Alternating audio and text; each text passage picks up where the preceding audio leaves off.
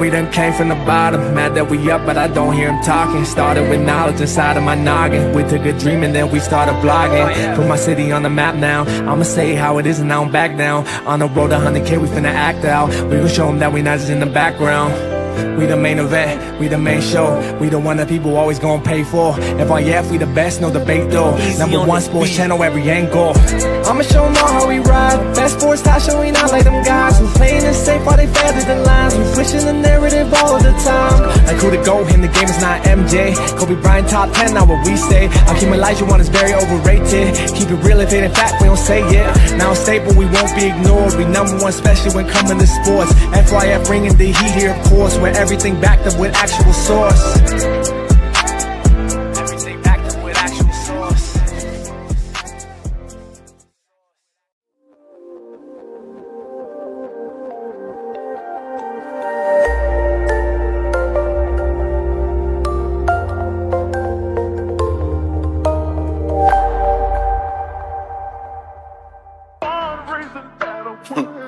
Hey, yeah, look, hey, oh God. You everything that I want and I need. You give me hot just like smoking some weed. I put that Cartier piece on your wrist, cause God took his time when he made you for me. If you want my honey, I don't know why I be. That's why I call you my LOVE. Just like Alicia, yeah, you got the keys. You my little kryptonite, I'm your Christopher Reeve. No, I hate taking pictures whenever I do. You the reason I cheese. You was right by my side when everybody was sleeping on me, catching Z's. And on God.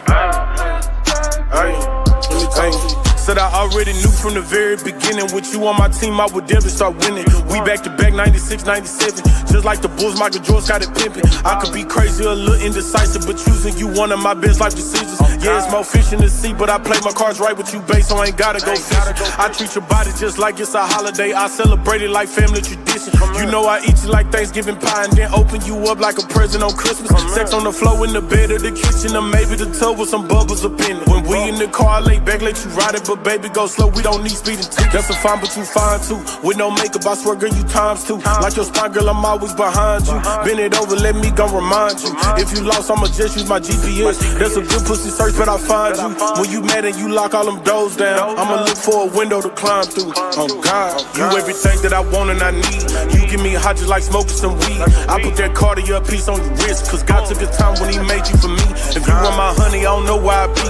That's why I call you my LOVE. Just like Alicia, yeah, you got the keys. You my little kryptonite, I'm your Christopher Reeve. No, I hate taking pictures whenever I do. You the reason I cheese. You was right by my side when everybody was sleeping on me, catching Z's. And on God. Hey, let me talk to you.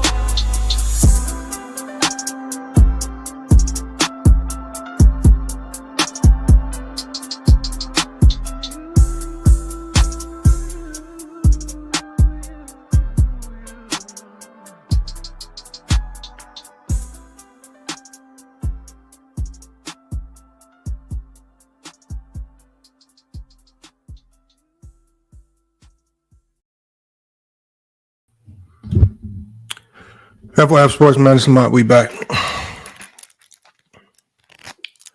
And salute to one of the new music sponsors of the channel, FYF Sports, man. Make sure y'all go check them out, man. GBaby. GBaby is streaming on all major music platforms. Apple Music, Spotify, YouTube, anywhere you stream your music. Make sure y'all go check out GBaby. GBaby's about to go on tour. He's going to be touring in almost every major city here in the U.S., man. One of the newest up-and-coming artists, man. And salute to GBaby, just one of the first artists that's become a sponsor of FYF Sports, man. So salute to GBaby and his team, man. He's coming out with a new album soon. That song you just heard is called You, from his most recent mixtape that was released at the end of 2024. Make sure y'all go check him out. We got a lot to talk about today, y'all. Got a lot to talk about, man. My apologies for shooting these notifications out late. But everyone should start creeping in here as we progress along. We got Mahari says, what's good? OKC is a juggernaut that is going to be tough for Indiana. They're definitely going to be tough for Indiana. I'm still not ready to call OKC a juggernaut.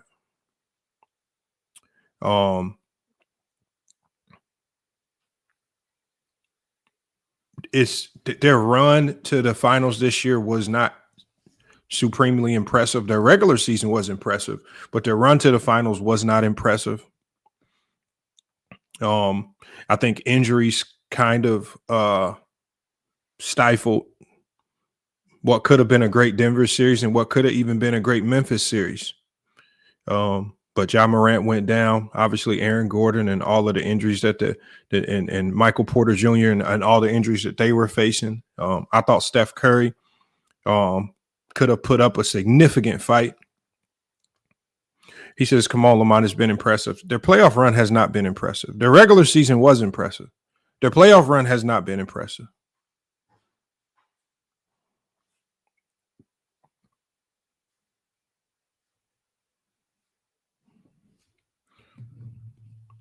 I thought of any team in the West, I thought Memphis would probably be the best matchup for OKC. But, I mean, nonetheless, you can't take nothing away from it. Injuries and all. I mean, you get to the finals, however you get to the finals. It's not necessarily their fault. He said defensively that they've been impressive. They've been good defensively.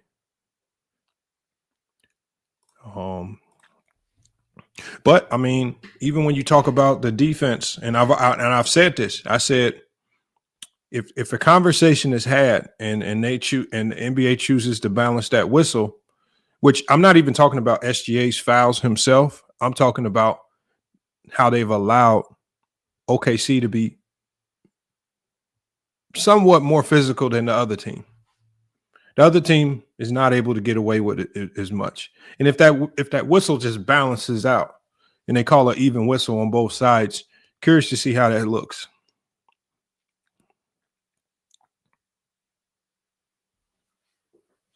But again, they did what they were supposed to. Like OKC did exactly what a number one seed is supposed to do. You when you become a number one seed, it's to make your road to the finals as easy as possible.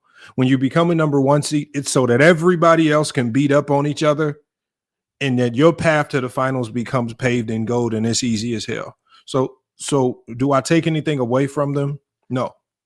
You get to the finals however you get there. But I just think that, you know, they're leaving the door open for a lot. We got two peas in the bong. He says Alex Caruso's I don't think he's underrated anymore. I think he's been elite. I think he's been elite for a long time. I don't think he's been underrated. I mean, it's hard to put him on because of his injuries and because he's coming off the bench, it's hard to get him on a all defensive team, but is he underrated? No. I don't think he is.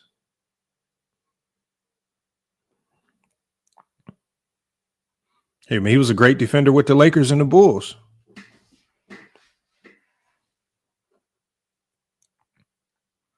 So we kind of have to see, man. But when we talk about, you know, I want y'all to think about this trajectory, y'all. First, there was Ja Morant. Ja Morant fell to the wayside, obviously with the injuries, the gun issues, the reputation issues. So the media had to discard him as the potential Jordan comparison. Right. Then it was Jason Tatum. Right. But then Jason Tatum starts to dissipate in the NBA Finals. Jaylen Brown, his number 2 option on the team, wins Finals MVP. The media and most Jordan fans threw him into the garbage can.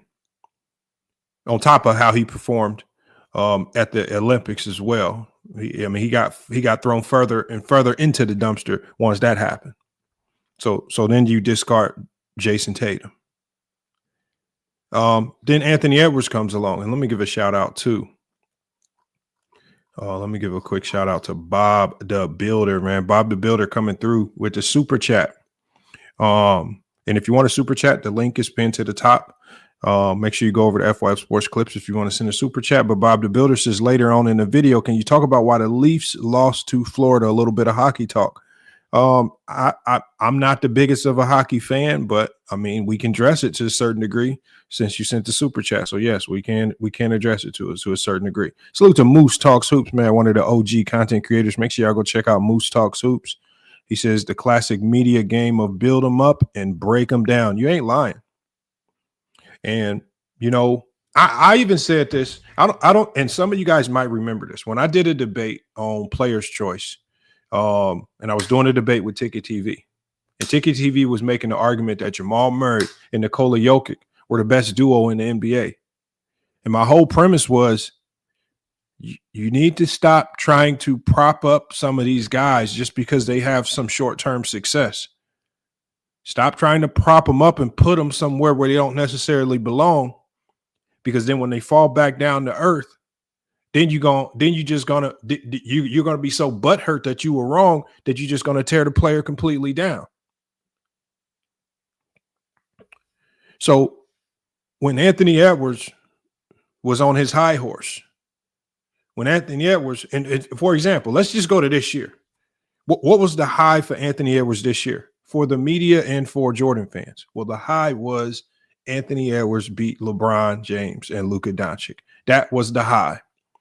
One, especially once you do something that takes out LeBron James, you're going to become the media darling. How do we know this? Let me show you guys some stuff right here. How do we know this?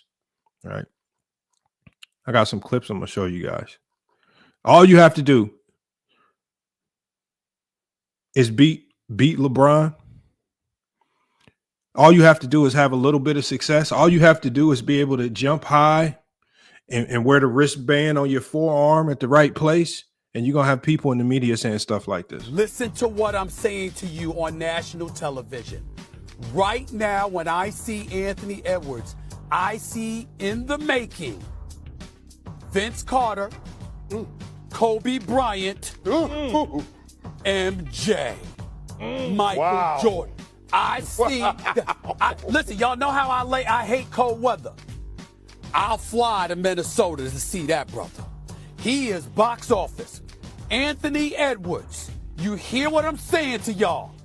He is special. He ain't there yet in terms of the names I mentioned, but he's coming, and he is box office worthy of walking through the turnstiles to see that brother play. He is a showstopper. I want the NBA to put the Minnesota Timberwolves on national television even more. Yes. Yes. Yes. And then you leave ESPN and you double down on it. This brother Anthony Edwards.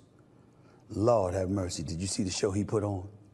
Watching Anthony Edwards gave me flashbacks of MJ in game 1 of the 1992 NBA Finals. You remember when Jordan was just yeah,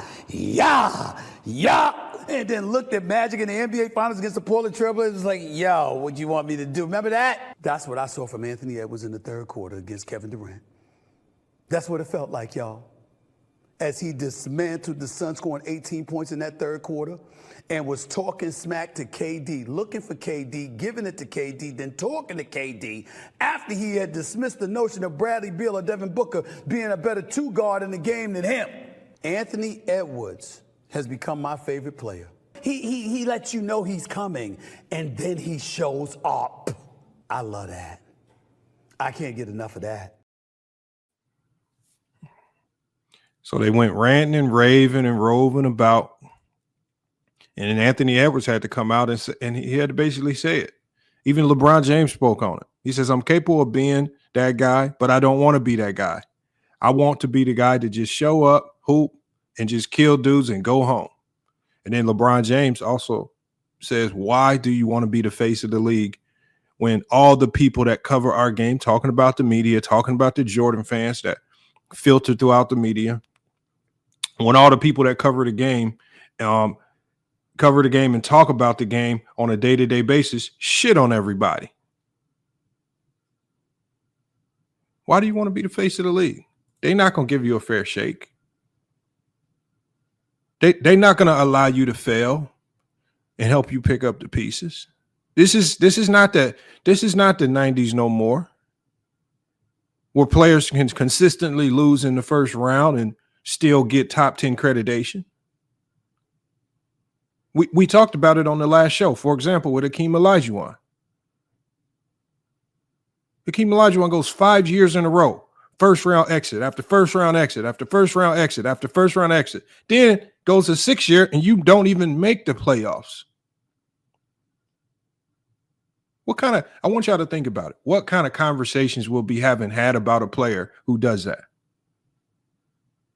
They're going to get called chokers. They're going to get called bums. They're going to say they don't deserve their money. They're going to get called every name in the book, and people are going to have shows and vlogs tearing them down. Here's the problem, and here's what's so unfair about this.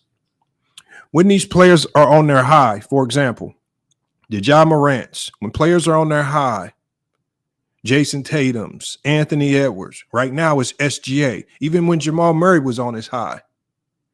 Every time a player is on a high, every time a player is doing good, every time a player is looking elite,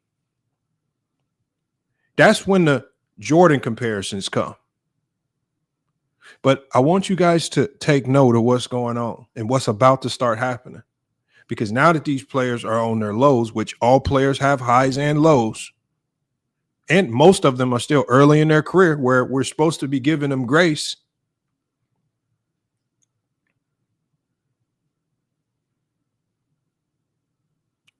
When they're on their lows, why do they then all of a sudden start not then comparing the player to LeBron James? I mean, because if you really think about it, Anthony Edwards is doing exactly what Jordan would have done. Anthony Edwards did in this playoff series exactly what Jordan did when he faced significant competition in the playoffs. When Jordan was faced against insurmountable odds in the playoffs, what did he do? When Jordan was faced against a better team in the playoffs, he lost. He got swept.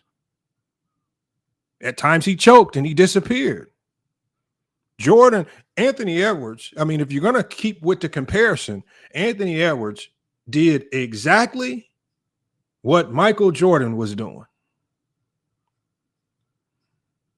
When he faced a significant challenge, they got their ass whooped. This ain't trolling, this is facts. Keep the Jordan comparisons going, whether the player is on the high or the low. Keep the Jordan comparisons going.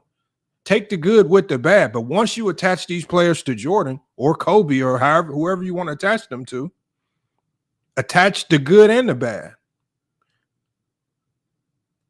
Daryl Glover says MJ scored 63 in the loss. What does that mean?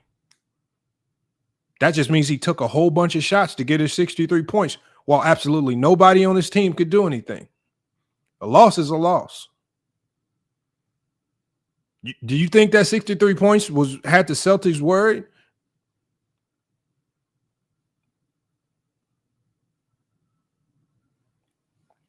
We got G24D says Olajuwon is better than any center in this inferior super team cupcake era. First of all, there are no super teams right now. Secondly,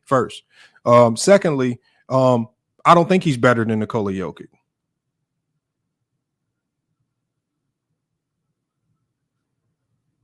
There's a lot to be debated there. I don't think he's better. And it's just funny how, again, with centers like Hakeem Olajuwon, y'all always want to talk about winning and this, that, and the other. The man was a loser. The man lost in the first round 8 times. I think 9 or 10 times if you count towards the end of his career. Why do y'all propagate these losers? I want y'all to ask yourself, especially when we stem from the 90s. Why in the 90s? Why is the 90s the only era that's allowed to sell us a whole bunch of losers as if they were great players? I was listening to Man Down Sports the other day, and this is the first time. Oh, man, and I got to give Man Down Sports and them props, right? Because they normally can hold it down. They normally can fight the good fight. But see, y'all know sports tea. See, what sports teams do is she tries to push the totem pole further and further every time she says something about LeBron James. And she pushed it so far that even her own panel of LeBron James haters had to shut the hell up and be like, oh man, why the hell is this dumb idiot saying this dumb shit on this platform? She had the nerve to say, and she literally quieted the whole panel. I want y'all to go check out this episode. I'm going to drop the link in the chat. She said, it almost sounds like she has her nose closed. She says, I think David Robinson's better than LeBron James. I said, what the hell? The guy below her was like, I'm a David Robinson fan, man. They was all in a weird way trying to tell her to shut the hell up. She was like, yeah, I think so. I think David Robinson is better than LeBron James. And the man below was like, I love the Admiral. I'm an Admiral fan, but I can't do that. Let's move on. Let's not do that. And she kept saying it. It's just like they will push the totem pole to complete stupidity. The 90s is the only era that's allowed to sell us a bunch of losers. And these losers have a built-in excuse that Jordan stopped them. Jordan never stopped David Robinson from winning shit. David Robinson never even got to the finals to play Jordan.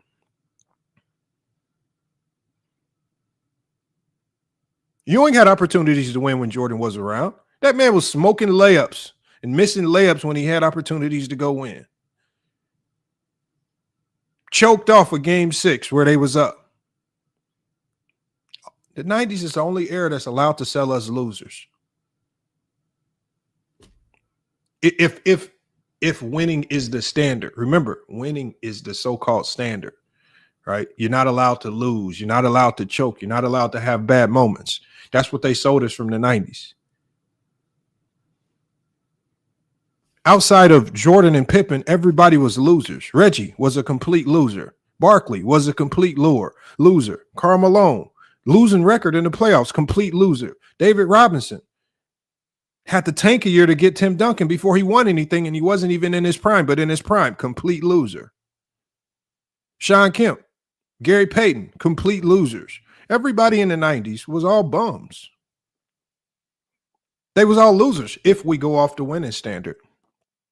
But the 90s can sell us that these guys were great players.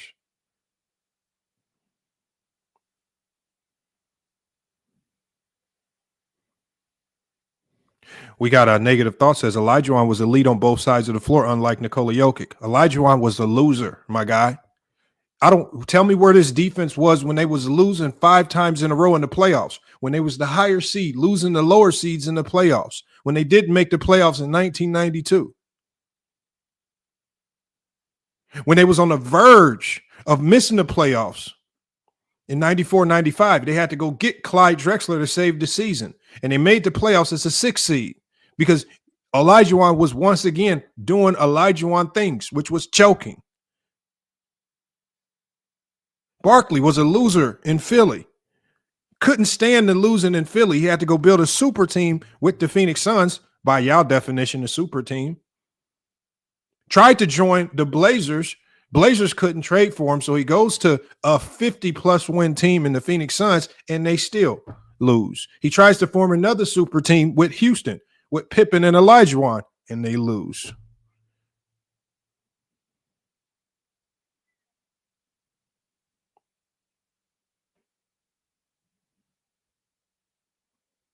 Danny Mack says that was no super team. Oh, now see that here's the problem, Danny Mack.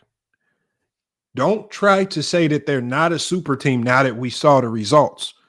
Go look at what people were saying when they were put together. When Barkley, Pippen, and Olajuwon got put together, they had championship aspirations. The media was talking about it. The fans were talking about it. It's not my fault that Charles Barkley walked in fat and out of shape, not ready to play. Why don't y'all get on Barkley? Barkley could have helped make that team super if he didn't eat Dunkin' Donuts all summer. But see, y'all don't want to talk about how these players lacked a love for the game. They didn't care about fitness, their bodies. Barkley walked in out of shape. Then he started beefing with Pippen because Pippen was like, look, I got a bad back and I'm staying in shape. Your ass is walking in 35 to 40 pounds out of shape and we trying to win a championship. Just because the super team don't work don't mean it wasn't a so-called super team. They just choked. Why don't you just say it like they did? They choked. They folded. Why don't you just call them losers like you call players today losers? Like y'all call the combination of Kyrie, KD, and James Harden losers. Why don't y'all call them losers when things don't work? As opposed to give excuses like, oh, they wasn't super. Yes, they was. Pippen went on to Portland. They almost beat the super team Lakers.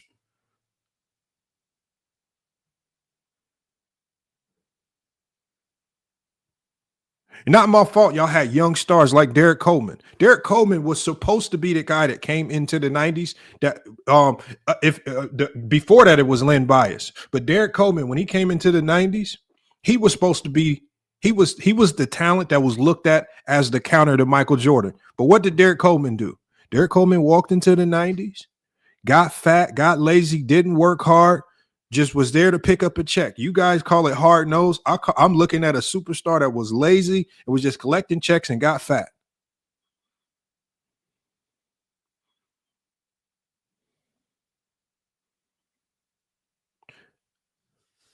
So I want y'all to be mindful of the people, how they try to criticize and critique the players of today, especially the young players. Anthony Edwards, going on 4 to 5 years in the league. But people are tearing him down as if he's a 9-year vet. The Boston Celtics got players walking around. You got Kristaps Porzingis coughing up his lungs. You got Jaylen Brown walking around on a bum knee on a torn meniscus. All right. People trying to say that they choke any chance they have, anytime they have a bad game. But then when it's all said and done and we find out that they were dealing with all these ailments, nobody got nothing to say.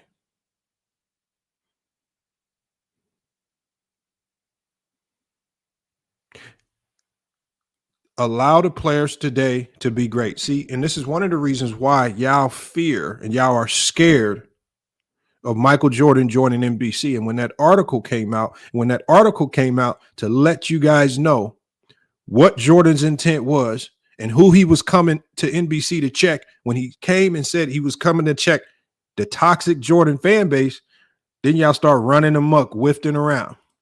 Let me give a shout out to Sean Talks with the $19.99 super chat. He says, even being a superstar is not worth it. Look at Jalen Brunson. He was literally just the most clutch player and was a hooper. And everyone was getting behind, getting G behind. He struggles. Hold on, let me read your message properly. He's the problem on the Knicks. Well, I get what you're saying. Now everybody's saying he's the problem. When he's high, when Jalen Brunson gets to his high, then you have people running around saying he was a better Knick player than Carmelo Anthony. Now he has a down moment. Now everybody's jumping ship. Now he's a bum. Now the Becky Hammond talks are coming back. These guys aren't allowed to fail.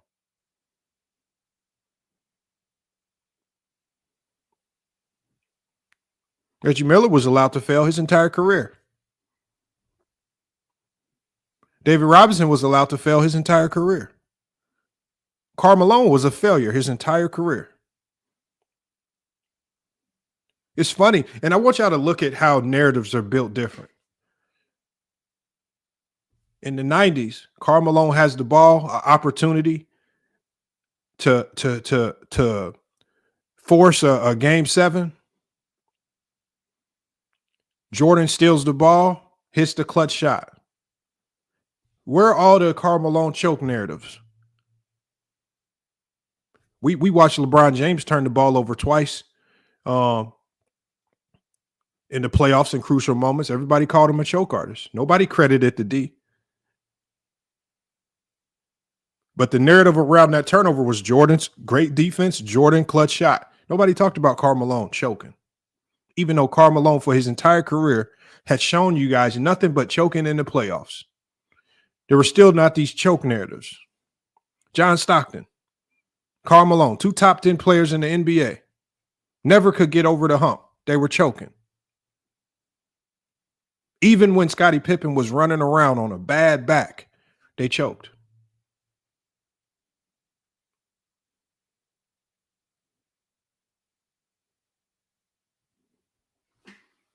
And then when we talk about how y'all over glorify the wins, the over glorification of the wins.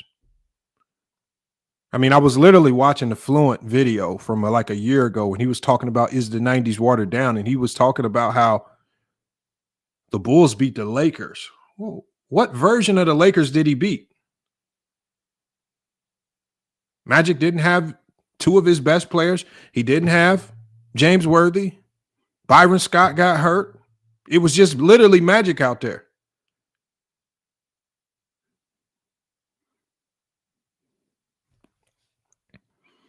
Let me give we got another super chat came through. We got from Herb Young. Herb Young says you're doing your thing, man, as usual.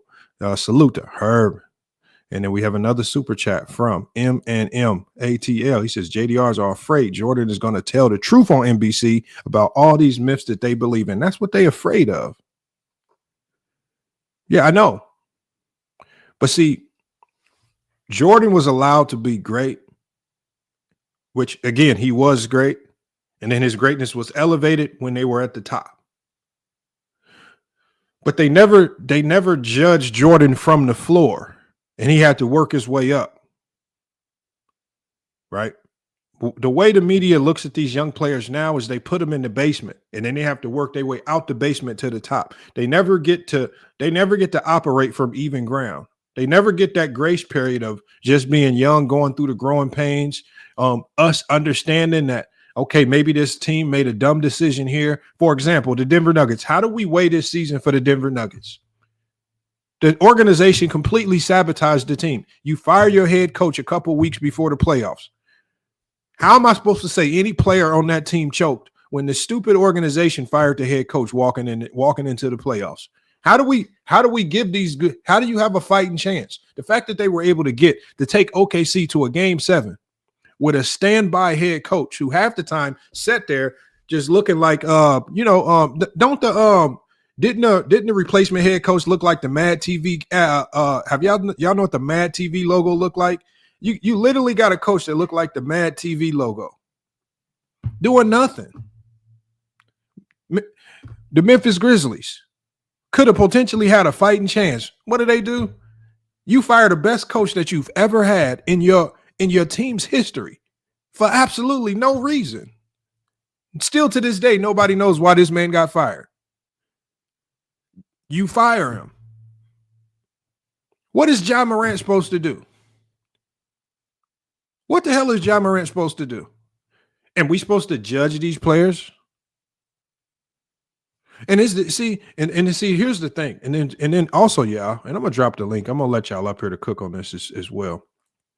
Well, what are the lies what do they tell us about Jordan? Because when they talk about Jordan and Jordan's growing pains, they say Jordan didn't have anybody in the 80s. That's a lie.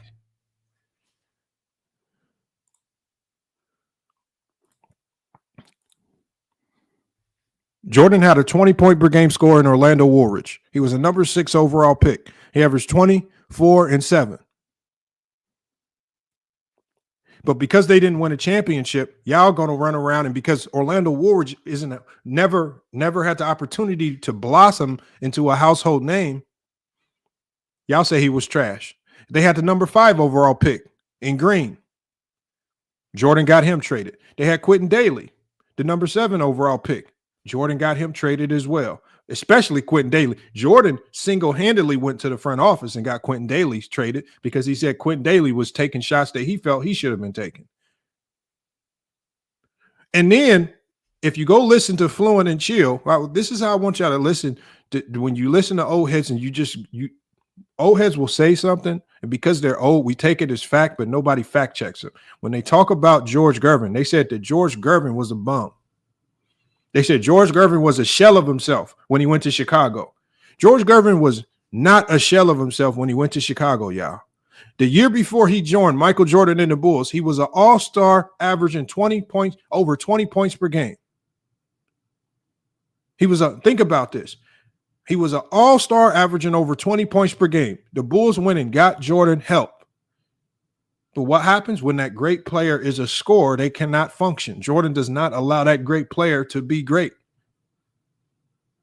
So when he joined Michael Jordan, his production, his points dropped, and he looked less than. It was so bad by the time the playoffs hit, he wasn't even in the rotation anymore.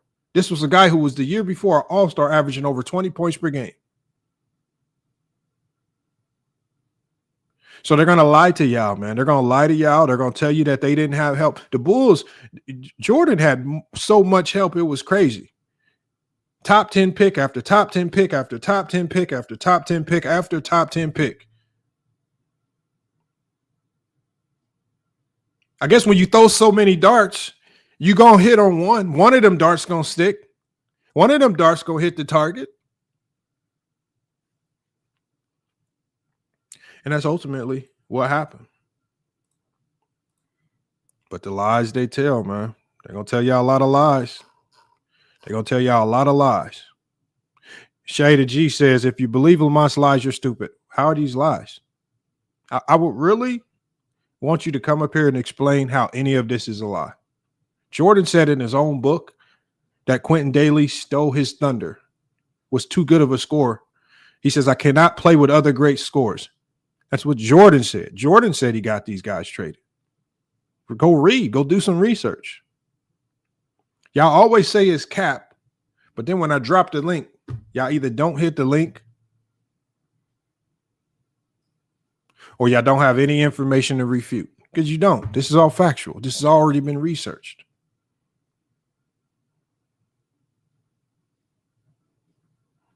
And this all stems from, and why is this all connected to Jordan? Because it's people like Stephen A. Smith, like the video that I just showed y'all. Every time a player does something well in this league, they run to the first camera that they see and they try to compare it to Jordan. Ant-Man has a great stretch. And this is just, Ant-Man is just being Ant-Man. We all know, because we have a brain, that there's nothing about Ant-Man game that is similar to Jordan's. They are two completely different players. But yet, because the media sees a young player at the shooting guard to small forward position do something great, they always want to connect it to Jordan.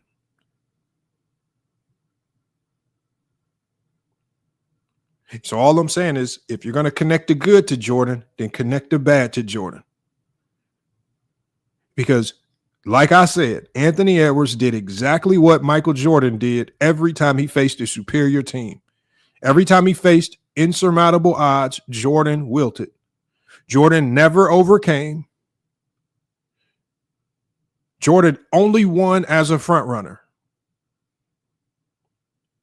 Jordan never did anything like the Denver Nuggets did to the number one ranked Seattle Supersonics, upset them in the first round. He never did anything like that. Whenever Jordan was faced with insurmountable odds, going up against a great team, where everything is stacked against you and you don't have a super team or the greatest coach of all time walking in, he never prevailed. Not in one series ever. He didn't overcome anything with Washington when he had another 20-point per game score, right? When Jordan was relegated to being the second option in Washington, Jerry Stackhouse was the best player. What's the only thing he did there? He butted heads. He forced them to change the offense. He took the ball out of Jerry Stackhouse's hands to give himself more shots. And did it equate to anything? This is a Jerry Stackhouse who the previous year had dropped 57 points. This was a Jerry Stackhouse who could go get buckets. He was clearly the best player on this team. You go disrupt the winning dynamic in Washington, you cannot win. You wilt, you whiffed away, you lose. Early on in your career in Chicago, when odds were stacked against you and when you didn't have a super team, you always lost year after year after year. And Jordan fans only blame his teammates, just like you guys say. LeBron fans only blame LeBron's teammates when Jordan lost. Every time Jordan lost, who do you guys blame? Do you guys blame Jordan? Because when you get swept by the Celtics, and then somebody in the chat type, well, Jordan dropped 63. That's just you saying it ain't Jordan's fault. So if it ain't Jordan's fault, whose fault is it? I want you guys to ask yourself, have any of you guys played on the court with somebody that dropped 50 points? I have. I'm going to bring him on the show. Some of y'all might know the YouTuber B-Dot, right? If some of y'all know the YouTuber B-Dot, he's all over IG. So me and B-Dot was playing in a basketball league. Now, I'm going to tell y'all right now, B-Dot can hoop. He got game. It's hard to play with B-Dot, though. This motherfucker will shoot the ball every single time he touches it. It's hard to play with him. As good as he is, off the court, coolest dude you ever meet. Great family, all of that. When you playing with him, when you playing with a guy that shoots at that volume, you got 4 guys on the court. So when you telling me that Jordan dropped 63, that's just you telling me there was 4 other guys pissed off on the court. This is one of the primary reasons why the Knicks couldn't win. What did all the Knicks players say about Ewing? Are all these Knicks players running around talking about the greatness of Ewing now that their careers are over? All of these Knicks players are running around talking about how selfish Ewing was. And if he would have passed the ball more, they would have had an opportunity to win. This is what Anthony Mason was saying. This is what Charles Oakley was saying. This is what John Starks. This is what Derek Harper were all saying. When they reflect back on it, they were just looking at a guy that just chucked up shots. Selfish.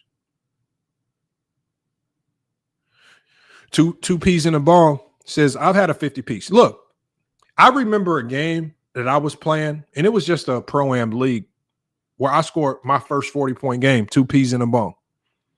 The one thing I vividly remember in that game was one of my teammates, as I was pulling up for another 3, one of my teammates was like, man, hey, let me get one. And I'm like, damn, I'm cooking. I done knocked down every shot. I'm doing what I'm supposed to do. I'm barbecuing. But the one thing I remember from that game is my teammate saying, hey, man, can I? And it makes me think back, damn, I was chucking the ball. I was looking a lot of people off. This is why the logic when people like David Falk, Jordan's agent, when they say that Jordan would have came into this era and dropped 50 a game, then you're just telling me Jordan would have been a loser. If Jordan would have walked into this era trying to score 50 a game, I promise you that's a losing team. They don't win very many games.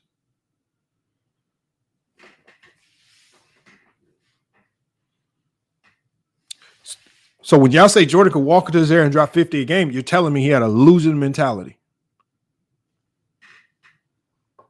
No, I'm definitely not a chucker, Peter Badgers. Definitely a team player. But when I get hot, I'm unguardable. It just is what it is.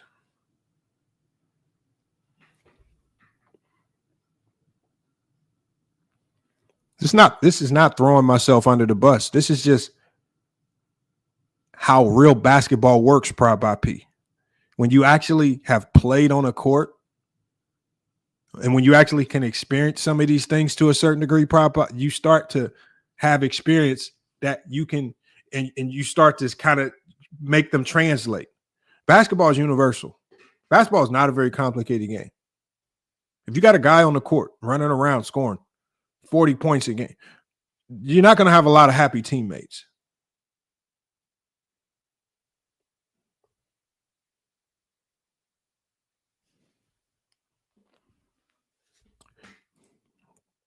We got Ether Mayak says Anthony Mesa is Luka today. I bet. Hey, LaShawn Walton. Hey, man, like I say, I got a gym that I have access to. When you out in Arizona, I mean, we could put that wager out there. You could step on that court. Dex. I don't know the actual ranking. I was in the Indiana top 50. So in Indiana, they have. I don't know if they still have it, but they have every year they have a camp. It's called the Indiana Top 50 camp. Top 50 players get invited to that camp. So I was invited to that camp one time. So the highest I was ever ranked, I would have to say top 50 in Indiana. I don't know what it looked like nationally. Probably not really ranked nationally, but top 50 in Indiana. So we have Peter Backjuice. He says, so did Jordan's selfish mentality go away in the 90s? How were the Bulls able to be so successful with this chucker? Because of Phil Jackson. What was Phil Jackson's number one attribute? Phil Jackson's greatest strength was he knew how to trick great scorers into being team players.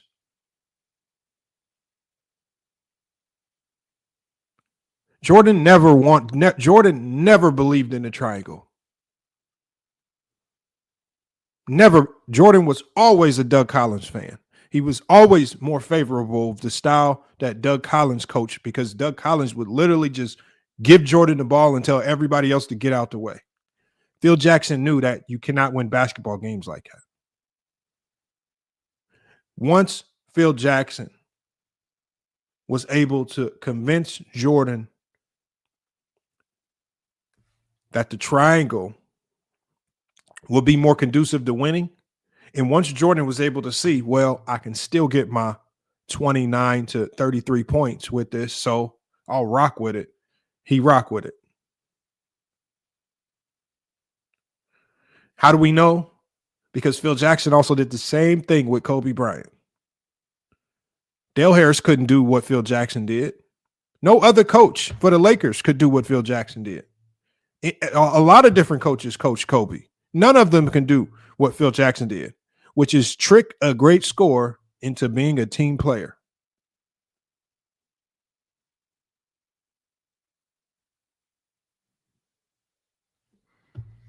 That was Phil Jackson's greatest strength. You can't even attribute the triangle to Phil Jackson. That was Tex Winters.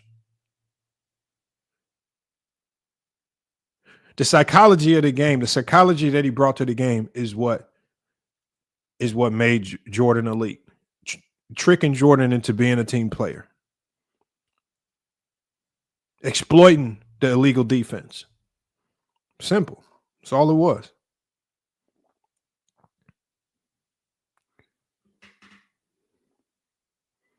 It's crazy, man. Franklin K says, so it's okay for LeBron, for LeBron saying players get 250 for Franklin K. Here's the funny thing.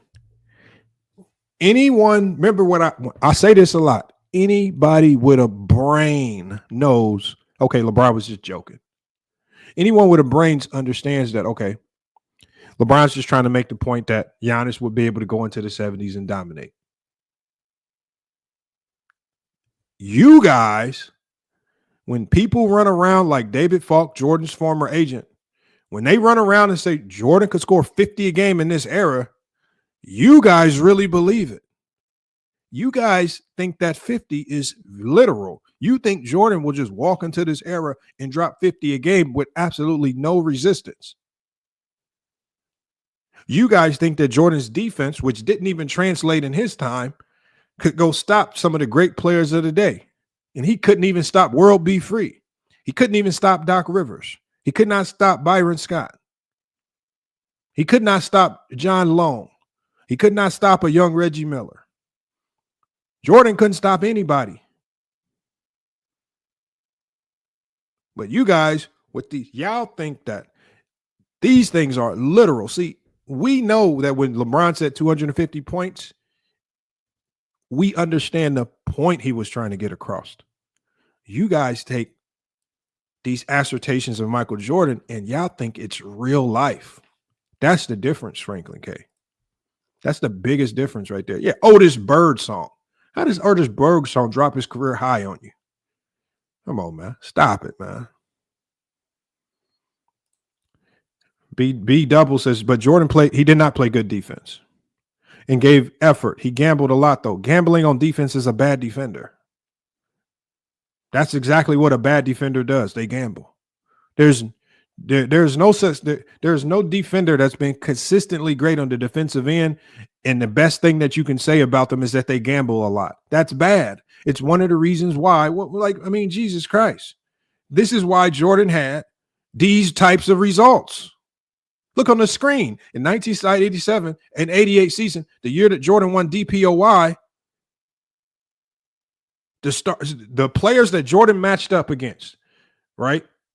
The players that Jordan defended 31 or more minutes per game. They averaged 21.6 points, 4 rebounds, 4 assists on over 50% shooting. Non-All-Star players averaged 19 points per game on 50% shooting. All-Star players averaged 25 points per game on 50% shooting. Because you running around gambling. You running around getting barbecued. These are facts. Y'all can't get away from the facts, man. Hey, Willie. See, this is the stupidity in it. Willie, we're not saying this to say that Jordan wasn't a good scorer. Of course, we know Jordan gonna get his buckets. Y'all the one saying that Jordan was the best defensive player. We talking about defense. He was not stopping anybody. There was a game early in the 87-88 season where John Long started. Reggie Miller was still coming off the bench. John Long, in 10 minutes, had gave Jordan 15 points. John Long rolls his ankle. Reggie Miller comes in off the bench, finishes 25 minutes. He drops 20 points on Jordan's head.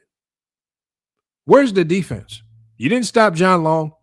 You didn't stop Reggie Miller coming off the bench. Didn't stop David Wingate. You didn't stop anybody. There is no game in the 87-88 season. And I promise y'all, if I did that same thing for any year that Jordan played, we'll have very similar results.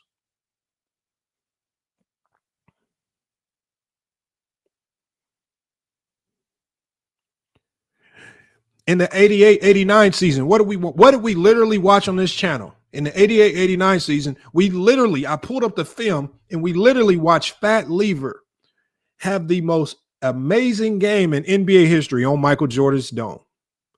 I can pull the game up right now. Fat Lever had like a 40-point triple-double. I'm talking about literally giving Jordan buckets every which way you can give a player buckets.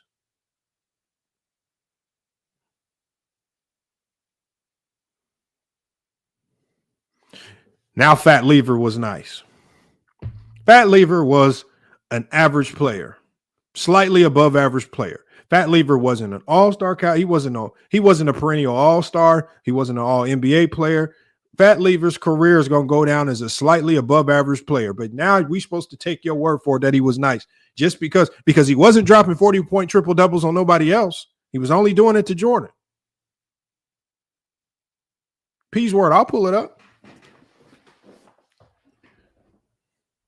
But y'all like to over-glorify. See, the thing is, the media and these Jordan fans will try to propagate, like when they talk about Jordan's defense, they always talk about it in a general sense. And Jordan was a nightmare on defense, man. He was a black cat, man. He was a defensive. Okay, what did he do on defense? Well, who was he stopping? Who did he clamp up? In what playoff series did we feel his defensive impact?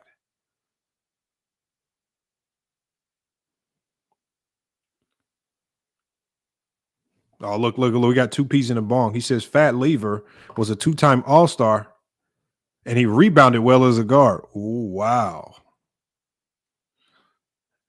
All-Star games don't make you a great player.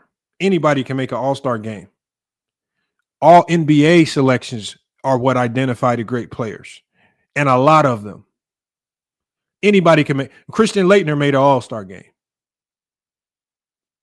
B.J. Armstrong made an All-Star game. Anybody can make a goddamn All-Star game.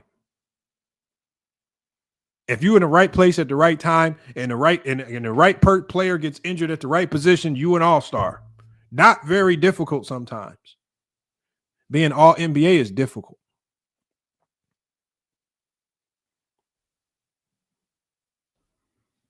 So to tell me Fat Lever was a 2-time All-Star, that's not very good. That's not enough. When guys like B.J. Armstrong can walk around and be an all-star if you luck up at the right place at the right time.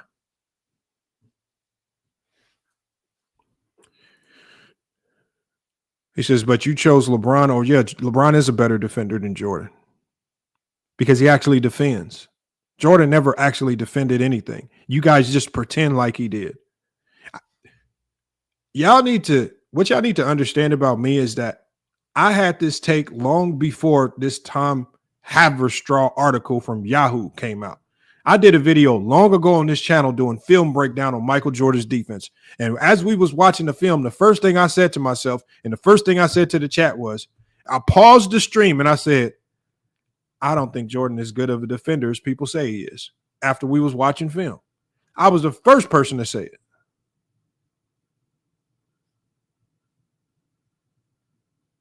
I said, I don't think he's as good of a defender. Then Rasheed Wallace says it. And when Rasheed Wallace says it, y'all say he's glazing. Then B.J. Armstrong, his own teammate, even said it on the podcast.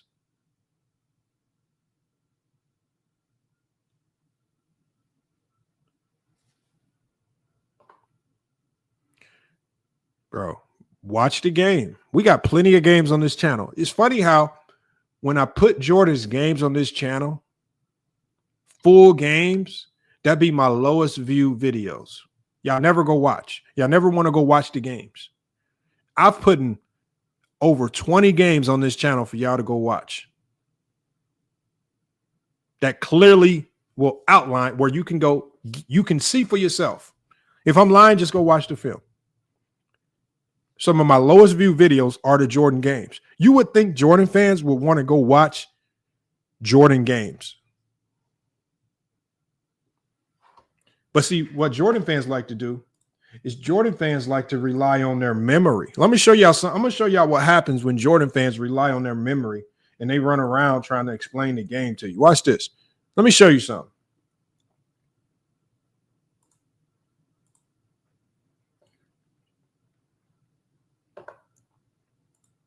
Let me put it up right here.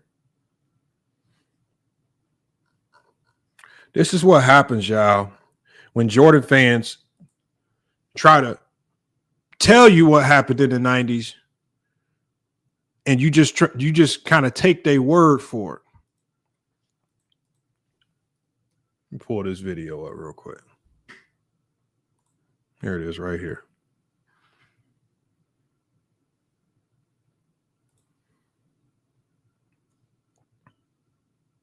Why am I speaking? Yeah, I'm a Jordan fan. There's Jordan. When I say Jordan fans, I'm talking about the delusional media that likes to overhype and overinflate the things that he did. Was Jordan great? Yes. Why do we have to? If Jordan was great, why do we got to lie about his defense? Jordan was great. Why do we got to act like he never had the same failures, if not more, than most players in NBA history? Jordan was great. And he won a lot. But why do we got to pretend he didn't have a great team? Everything attached to Jordan, y'all got to pretend to elevate. Y'all pretend. Jordan is great, but y'all do a lot of pretending attached to it as well. Just so let me show y'all this video, y'all. Let me remove this comment. This is what happens, y'all, when you just listen to Jordan fans, right? And you don't go research. Listen to this. You say stuff like the athlete is better today than it was in the 90s. I mean, I was watching Kenny Smith in 1990 throw the ball between his legs and dunk the ball off the backboard backwards at 6'3" in 1990. That was going on. She like to run fat that she was very strange. I ain't say that whole shit going on 10 a day. Man, it be so bad she got. That's what happens, man, when you don't watch. This is what happens. Y'all want to see this again? This is what happens when you listen to these dudes. Because they're going to tell y'all some stuff. And y'all know how Chilltown talk. It going to sound good, too. If you wouldn't have went and watched that video, I would have thought Kenny Smith, I'm talking about, jumped over a truck and reverse dunked. You say stuff like the athlete is better today than it was in the 90s. I mean, I was watching Kenny Smith in 1990 throw the ball between his legs and dunk the ball off the backboard backwards at 6'3" in 1990. That was going on. She like to run fat that she was very strange. I ain't say that whole shit going on 10 a day. Man, it be so bad she got. But I saw a dude do that at the LA Fitness yesterday, man. Come on, man. This is why you can't trust their memory. So when all these people talking about, yeah, I watched, y'all don't even know what y'all watch, man. And the funny thing about it is Chilltown is actually one of the more credible Jordan fans. That's the funny thing about it. We cannot trust y'all. Y'all will lie. It's just, see, I take it easy on y'all. Goat James Kingdom is the one that go in. Go James Kingdom says that y'all are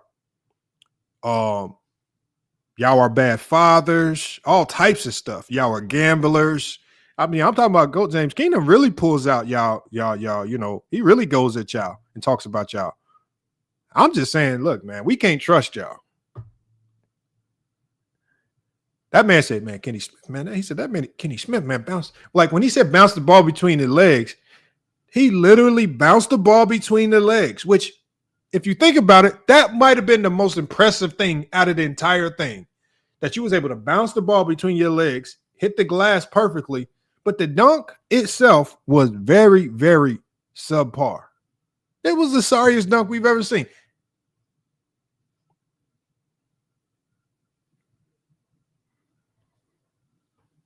What's his name? That dunk might have been comparable to one of the sorry dunks that Jericho Sims was doing. It's crazy, man. We got Trim Duncan. He says, I love OG, but he made that sound like it was a dunker. That's what I'm saying. That's why we can't trust him. That's it. We can't trust him.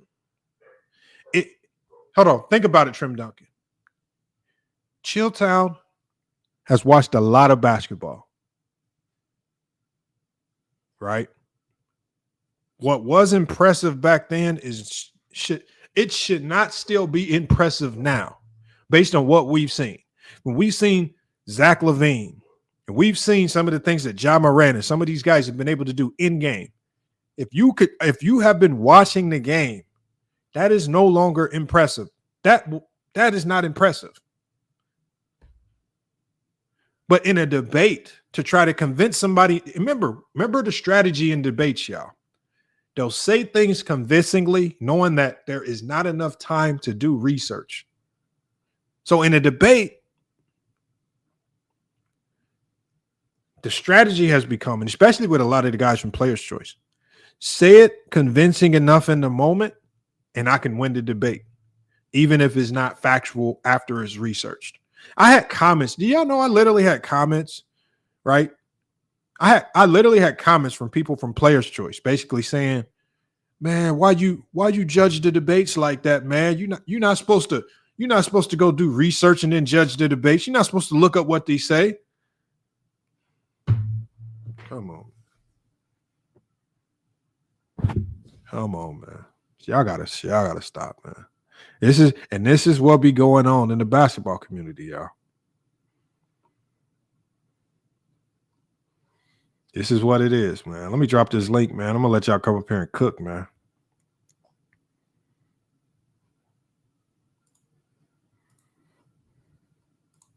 And you know what? The poll question for today is this right here. I want to ask y'all a question because I didn't really get to ask the question the other day because it was towards the end of the stream. Okay. And I just want to see how many people are going to lie. Okay. And this also shows you this question right here will also this question right here is single-handedly going to tell you who is trustworthy in these basketball conversations and who's not trustworthy. This question I'm about to ask you is about who's just trying to sound right versus somebody that wants to be right. So, and I want everybody, as you come up on the panel after they drop the link, I want you to answer this one question. Earlier in this stream, we talked about Akeem Olajuwon. Akeem Olajuwon showed a lot of promise early on in his career. They make the NBA Finals, but after they lose in the NBA Finals, it becomes a nightmare for Akeem Olajuwon. You have first round exit after first round exit after first round exit after first round upset and exit until you get to 1992. where you don't even make the playoffs. 6 years in a row of complete failure. But then, what turned things around for Hakeem Olajuwon? The 2 championships. Albeit Jordan was gone, but we can't knock him for that. He can't control Jordan having this massive gambling problem, getting caught up with the feds, having to go testify in court. So he had to take a 1.5 year hiatus. Hakeem could only go out and beat the teams that was in front of him. Hakeem Olajuwon goes back-to-back. And then after he goes back-to-back, he goes right back to being the same mediocre first-round losing type of player that he's always been until he retires out the NBA. My question to you guys is this.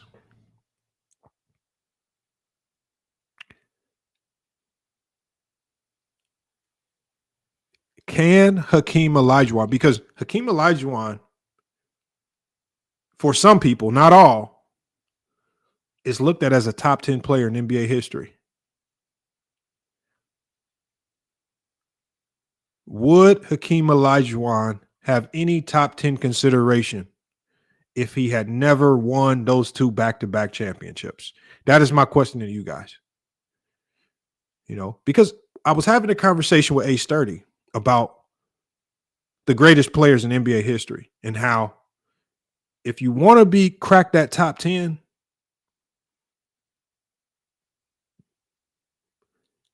that, as unfair as it is, a certain level of winning needs to be attached to it. And I don't like the winning connotation so much so because it is team.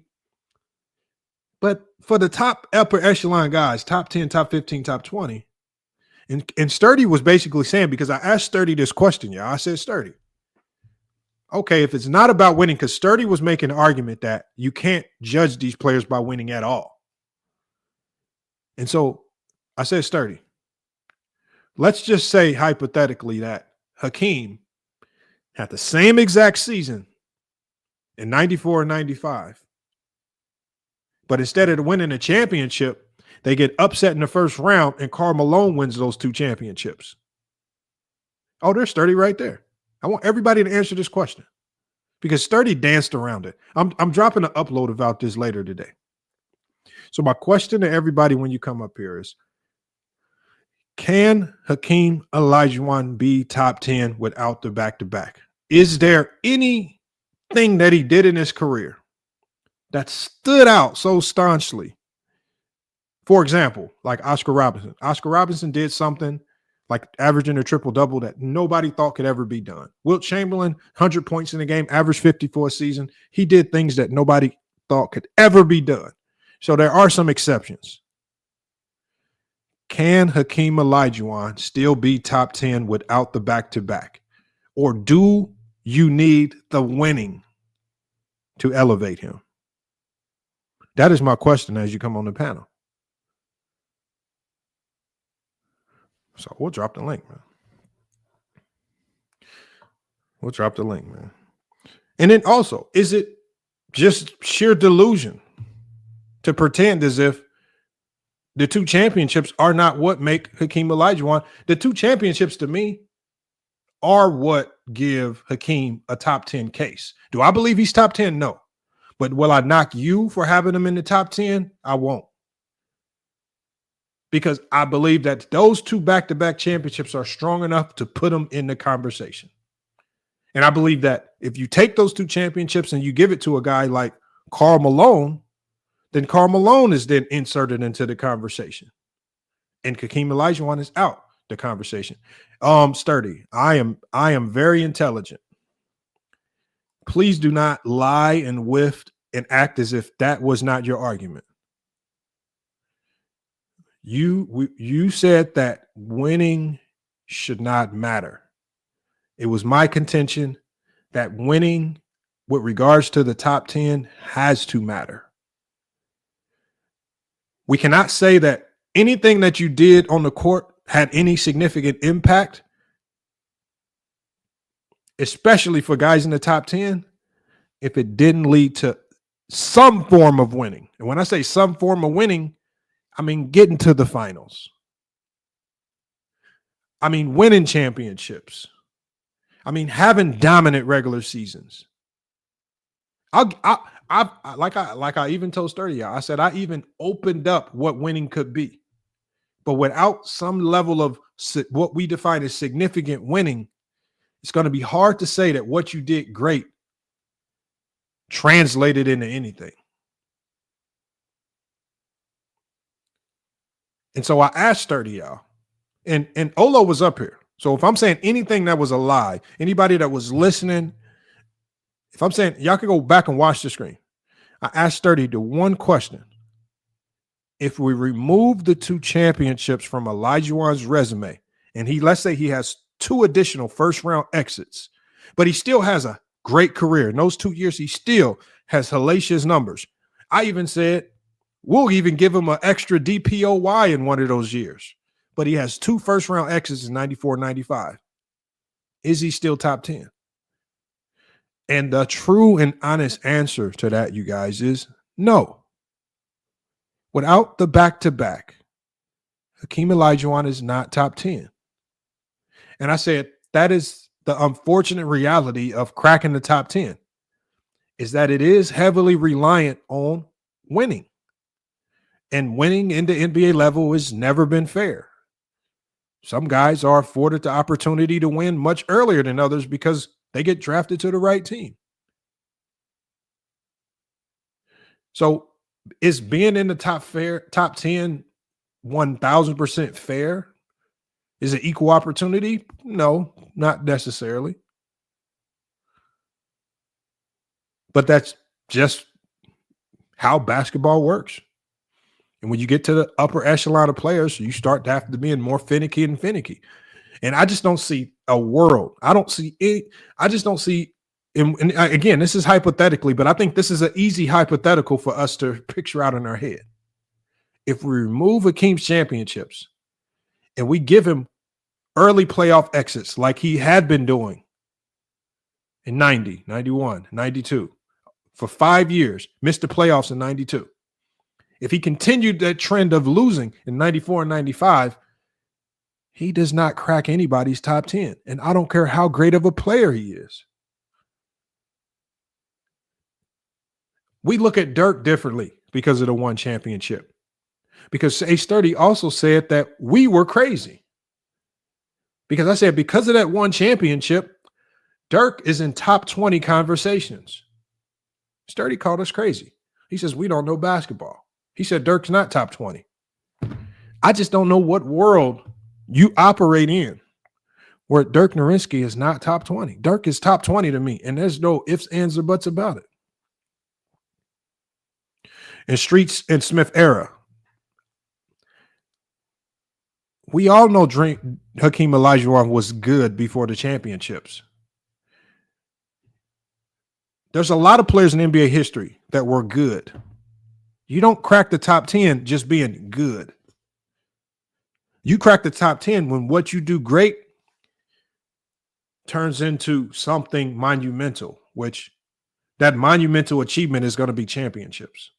That monumental achievement is going to be getting to a lot of finals. That monumental achievement is going to be having historic seasons where you get 70 wins or something crazy like that. It translates into something monumental. You cannot just be good. It translates into nothing and then come to me and say, I want to crack the top 10. I mean, this is one of the reasons why I struggle with accepting the fact that certain guys like, for example, Chris Webber are in the Hall of Fame when his career literally amounted to nothing. But we've watered the Hall of Fame down so much that literally guys who were just good can waltz in. Is the Hall of Fame for the elite, or is it for, okay, just be good? And that's the only requirement. And I think to crack the top 10, the top 15 of all time, I think you have to be elite. And that back-to-back, Hakeem, that back-to-back, stamped, sealed, and delivered his spot in the top 10 to 15, depending on where you want to put him. And if it was Karl Malone with those 2 championships, it would have been Karl Malone there. If it was Charles Barkley with those 2 championships, it would be Charles Barkley in that spot. Those 2 championships dictated a lot for some of the great players of the 90s. It dictated a lot for Barkley. It dictated a lot for David Robinson. It dictated a lot for Reggie Miller. Do y'all think if Reggie Miller is able to beat the Bulls in 98, get to the finals and win it all, that one championship alone might have been strong enough to put Reggie in some people's top 25, if not a little bit higher. Without the winning, it's hard to rank Reggie up there with the best of the best. On top of the fact that he has a very lackluster resume of accolades.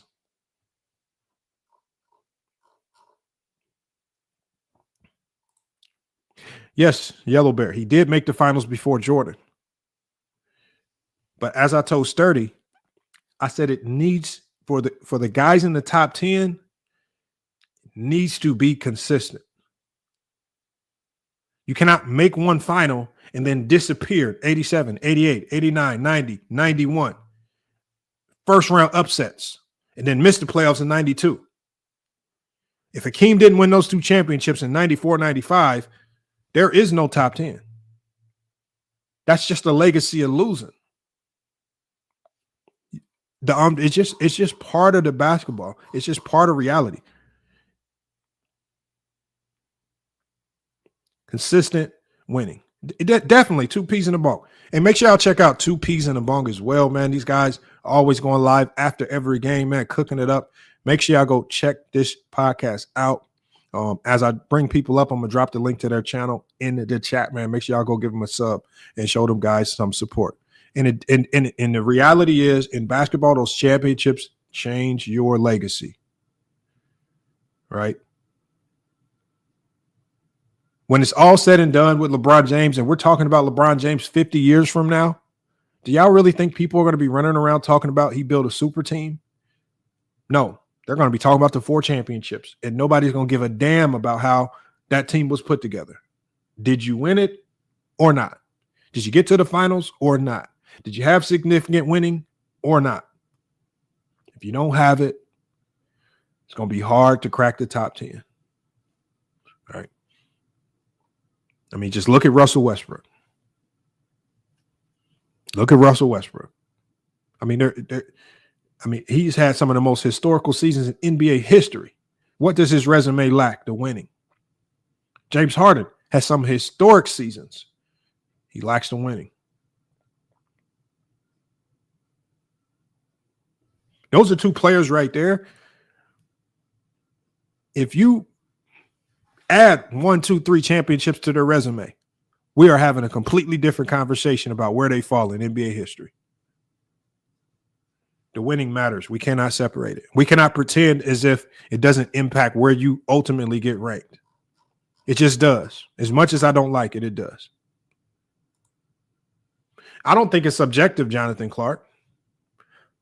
I think it's very clear. Because when you look at most people top 10, everybody in their top 10 has won. There's no guy in there. And with all the great players in NBA history, I mean, how come you're not putting Allen Iverson in there? I mean, some people say pound for pound, Allen Iverson was the greatest player in NBA history. Just stick Allen. I mean, if it's just about talent, stick Allen Iverson in there. Because they know you will look dumb as hell doing some stuff like that.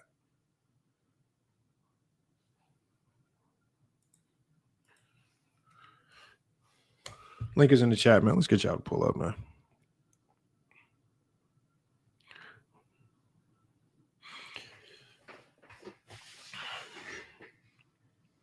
We'll talk about it, man.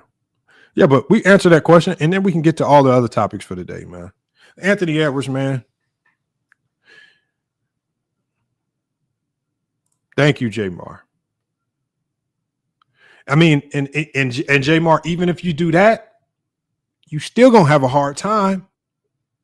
Even if you do that the way you said it, J-Mar, you still gonna have, because, for example, we could say that Charles Barkley had a high impact towards winning. The problem with Barkley's Barkley got to the finals. He did a lot of great things. The problem with Barkley, he never got that one. I mean, maybe if Barkley did something similar to Jim Kelly, you get to 5 NBA finals, you lose them all. Okay, maybe. But you got to have it, man. You got to have it. 2 peas in a bun. What's good, man? What's good, man? What's good? How you doing? Man, I'm chilling, man. Man, so you were talking about Hakeem Olajuwon, and you and I want to respect. I got a lot I want to talk about, but I want to respect you and answer that question first, right? Mm-hmm. You said, "Is he in your top? Is he in my top 10?" If he doesn't, even with the championships, he's still not in my top 10. That's how I feel. But and honestly, I have 9 slots because I'm teetering on that 10th guy. mm-hmm. But I mean, I have 9 slots, and when I'm teetering, I'm not necessarily teetering with Olajuwon. I think that those 2 championships did help with his legacy, because he won. It's unfortunate, people that know will say, hey, he won because Jordan wasn't in the league.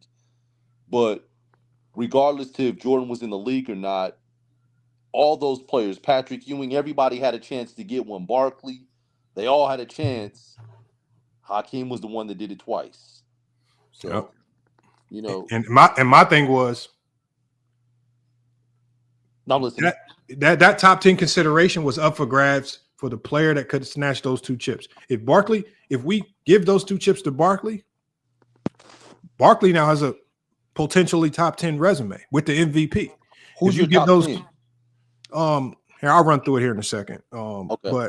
But my whole point is that it's hard to escape the fact that winning and your legacy, like you mentioned, the winning matters. It's just too hard to separate the end results. And because I know when Sturdy was talking, Sturdy kept talking about Hakeem's defensive impact. And I said, listen to the words you just used, impact. I said, if you're talking about a player that's considered top 10 in NBA history, when you say impact, the first thing I'm going to ask is, what did it impact? Because if I look at the results and I see from after you lost in the finals, I see first round exit, and then you missed the playoffs. First thing I'm going to ask is, what the hell is it impacting? And if I take away your 2 championships and you have more losses, well, what is it really impacting? Is it fair? No. But it ultimately, the top 10, you have to be otherworldly great. That means your greatness has to be able to overcome a lot of different obstacles and amount to something more considerable than just most average Joes or most good players, man. Yeah. I mean, that's just one of the things that comes with the top 10, man. These guys all did something otherworldly, and it translated at some point in time, man. Let me get to rebranding real quick, and then we gonna just cook on all the other topics. Rebranding was good. What's going on? What's up, Lamar? What's going on, bro? I agree with the last speaker, man. Like, even with the 2 rings, Hakeem's still struggling to be in a lot of people's top 10, right? So now once you remove those rings, it's like, yeah, you're out of here, buddy. Like you said, you give it to Karl Malone, like now he's in a different conversation. John Stockton, somebody like that, they're in different conversations. And I also will say this, I do think when it does come to his rings, people do kind of look at, like even with Dirk, right? They look at the difficulty of the rings and shit like that when they're even hyping it up beyond that. But yeah, I don't know, man. Like we're talking about great players. We're talking about a few things. We're talking about the accolades that you did gain while you were playing, the longevity of you sustaining your greatness, and also, did you win? Now, it's not like the media now where you have to have a minimum of 6 rings to be in that, those conversations, or 4 or 5 rings. Just get 1 or 2, bro. And, now we can have a different conversation. But to sit here and say that they don't have to win at least 1 to be a part of that top 10 conversation is crazy. My whole point was, there are only a select few players in NBA history that may get an exception to that because they did something that was so improbable that you get a pass. And so one of the exceptions, for example, was when Oscar Robertson, right? When he was the first player to average a triple-double for the season, it was looked at as something that could never be done. It was like, what? like people were looking at it like, how the hell did he do this? It was so improbable. That almost single-handedly got him into a lot of people's top 10. Even though he ultimately got a championship a little later down the line, people don't even talk about that championship. They still talk about Oscar for being the first player to average a triple-double. That's what he's known for. And the same with Wilt. I mean, averaging 50 for a season, scoring 100 in a game. When you have seasons that are 1 in a million, or looked at as so improbable, that might give you a pass. But when I look at Olajuwon's career, I don't see that. I don't see before. And I think he needed the championships to get up there. But what y'all got on Ant-Man, y'all? He's about to get the LeBron treatment over the summer. Ant-Man has to work on being able to get open. Like, I didn't see him step into the defender enough, put his shoulder into their chest, and throw his hand up to get the ball. He wasn't doing that. He was trying to juke the players and do everything else. But I will say, to Ant's defense, OKC, they got a bunch of defenders that they can throw at you. They had 3 different guys that they could throw at you and wear you down. It was the same thing with Jokic. And it just, man, it wore him down, and you could tell he was tired, and he never figured it out. From one game to another. He had one really good game, but it was tough on him. I thought the last game I was disappointed in his performance last night, but there were times that he went to the basket and he wasn't getting the Shea call. And so I'm wondering, will Ant-Man sell the foul more next season and result to adding a little extra flop because he's not getting the whistles that he probably could have got last night and changed the trajectory of the game? Or does it result to shooting more 3-pointers next season? I'm glad you said that, because I remember a play in game 4 where Ant drove, and I'm talking about Hardenstein hip checked the shit out of him in the air. Yeah, he went flying to the ground. Yeah. And the first thing I said was, and it was just hard to not correlate this. The first thing I said was, if that's SGA, that whistle's getting called, before he gets breathed on. And the one thing I noticed with this was that there was, to me, a different whistle for Minnesota when they attacked versus OKC when they attacked. I think that stood. I get that there's always a reason, and refs are human, and obviously habit. When you see a team play physical all season long, that whistle starts to stick, and they call it a little different because that's just your mantra. But it was just, to me, it was hard to ignore that the whistle wasn't. To me, it wasn't as balanced as it could have been. But then that also stems from the habits that you showcased all year. So I ask you something. Why you say that? Does LeBron get the whistle as much as he should? No. Did Shaq get the whistle as much as he should? Nope. It's when you're physically stronger and you have that advantage, you get less whistles. The players that aren't, Shea isn't as physically strong. So when he gets bumped, he's going to go backwards or he's going to lose his balance. Shea got bumped by Anthony Edwards and went backwards. Shea tried to initiate the contact. Yeah, he tried to bump into Anthony Edwards. Yeah, and went backwards. They called the foul on Anthony Edwards. But the referees have always done that to the physically stronger players. But would y'all classify that as a skill though? Like being able to make the foul, maybe hook your arm or whatever. Is that a skill? Yeah, is that are those basketball, Lamont, you as a coach, would you deem that a basketball move now? Knowing how to get the foul, get the call? No, it's definitely drawing fouls. No, what I'm saying is when the hooking, when he grabs people's arm, that's gamesmanship. That's drawing fouls. When he's just driving and when he goes to initiate the content, and just because he weighs 10 pounds less, he goes flying off of Ant-Man's chest to the ground, that's not drawing a foul. That's just you being 20 pounds lighter than somebody falling to the ground. Absolutely. That's being penalized because he's stronger. He's physically stronger. Yeah, and I don't think defenders should get penalized just because I'm stronger. And when you try to initiate the contact, you take the brunt of the punishment, and I don't. Yeah, right. So go no call in those situations. But I don't mind it. I know a lot of people don't like it when he grabs the arm and he goes up and shoot. Okay, I get that. That's gamesmanship. That's drawing the foul. Yeah, but just bouncing off people's chests because you don't weigh very much.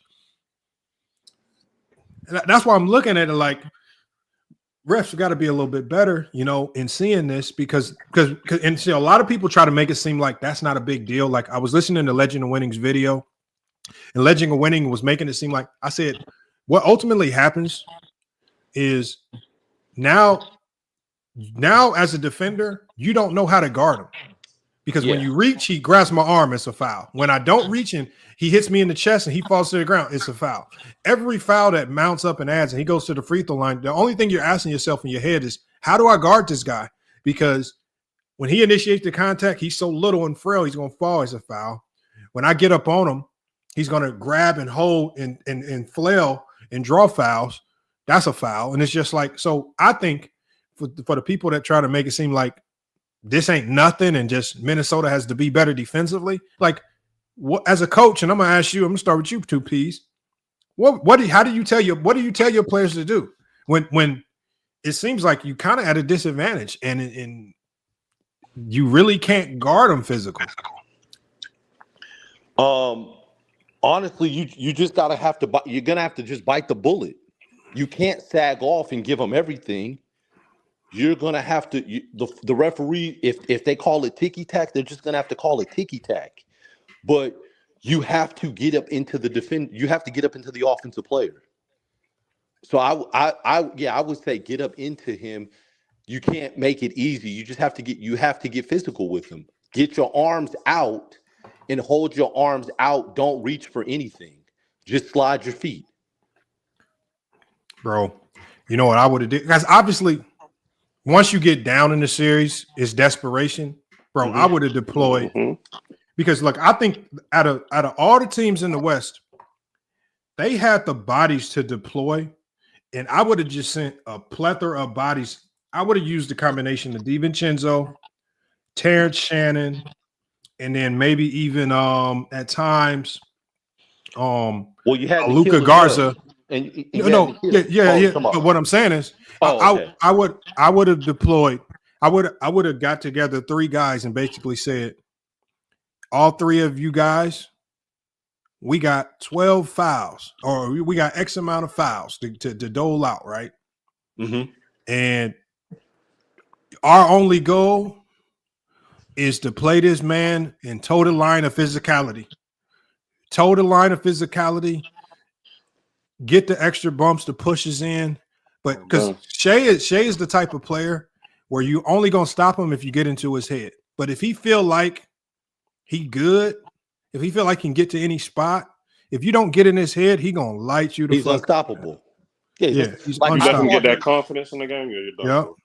I saw him shoulder check a couple times. Rudy Gobert. He shoulder checking him to get the space. Once he got to his spot, no whistle. Who was the I forgot the kid's name, bro, that pushed him. I forgot his name. I forgot who it was. McDaniel pushed him. Yeah, that pushed him, right? So if it's me, I'm just like, I'm talking to my players. I'm like, yo, just trust your process. Don't become frustrated though, right? Because when you do become frustrated, you do start seeing it break down. Now he's frustrated, like visibly frustrated, pushing you. Now you get a text, and it's just like, bro, just trust your process, bro. If there's ever a time, and I'm not even a believer in the hard foul, but if there was ever a time to deploy the hard foul, that would have been a time to deploy the hard foul and take a motherfucker out there. Hell yeah. I do that still today. There'll be times in games where I get pissed off. We can't figure out how to stop a motherfucker. I'm saying, look, man, somebody got to take one for the team. But like I sometimes understand that, but do you want to show a team that is physically, like, more physically imposing and a higher seed? Now, when you already the underdog, I don't think they were more physically imposing. I thought Minnesota was more physically imposing. But do you want them to see that you're breaking, right? Like, because once you start to push, that's not showing. It's just strategy. You're frustrated, but you're frustrated. No, it's not frustrated because if you strategically go out there and say, okay, this next foul is going to be meant to get into his head. Set that tone. Okay. That's strategic. Now, if like Jaden McDaniels, what he did was just getting frustrated. You push him to the ground. That's frustration. Yeah, but that's what I'm talking to. But I think if you strategically go out and you got bigger guys out there saying, fuck it, our goal is to keep him away from this mid-range shot. He's going to score every bucket at the rim.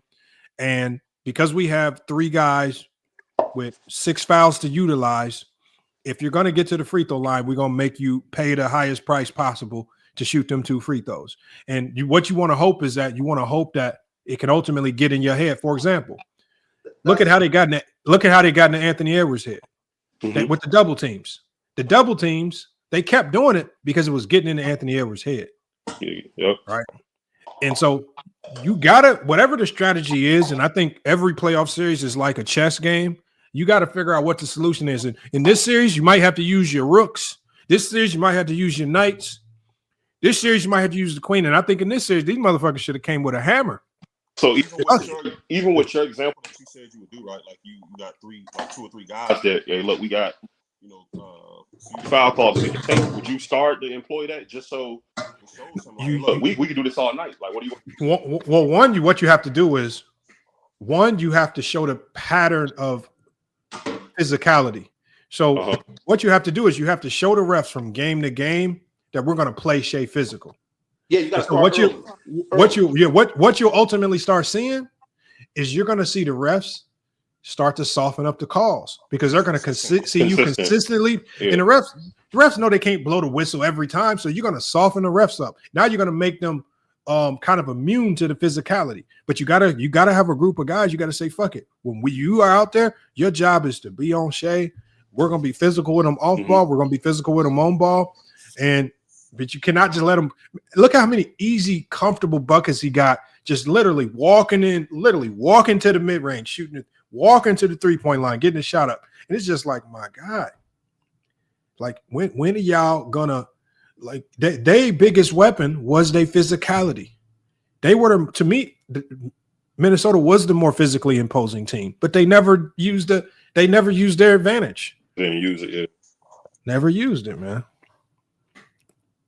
So, it is what it is, man. Do you think Anthony Edwards is going to be cool? Like, you think he's just going through the growing pains that all greats bro, he's year 4 going into year 5? He cool. Year 5, yeah.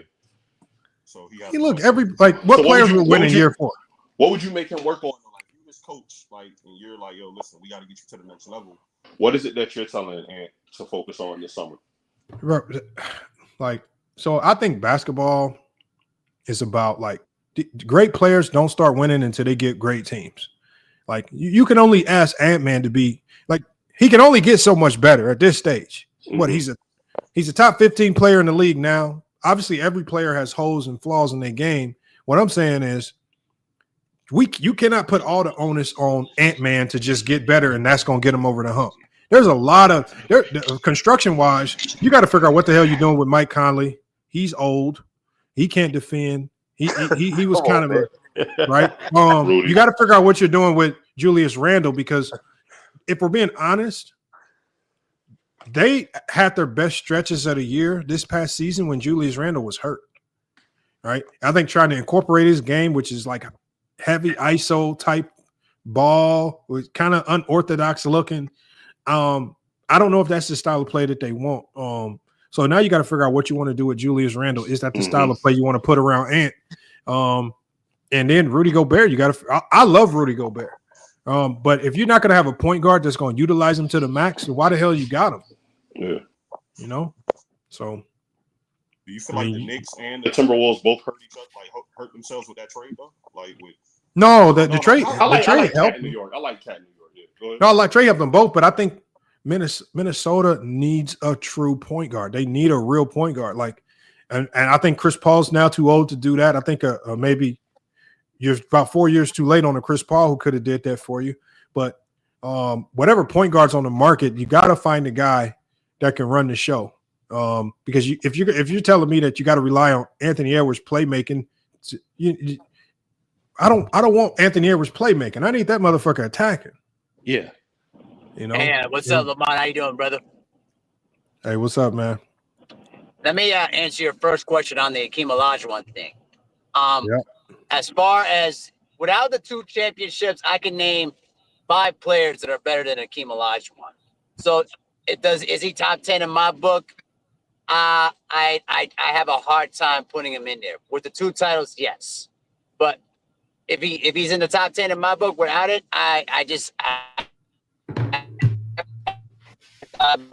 you can name 10 better than Akeem Olajuwon. Mahar, your connection's cutting out. But as far as the Timberwolves, can you hear? I don't know. It's going in and out real bad. Hop out and come back in. Hey, can you hear me, Lamont? Yeah, we hear you. Hold on, let me help Mahari out. I'm gonna kick Mahari and then hopefully Mahari can get it together. Hold on. Let me see if Mahari got his signal working. Mahari, you good? Yeah, I should be good. It was a bit of a bad signal, but can you hear me better now? Can you hear me better? Yeah, that's better.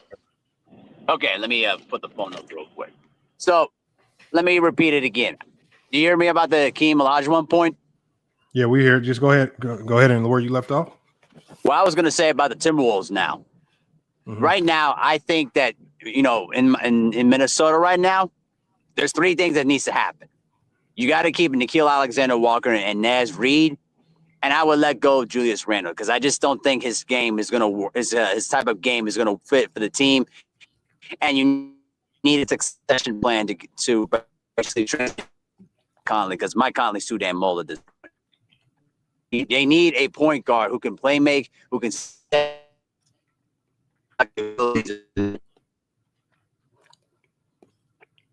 Mahari's going out, y'all. Hold on, y'all. Let me do this. Hold on, I'm gonna kick Mahari. Hopefully, Mahari can come back with a better signal. We got Jared in here. Jared, what's good? So can you hear me? Yeah, we hear you. So it's interesting that you brought up Rudy Gobert, Lamont. And actually, I had this talk with my friend like a couple of days ago, and he asked me if a team with Rudy Gobert on it in the back line, can they actually win a championship? So I want to ask you that question first, Lamont. Can a team with Rudy Gobert as their starting center win a championship? Yeah. Hell yeah. Like my thing is this. And like, hold on, Jared. Put it like this, Jared. Okay. Put it like this, Jared. Can a team win a championship with Rudy Gobert? If you get a goddamn Lakers Rudy Gobert at the center spot, I promise you a lot of shit would have looked a lot different. So yes. If it's the right team. Yeah, that's a fair point. Yeah, but, you know what that is. Contract, but yeah, no, it's definitely okay. So that is a fair point. The only reason I ask this is because, like you said, like you love Rudy Gobert. Like I've been one of those people that's been like more down on him. Like for me personally, I worry that like his game doesn't translate into playoff success. Like I don't know if he's like one of those players that can be conducive to playoff success because we haven't seen it yet.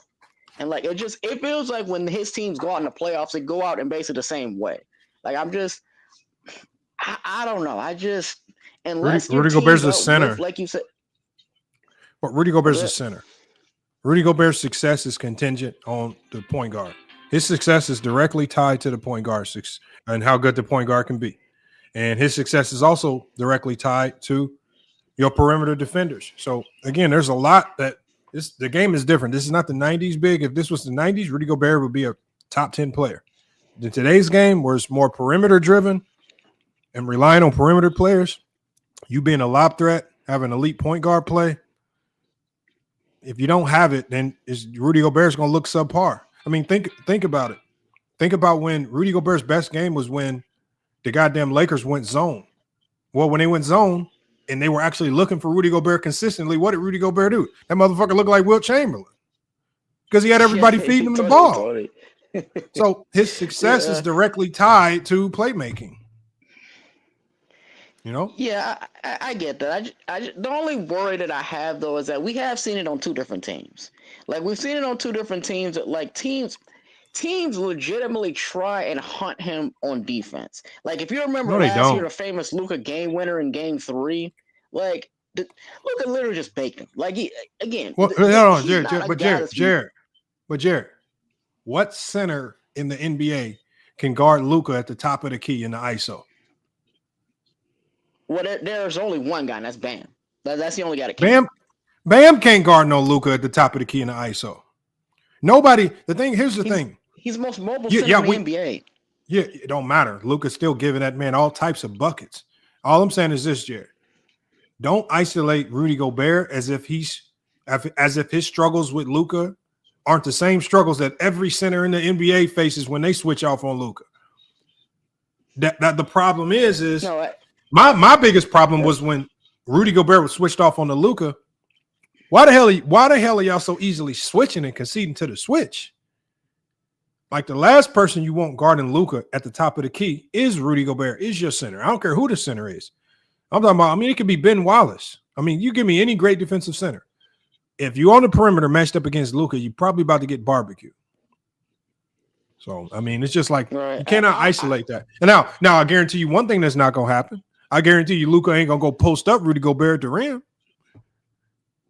Well, no, he can't. Because that's Rudy Gobert's domain. That's Rudy. No, he can, but he's not going to win that battle because that's Rudy Gobert's domain. He's pulling Rudy Gobert out of his domain to the perimeter. That's Luka's domain. Nobody in this league can really guard Luka when he's in shape and ready to go in his own domain. So that's what we have to like. And I think that's where he gets unfairly judged. Like I think he got unfairly judged in Utah because he was the only good defender on that team around a whole bunch of guys that didn't want to defend on the perimeter. And he was trying to bail them out on every single play. And now in Minnesota, where, now he's just relegated to defending. He don't get any real offensive touches. So he's not really involved on the offensive end and defensively. He could be good some nights and nobody will even know because y'all really judge how good these players are based on how many points they score. Well, no, that's never my issue with Gobert. Like the thing is, the reason I brought up it's two different teams was because if you remember going back to when it was in Utah, that game since against the Clippers is really when people started to doubt Gobert. Because if you remember, Terrence Mann really people didn't really know of him really until that game for the most part. And like he literally put up almost 40. Like, and most of it was with Rudy Gobert trying to run out at him. Like, I think the thing is, okay, no, hold on, Jared hurts him in the playoffs. Jared, think about what you're saying. Why would Rudy Gobert have to be running out on Terrence Mann, a guard? Because your guards are getting broke down. If your guards can't be point of attack defenders and hold down their matchup, and you're relying on Rudy Gobert to leave the paint to bail you out, it's a trash defense. That's not Rudy Gobert's fault.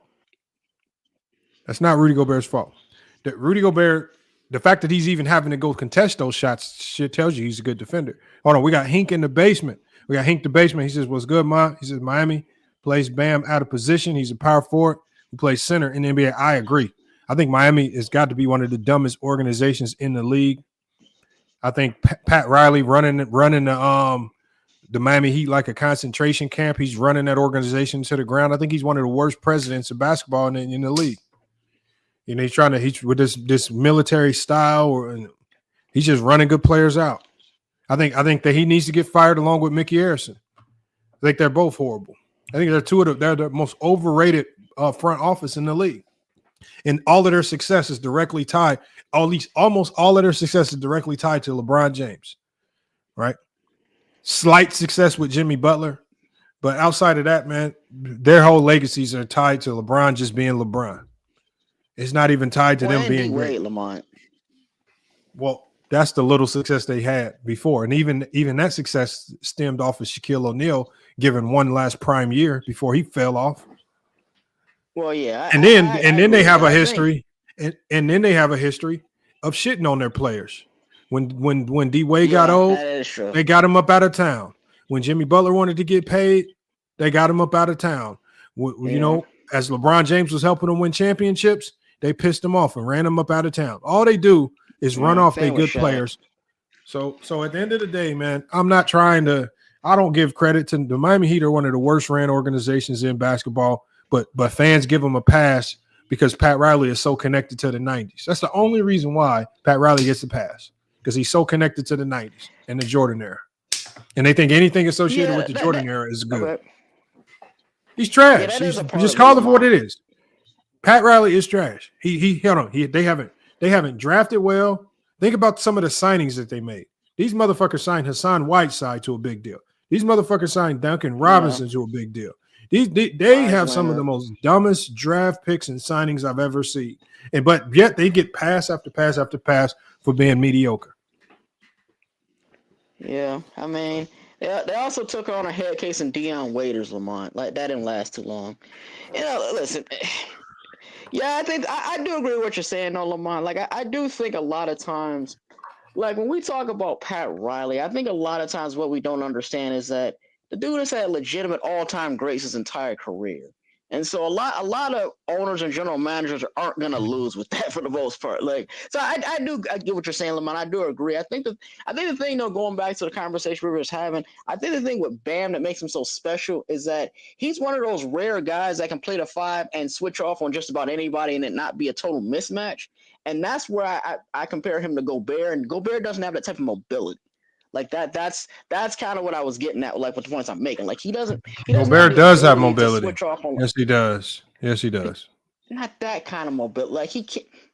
Like he doesn't. He single-handedly mobility though. Yeah, but you don't need Bam kind of mobility. He's a center. Like what you can't ask centers to go be guards. Just like you can't ask a guard to go down and be a center. Are you asking Trae Young to go be a rim protector? I mean, are you asking anybody like Rudy Gobert has to? But Rudy Gobert has to be great at everything. He has to be a great perimeter defender, post defender, off-ball defender.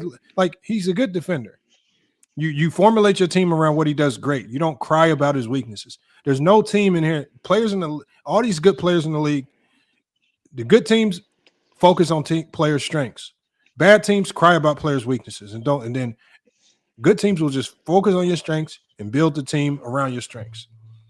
Rudy Gobert, I'm taking him all day, any day on my team. Now, do I want to pay him $43 million a year like what he's making now? Probably not. No. So the contract is probably a nasty issue right there because Minnesota right now has the second highest payroll in the NBA. And so I think that's one of the considerations Minnesota's going to have to look to. I think they got to clear some of this garbage out because you got Julius Randle who's making $30 million. Next year he's going to be on a option. I'm looking at maybe moving Julius Randle because he's an expiring deal. I'm looking at maybe I would definitely want to focus on re-signing and keeping Naz Reid because if you can keep Naz Reid between 13 to 15 million per year, I think that's a steal. I think if you can keep him in that range, you don't. And then obviously you got DiVincenzo locked up. Mike Conley, he's on the last year of his deal. I'm heavily going to consider packaging him up in another deal, using that 10 million to help bring in something else because that's 10 million where I can go bring in something because my whole focus next year is going to be on elevating Terrence Shannon Jr. and Rob Dillingham. It's going to be Rob Dillingham's job to lose start next year. Rob Dillingham to me was a better player than Mike Conley. Like I felt like he would have had a better impact on this series than Mike Conley. But again, because of namesake and all this stuff, but Rob Dillingham was just relegated to the sideline.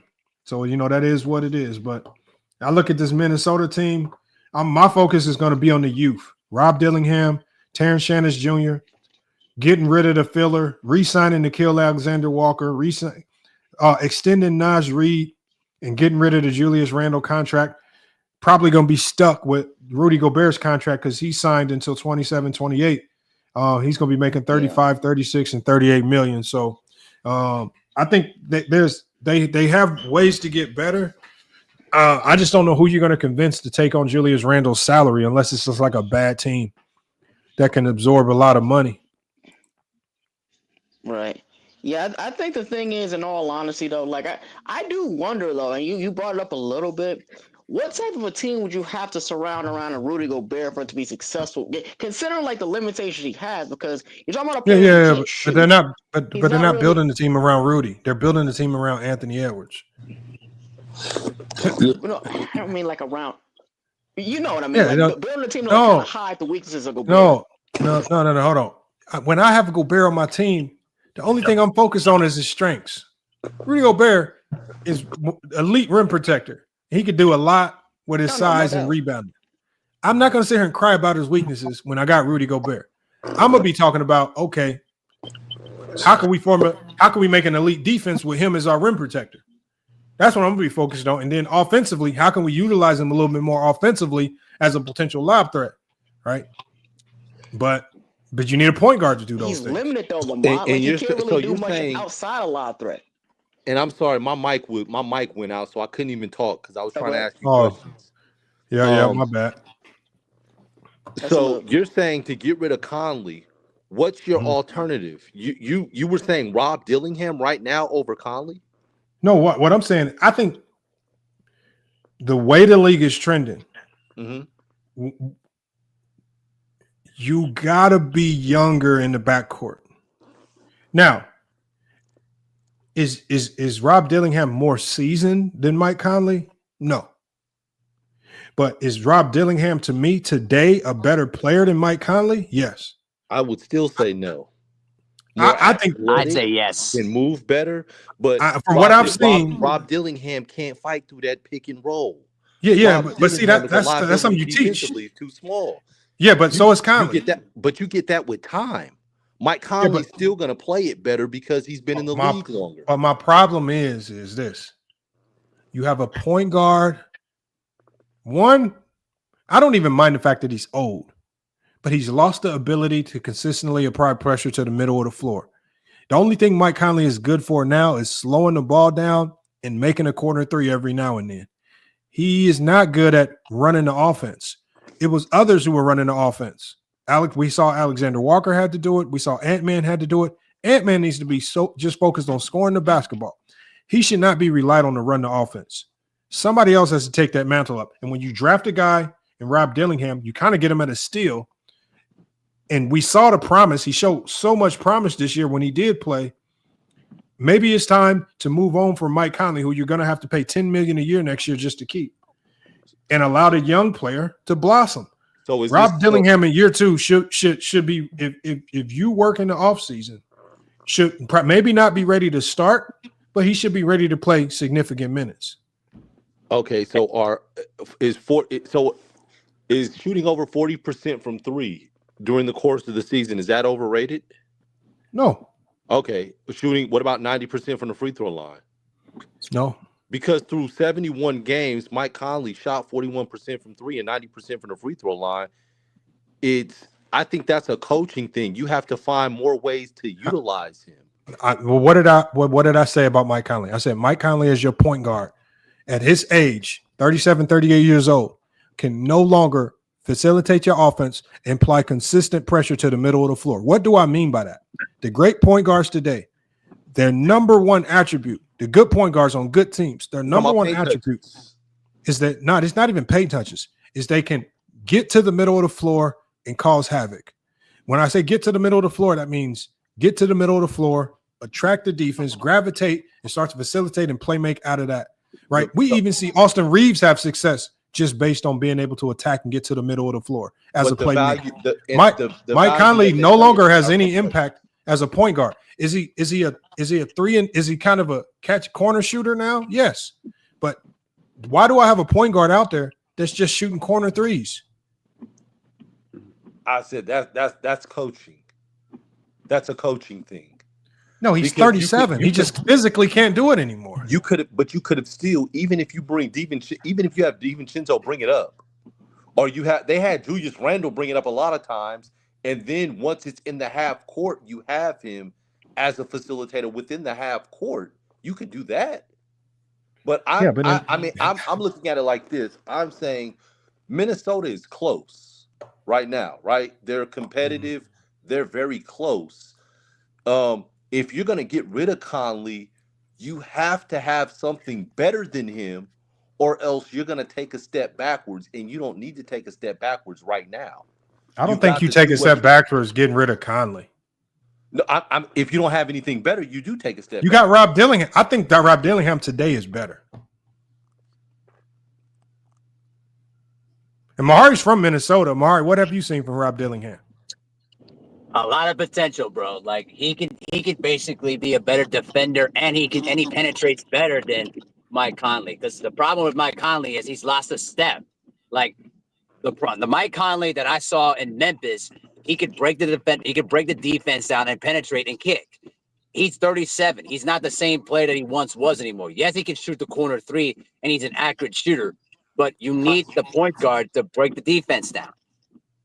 That's what I don't see in Mike Conley anymore. So to me, I'd rather have Nickeil Alexander-Walker or even Dante DiVincenzo take that role during the series. But if you're going to say in the long-term future, I would go with Rob Dillingham or Terrence Shannon Jr. to take on that role. Now, are they going to be established players as Mike Conley is? Absolutely not. But you teach them, you develop them, you help them learn how to, attract the defense and break the defense down to make things easier for Gobert and for Ant-Man. Because I don't want Anthony Edwards to be the playmaker and break the defense down. Because I want him to be in full attack mode, scoring mode on every single possession. That's his strengths. You lost me when you said Terrence Shannon at the point guard. Terrence Shannon isn't a point guard, and when he was my mistake. My mistake. He was struggling passing the ball. If you look at that first game that he got in, he struggled passing. He had turnovers. But I hear you on the DiVincenzo. I like DiVincenzo as the sixth man because I just feel like he's the ace in the hole. He has the ability to change pace and push pace. And he can give you multiple things beyond the shooting and facilitating. He can also play defense and get gritty if the game calls for that. Yeah, but you can only get so far with these de facto point guards. Either you got to get you a real point guard or not. No, Mike Conley, I like him as a sixth man. Yeah, no. What I'm saying is, I like my thing right here is this. Minnesota, you got to go into the offense looking at it like this. We got the second highest payroll in the NBA, and we got ousted in the Western Conference Finals for the second year in a row. You have to now start looking at now the business of basketball is about to start kicking you in the ass if you don't start acting now. Julius Randle, whatever Minnesota, they're going to have to make a decision very quickly. He's about to make $30 million next year. Yep. And we saw what life looks like with Julius Randle as the number 2. And then also with Mike Conley. So between Mike Conley and Julius Randle, you're paying those guys $40 million. Now, we can get off that, go younger, or maybe find better pieces. And I'm not even sure what point guards are out there, maybe even up for trade. But when I got players like Dillingham and Terrence Shannon Jr., as young players just kind of sitting on the wayside, Terrence Shannon Jr. showed a ton of promise this year.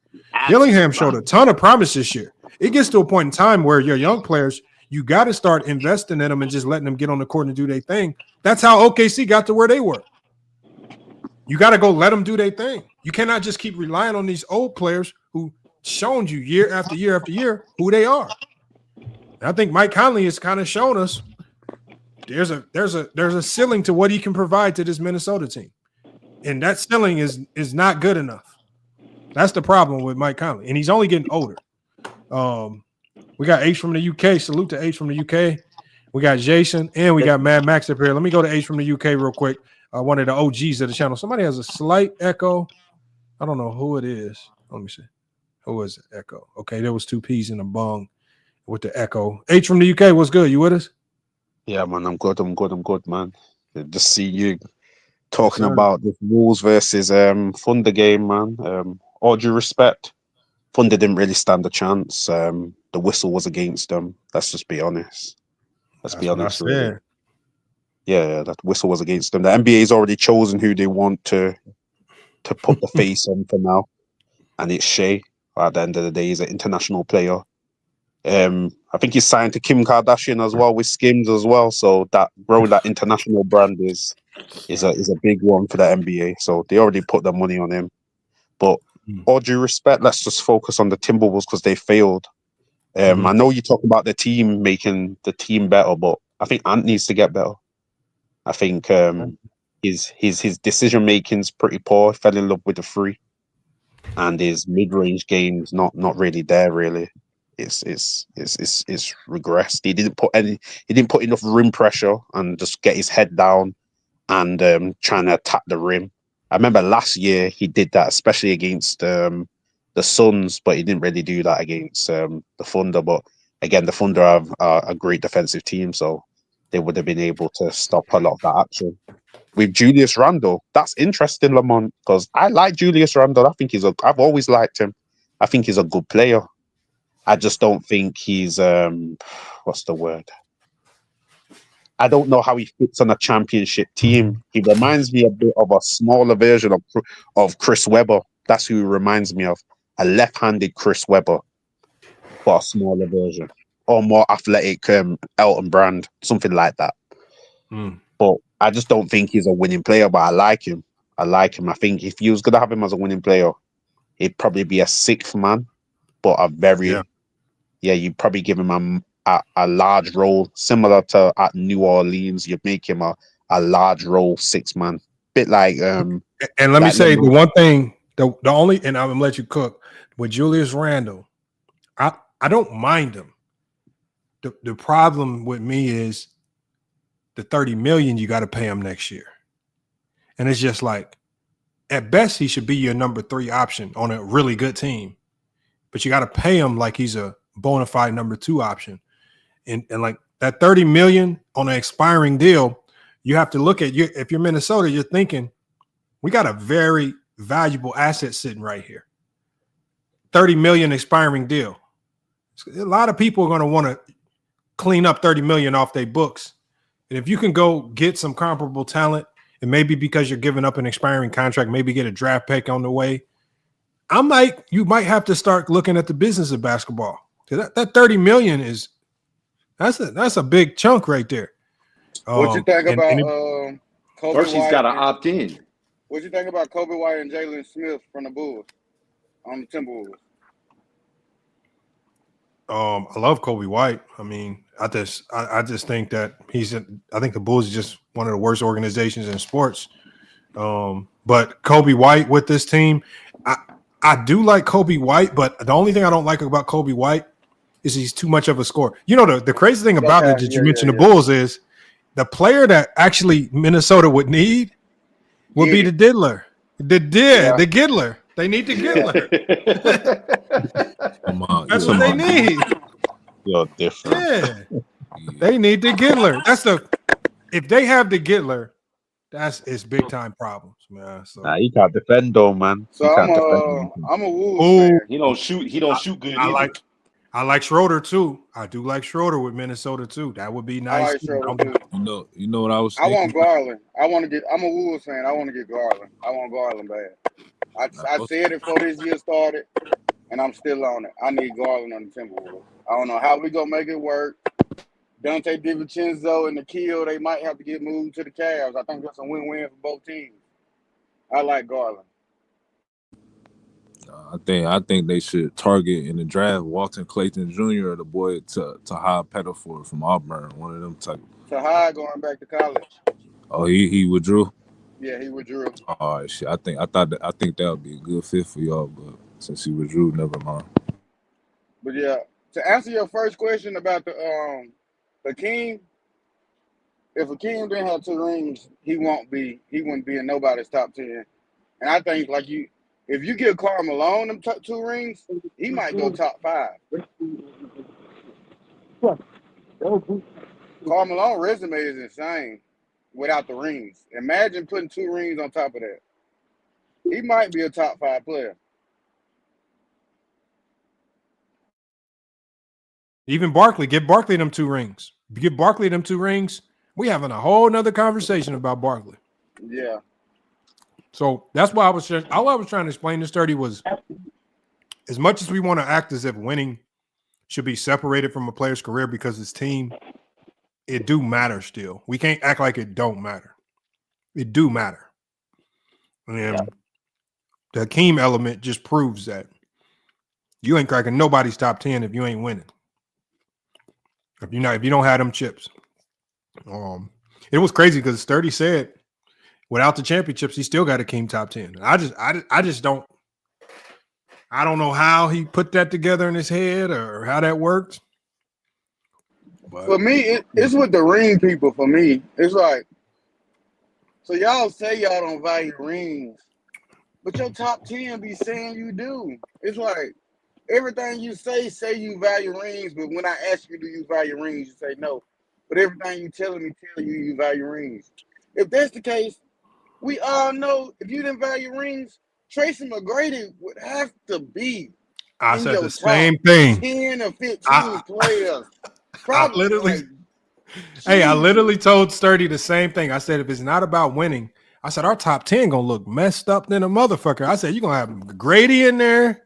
I said, you're going to have Iverson in there. I'm talking about your top 10 going to look crazy if it's not about winning. Like if McGrady didn't do it long enough.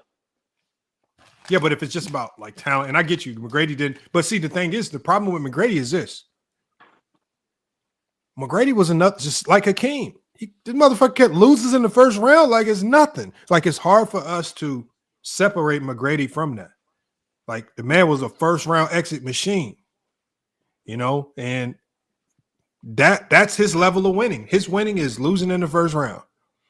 And so it's going to be extremely hard for him to crack the top 20 all time solely kind of because of that. It's hard to separate you from that. He might have didn't play enough, but he got like a 3-year peak that like rivals some of the GOAT, like some of the greats. Like he does. I mean, so because I was kind of going through this because I've been formulating an argument that I'm trying to have as far as what's the best era of basketball. But you look at someone like Michael Jordan, right? Michael Jordan's not a top 10 player in the 80s if you want to really break it down because he started cooking. He only had 3 years where he was cooking in the 80s. So how could you call him a top 10 player in the 80s? The only era Jordan dominated was the 90s. That's false, bro. Jordan came in cooking from the 80s, bro. He was averaging 27. He wasn't. Not true. I said top 10. Top 10 in the 80s. He had 3 good seasons. Hasn't Jordan got MVPs in the 80s? Hasn't he got MVPs? I'm sure he's got MVPs in the 80s. The first year he got Rookie of the Year. The second year he missed 64 games. Sorry, sir. You can't say he cooked the second year because he broke his foot. He did. He had 3 good games in the playoffs. Sorry, sir. Has Jordan got MVPs in the 80s? He did, but I'm saying. Well, how can he not be a top 10 But player? this is what I'm saying to you. The 80s it's 10 years. So we're gonna say because Jordan had a 3-year stretch in the span of 10 years, he's a top 10 player in the 80s. If you can win an MVP in that amount of time, whether it's short or long, you're definitely top 10. That doesn't make any sense. Let me ask you something. Is he ahead of Alex English? Yes, sir. That's the leading scorer of the 80s. Alex, huh? That's the leading scorer of the 80s. He scored the most points in the 80s. So how you gonna say he's ahead of Alex English? Because he's got MVPs to back it up. He's not even in the top 15 in scoring. He's not even in the top 25 in scoring in the 80s. Does Alex English have an MVP? If you talk about the 80s decade. All right, bro. I think you're trying to push. I get what you're saying. I get what he's saying about the MVP. MVPs are, to me, MVPs are extremely significant because they are extremely hard to get. And I think H does have a point where if you are able to get one MVP, it adds to your case. I think what 2 Peas in a Bong is saying, though, is your resume over that 10-year stretch probably doesn't look like the resume of guys who were in that era for 10 years and probably had 8 to 9 years of consistent dominance. Absolutely. Versus Jordan's shorter span of 3 years of 3. And then to me, the 87-88 year was extremely hyper exaggerated to it.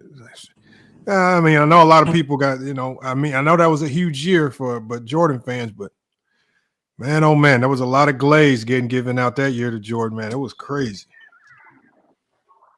But for people to say that Alex English wouldn't be in the top 10 in that decade is bananas. Oh, look, check this out. So look, I just pulled up, right? So I'm on NBA.com, right? And I pulled up the top 10. The NBA.com has the top 10 players of the 1980s, all right? Number 1, they got Magic Johnson.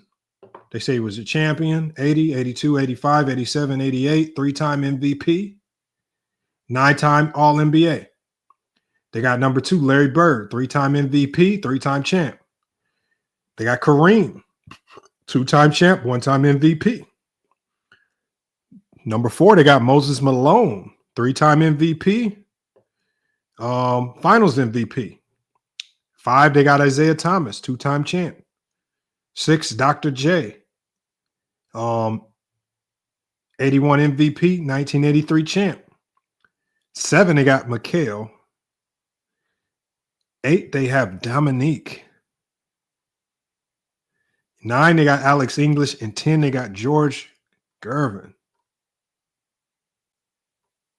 When I'm looking at this list right here, they don't have Jordan in the top 20.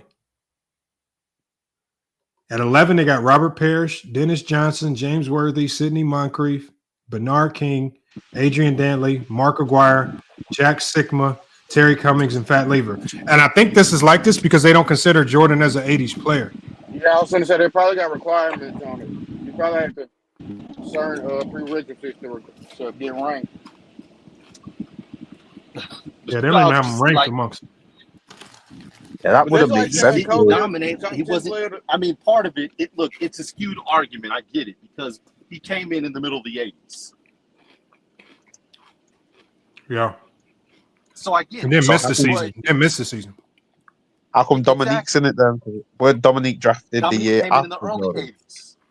Yeah. No, it's like the year before, something like that. No, it wasn't the year before. He came in with Worthy 2 years before. Yeah, he came in with Worthy. Okay, my bad. I thought it was the year before. Yeah, he came in the same draft as Worthy because the Lakers could have drafted Dominique or Worthy. Yeah, they went with Worthy.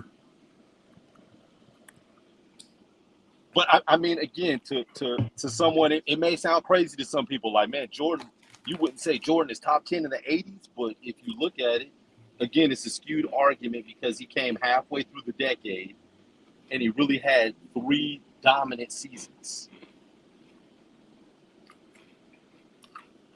I hear you.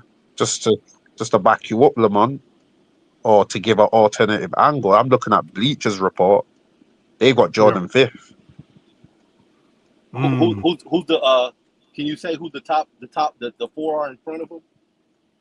I give you the 4 in front. It's the same as what Lamont said though. It's Magic 1st, Larry Bird 2nd, Kareem 3rd, Moses Malone 4th. Okay. Now they got Jordan 5th. I think Jordan really should be 7th. I'll have Isaiah over him and have Dr. J over him personally. And personally, I'd have Larry Bird number 1. I don't think Magic was the best player of the 80s. I think Larry Bird was a lot better. Ooh-wee. That's tough right there. I don't know if I can come do on, that. Man. You saying fighting words, man. Come on, man. No, I get why people go with Bird, but it's hard to deny Magic there. Bro, Magic. I'm gonna be honest, bro. I'll be honest. He played with Jamal Wilkes, who was a champion already. He then played with Kareem, who was probably like the best player of the decade before. Then you also had Sam Perkins. You had who else? Wasn't on that team. Who? Sam Perkins. Sam Perkins wasn't on that team. Nah, Sam not Perkins on that team. No, but he was in the Lakers though. He did play for the Lakers. Yeah, who was did, they had Michael back then he was with Dallas. He got drafted to Dallas. He was with Dallas. Apologies. You have Norm Nixon as well. He was an 18-10 point guard or 18-8 point guard. The team was good. So Really and truly, all Magic really needed to do is he wanted the assist. He just needs to pass to Kareem and they do a skyhook. That's the assist. It's not that hard when you really think about it. Oh, hold on. Who Larry Bird play with? And that's hold one on, Magic H. wasn't doing that to get his assist either. Hey, so let me read to you what it says why they left Jordan off. Yeah, go on. So it says right here. So it gives let me see, five reasons. It says number 1, his prime was in the 90s. It says number 2, he only played 5.5 seasons in the 80s. He says missed most of the 85, 86. It says that's only 5 full seasons compared to Magic, Bird, Kareem, and others who played the entire decade at an all-NBA level. It says number 3, minimal team success. This is the Bulls were first-round exits in his first 3 playoff appearances, all sweeps, didn't make the finals in a decade. And that's a stark contrast with Magic, 8 finals appearances, Bird 5, Isaiah 2. And then it says accolades. He didn't have all of the accolades. They said Jordan in the 80s had 1 MVP, 1 DPOY that all came in the same year. And then he had 3 scoring titles from 87 to 89. But it says, but when ranking decade dominance, it says voters weigh cumulative all-NBA, rings, MVPs, and team impact. And it says Jordan was still rising. So they actually gave the voters for this list a criteria to go by and how to weigh even the accolades. And so it says voters weigh cumulative all-NBA, rings, MVPs, and team impact. So the team impact still, I think that's what hurt Jordan on this ranking. It was the team impact. I hear you, but then Dominique Wilkins still doesn't make sense because he didn't really do much. Sure. It says right here for Dominique Wilkins, let me see. It says Dominique Wilkins, 1986 scoring champ, 4-time All-NBA in the decade. So that's what they have him at. That's all it has for Dominique at number. But he probably came into the decade sooner, so he played more the decade. So I think where it hurts Jordan is Dominique just came in sooner and played and had more dominant years in the 80s. Yeah, it could be that. It could be that. I'm surprised you could have picked James Worthy. They got James Worthy on the list. Oh, is it top 10? No, he's James Worthy's 13. Okay. Dennis Johnson 12, Moncrief 14, Bernard King 15, Dantley, McGuire's, Jack Sikma 18, Terry Cummings 19. That's kind of low for Terry Cummings. It is. And then it's probably because of the injuries. Because probably the injuries as well with Terry Cummings. Yeah. So yeah, that's the top 20 of the 80s. And they expected more out of Terry Cummings, man, because he was drafted in that Dominique Worthy draft as well. I never, you know what I hate about the reason why I don't like Terry Cummings is so petty. What, he from Chicago? What? No, bro, it has nothing to do with basketball. That's the crazy thing about it.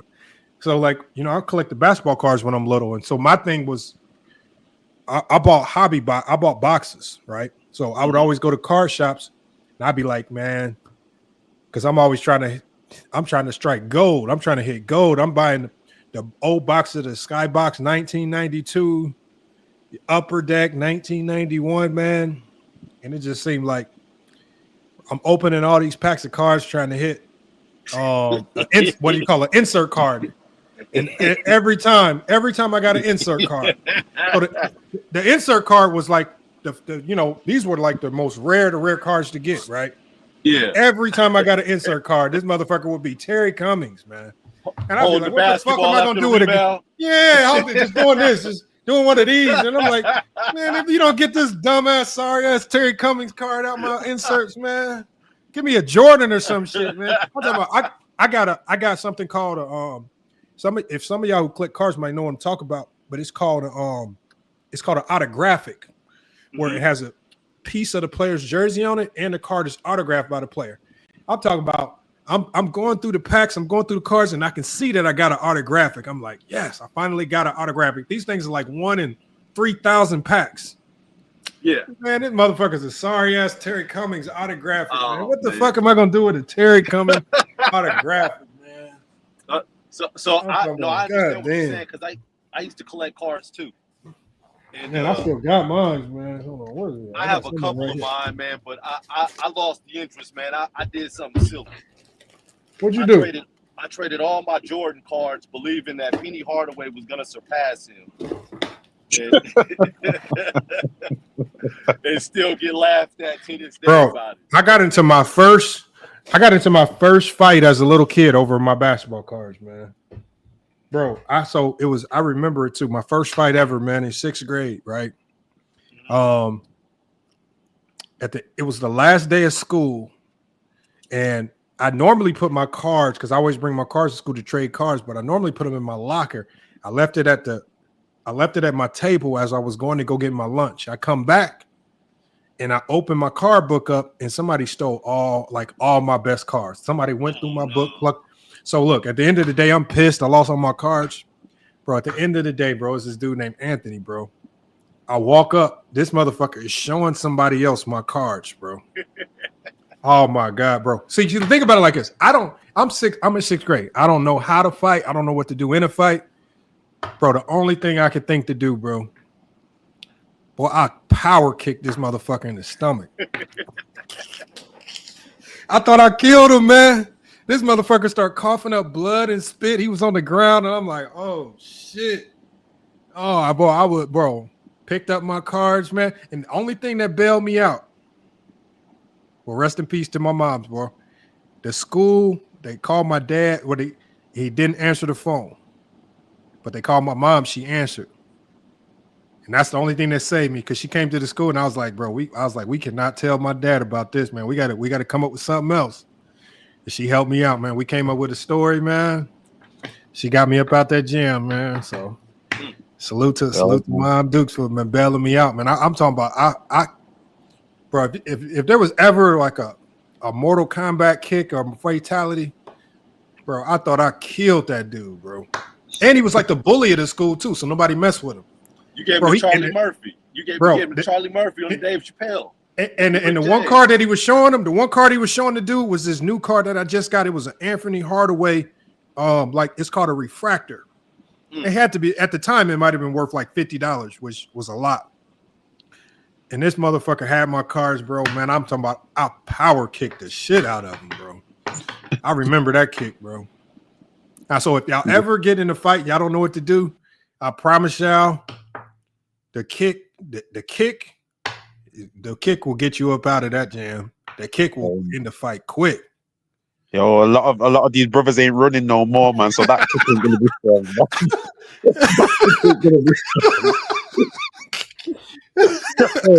You come to me with a kick like that, man. Boy, man, this will be your last day, man. You better make sure you're running. No, that's the thing. Now, I'm not responsible if you don't connect the right way.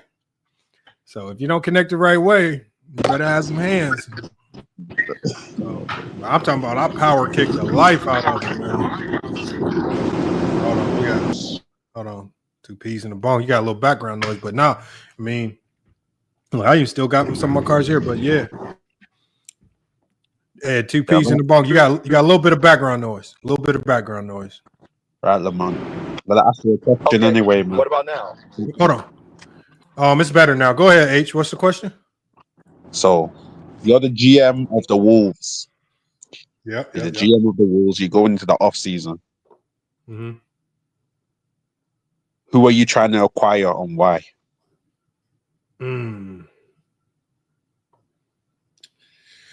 Let me think. Let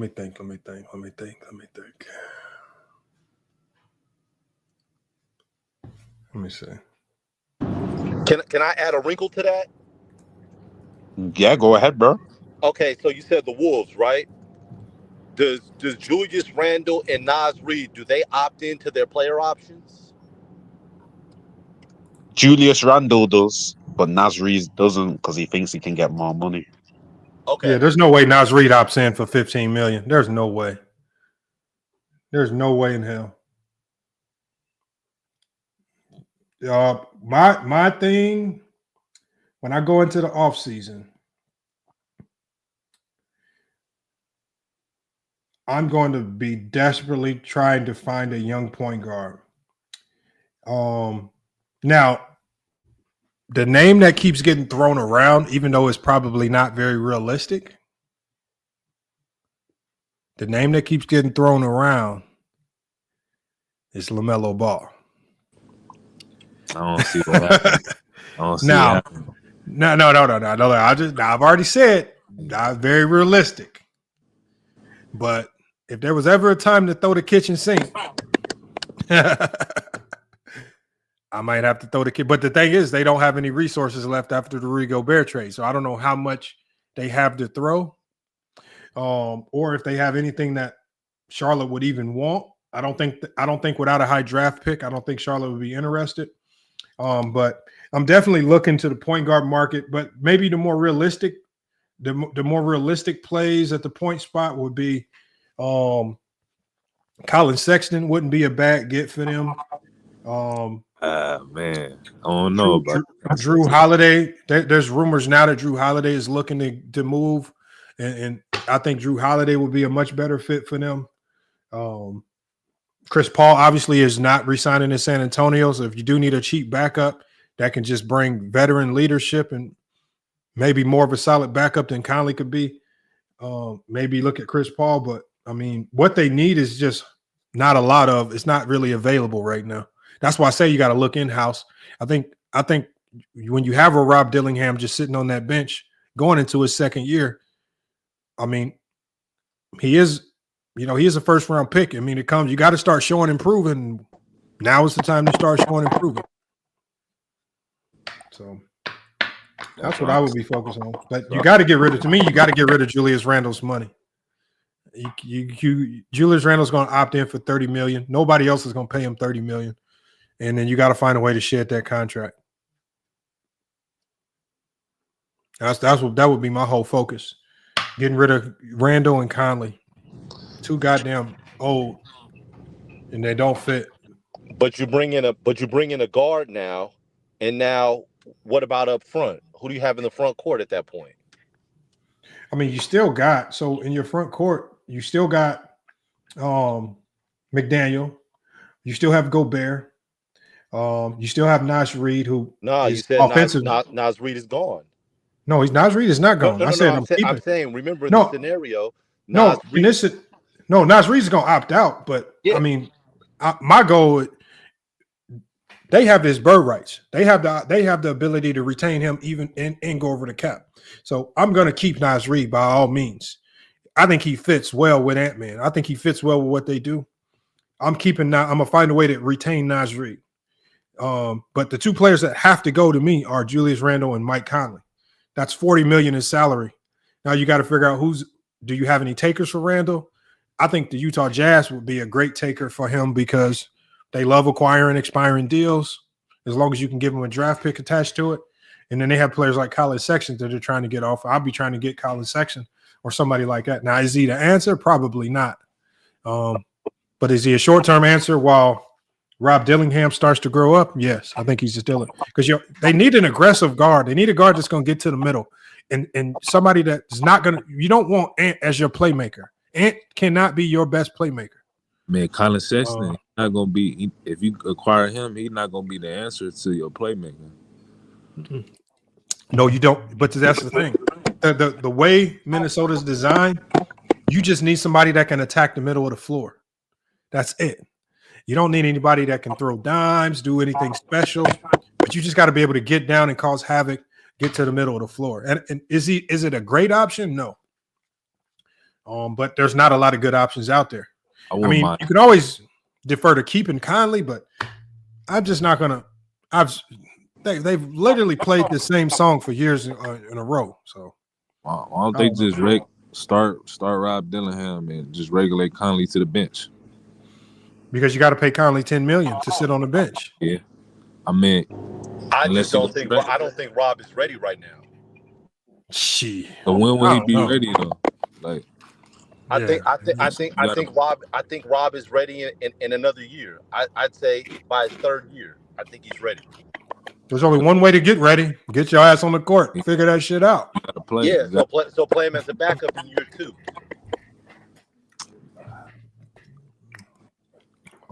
I think you got to start him now. Hell yeah. Because you want him to get that experience playing. Like you want him to get the minutes. You don't want to bury him on your bench. I'm gonna tell you right now, if Rob Dillingham, if he figures this game out at all, it's gonna get ugly real quick. If he just figures the point guard spot out at all, it's ugly. I mean, he can get to the paint at will. At will. Look, you saw what he did to the Lakers. Yeah. I mean, he literally dissected the shit out of the Lakers. I'm talking about. Obviously, when young players, they just gotta learn how to slow the game down. I think that's the problem with him. He play too fast at times, and create turnovers, and I think just obviously with experience, once he figure how to slow the game down, like he gonna be a problem because of athleticism. It's not the offensive side of Rob that people are worried about. It's the defense. It's the defense. Yeah, it's not the offense though. But you're not worried about Mike Conley's defense? Not as much as Rob. I get where I can see where he coming from because I'm being worried. so small, Bro. And being undersized.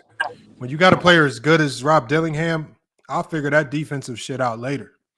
Y'all got to guard. How the fuck? My question is, okay, he might not be able to guard your point guard, but how the fuck are you gonna guard him?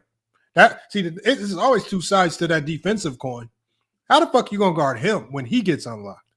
That's the other coin. And they got Rudy Gobert sitting in back there. They got Naz Reid and they got McDaniels. They got good defenders that can help him out. The best thing you can do with a bad defender is surround them with great defenders. You know what the number one thing that helps bad defenders is good defenders around them. Rudy Gobert, McDaniels did not look good defensively in this series, man. Come on. I mean, Nas not really a great defender.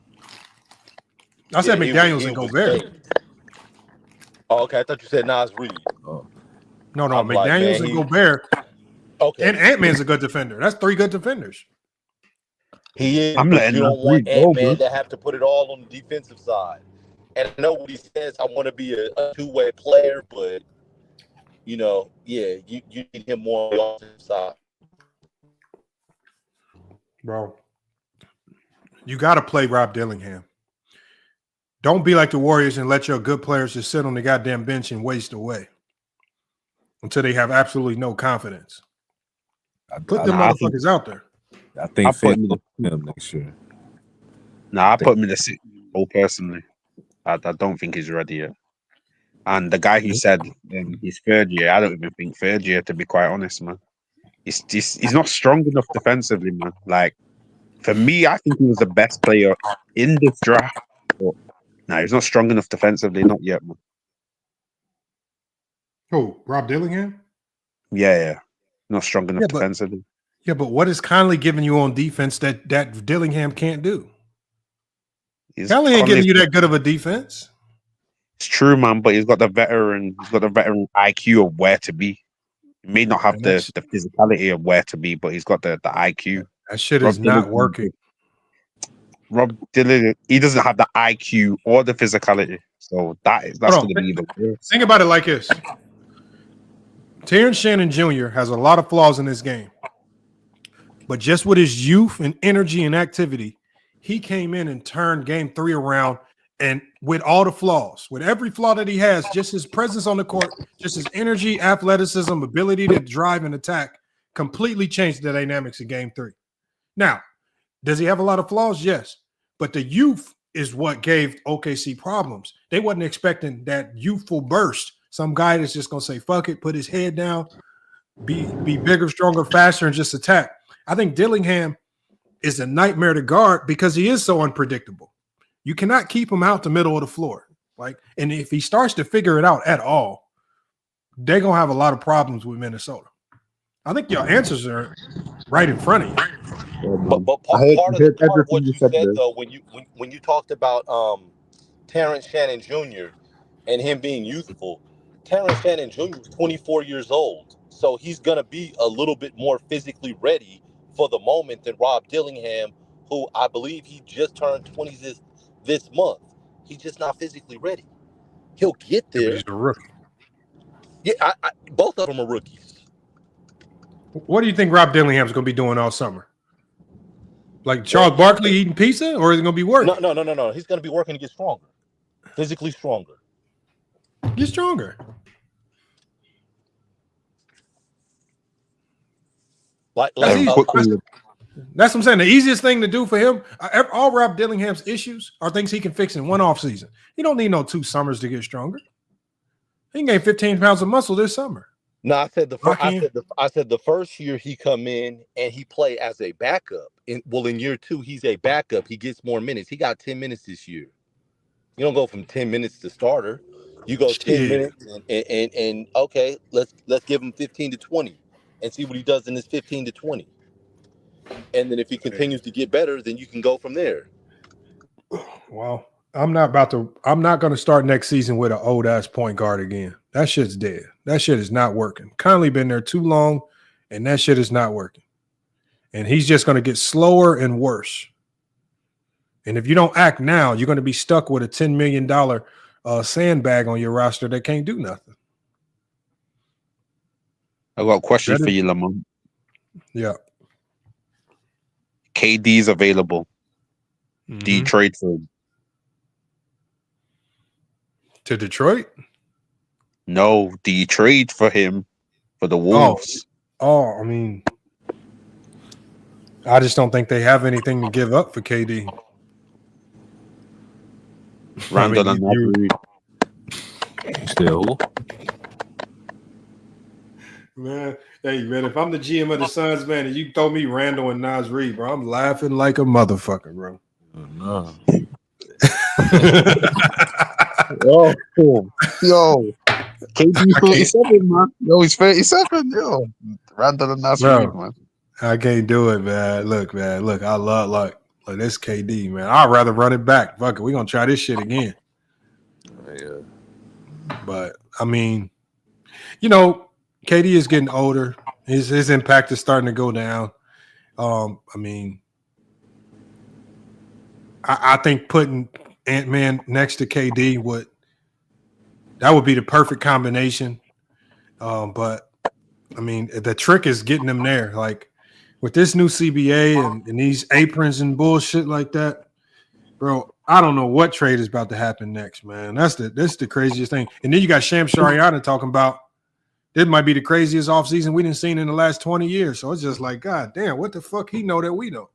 It usually ain't wrong. So, teams got to offload. They got to offload these contracts. Yeah, because when you look at these salaries, Minnesota is the second highest salary in the NBA. I don't think they're trying to stay there. That's a nasty luxury tax to pay, and you didn't get to the finals. And Boston's third. New York is fourth. New York probably going to be looking to make some changes, maybe a few, not many. The Lakers obviously got some big time. The Lakers are fucked. I'll tell you that much. If Bron opted in for $52 million, we looking at another second round, first round. It's just not gonna work. Man. You cannot be. Don't talk about my Lakers like that, man. Yo. But look, I love the Lakers, and I love when LeBron do well. But the problem is when you paying a 41-year-old $52 million, and that means that literally means winning has to be through LeBron. Like LeBron has took his road to Damascus and understands that he has to take less in order to get more talent around him. Yeah, so we'll find out because the reports are that this motherfucker about to opt in for $52 million, which I would too. Of course. I would too. Man, I told you last time, man. We got the 2020 ring. Yo, man, it's it, man. It don't matter. That's the legacy stamped, man. The 2020 ring. Yo, get all the money you can. Yo, it's the game. You're right. What's good? What you think of the speculation about LaMelo Ball to the Clippers?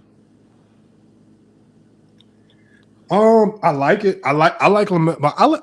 LaMelo Ball is one of my favorite players. I think he's one of the few players in this NBA you can stick on any team and he's still gonna be LaMelo Ball. Like he gonna find a way to be nice. You put him with anybody, any team, and he gonna be nice. You think that can make him like a top 3 seed in the West with LaMelo Ball? Hold on. So as long as you don't have to part with too much, But if all you got to do is get rid of Paul George, or no, Paul George is gone. I mean, James Harden. Shit. Does LaMelo Ball style of play translate to winning? Hell yeah. It can be in the right. They haven't won. I mean, man, yeah, but it can be though. It hasn't. I'll tell you right now, if you put LaMelo Ball on a good team with any level of talent, that shit's gonna get like. I don't think people understand how good he is because he's been stuck in Charlotte. I think he could be, if you put him on the right team, he could be a top 10 player in the league. Top 10? Bro, LaMelo Ball is probably, talent-wise to me, is one of the best players in the NBA. Talent-wise. No, definitely. He can literally do anything at the point guard level as far as being a playmaker facilitator. He can run any style of offense. Up-tempo, down-tempo. He can be your de facto 2 because when you go ask him to score, he can go get you 30. Right? I mean, really the only weakness he has in his game is his defense, and that's just because he ain't trying, and it's not because he can't defend. Bro, LaMelo Ball actually nice as fuck, man. I ain't gonna lie. That motherfucker's nice. I played against him. He's nice. I just don't know if it translates to winning. Shit, that motherfucker's a winner to me. That motherfucker's he's won everywhere he's been, other than his Hornets, because the Hornets just are not a winning franchise. They have not put anything around them that can come close to winning. Like they haven't given them anything.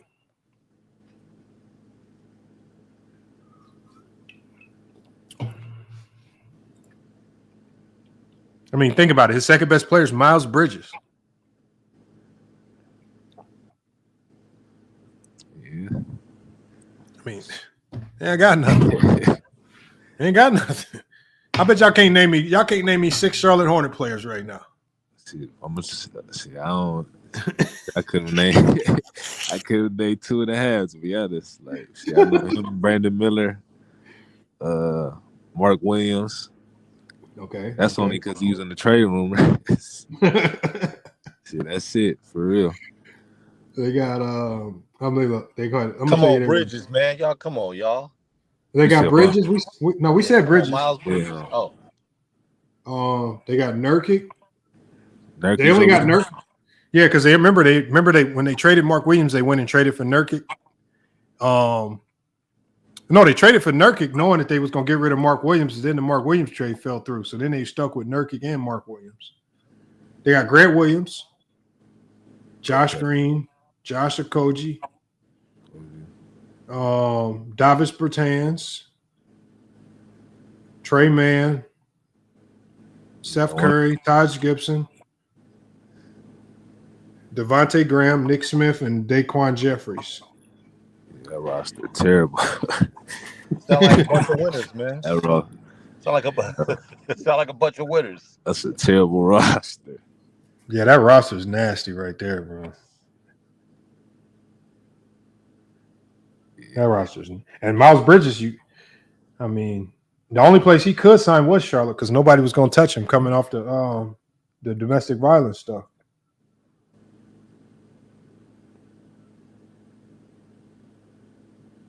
So yeah, where's Charlotte picking that in the draft? I don't know where. Are they 4? They're number 4, right? Are they 4 or 5? It's like they either 4, 5, or 6. I think they're 4 though. Shit, I don't know. Yeah, they're 4. Yeah, they're 4. Philly 3. Which Philly that pick. Boy, if Philly play their cards right, they can be nicest. They could be nice next year. Well, with keeping their pick? No, we're trading that pick. Trading it? Because I don't think the 2 and 3 guys available are worth a damn. I think Dylan Harper and Ace Bailey. Yeah. I like Harper. I don't know about Ace Bailey though. I like Harper in San Antonio, pairing him with De'Aaron Fox with Wemby. I'm saying they don't need young players. I'm saying if they could parlay that pick into another solid player, yeah, they need more solid players. Like I don't mind PG and Embiid if they healthy. I don't like Dylan Harper to San Antonio. Nah. Not when you have Castle and you have Fox already. They talking about trading Fox because he getting older and this contract about to expire. You Fox already? You just traded for him. Yeah, but it sound like they fan base want him traded already. Pairing with Harper. Hell no. Now that Wemby got cleared to play, fuck that. Hell no. Wemby, shit. As soon as Wemby got cleared, yeah, Fox, you stuck here. Nah, I would keep De'Aaron Fox. I think that's a great pairing right there. Them motherfuckers together in a short amount of time looked like they was about to be unstoppable. Their defense was crazy when Fox was with Castle. That's why I said it makes no sense to get Dylan Harper if you have that already. So trade the pick. Trade the pick, man. I think somebody will take it. I don't know if you trade the pick or if you go Ace Bailey. Ace Bailey's a big bum. He's a big bum. And then you see they just found out that they lied about his height the whole time, so he's not even 6'10". I saw that, but I mean, hey, somebody got some background noise, man. I don't know who it is. Somebody got some crazy background noise. That's nasty. I saw that, but I saw the same way that they lied about what's his name's wingspan. Your man Cooper Flagg. They said he had a 7'5" wingspan, and then he got measured at the draft and only had a 7-foot wingspan. Yeah. 5 inches on a wingspan is wild. I'm looking at scouterreports.com. It says Ace Bailey has the highest chance of being a bust or star that I've seen in a long time. 27. They said this man had a 27-inch standing vertical. Bro, shit, I damn near had a 27-inch vertical. Shit. He said that's only going to get worse. They said he's low IQ on and off the court. Lazy on defense this young. 69% free throw for a so-called shooter. Misses too many wide open threes. Body doesn't look like it's going to fill out like a Tatum or Giannis. Damn, they killing Ace Bailey. That sounds like a bus written all over it. Nah, they always do that to players right before the draft. That's a smear campaign. Bro, that ain't no smear campaign. This man was out there losing to Chattanooga State, man. I remember you. It wasn't just him. Don't you say he's the one. Bro, you lose to Princeton, man, with 2 draft picks on your team, man. Stop it. Man, come on, man. I remember you saying that on a live recently, you were saying like 2 lottery picks should be a tournament team, right? Bro, Final Four team. Down there. You said what? 1 lottery pick should get you to the tournament. I mean, Ben Simmons go to the tournament. Not in this era. I thought LSU did get to the tournament, didn't they? Nah, it was horrible that year. Nah, they didn't make. They didn't get there with Ben Simmons. No. Hell no. Oh, okay. Again, neither did Ant Edwards. Yeah, Georgia was horrible.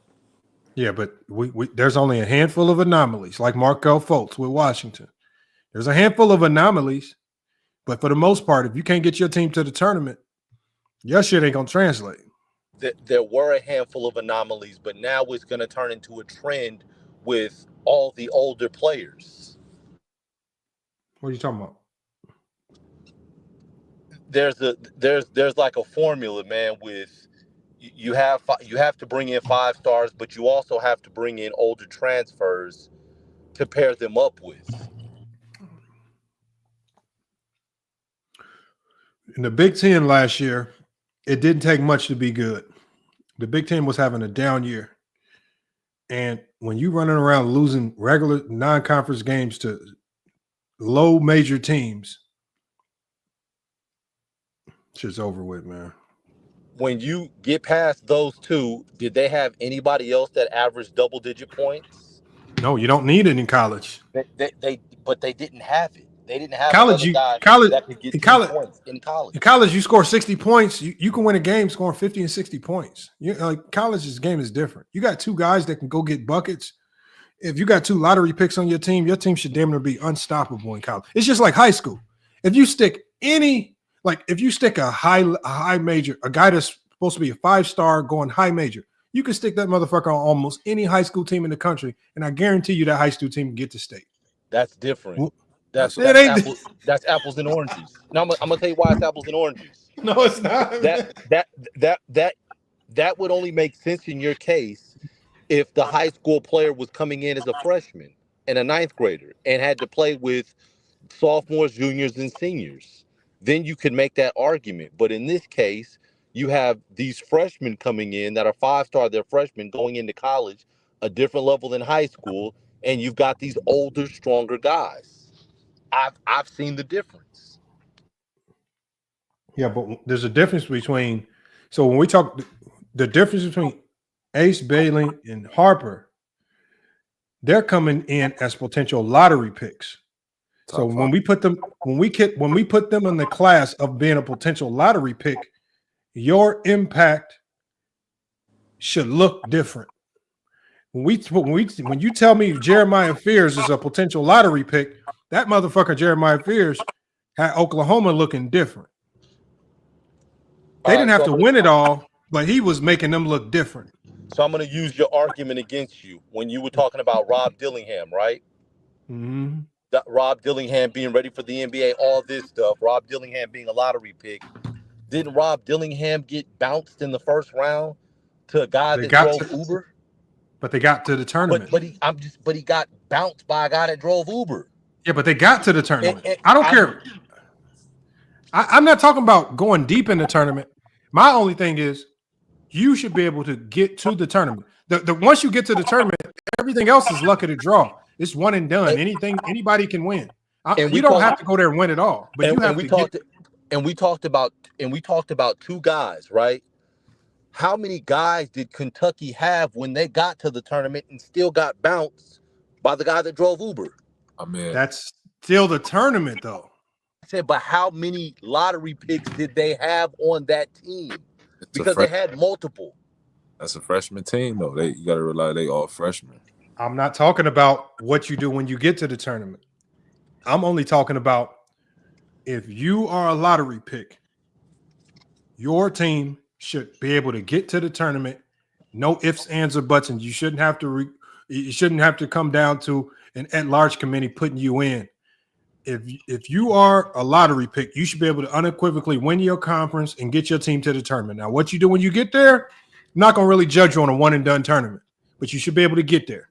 The fact that Rutgers has 2 lottery picks and these motherfuckers were struggling just to be competitive in a weak Big Ten this year. These motherfuckers struggling against Purdue. Purdue lost every goddamn body. Purdue was still competitive. No, bro. Purdue don't have a lottery pick on their team right now. They don't even have an NBA prospect. You don't have to have a lottery pick or an NBA prospect to be competitive in the college game. That's the beauty of the college game. Yeah, but when you have one, you are instantly competitive. When you have a true lottery pick, you become an instant competitor. And I don't care who else is on your roster. You have to have the right guys around you. No, you don't. Not in college. Not in college.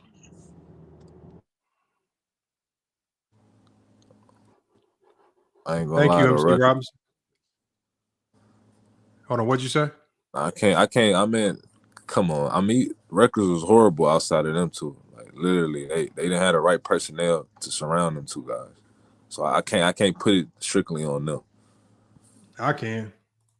I get it, the talent, you feel me? But if we go back and look, if a lot of these top NBA prospects, if they didn't go to Kentucky, we'd be questioning the same thing about them too.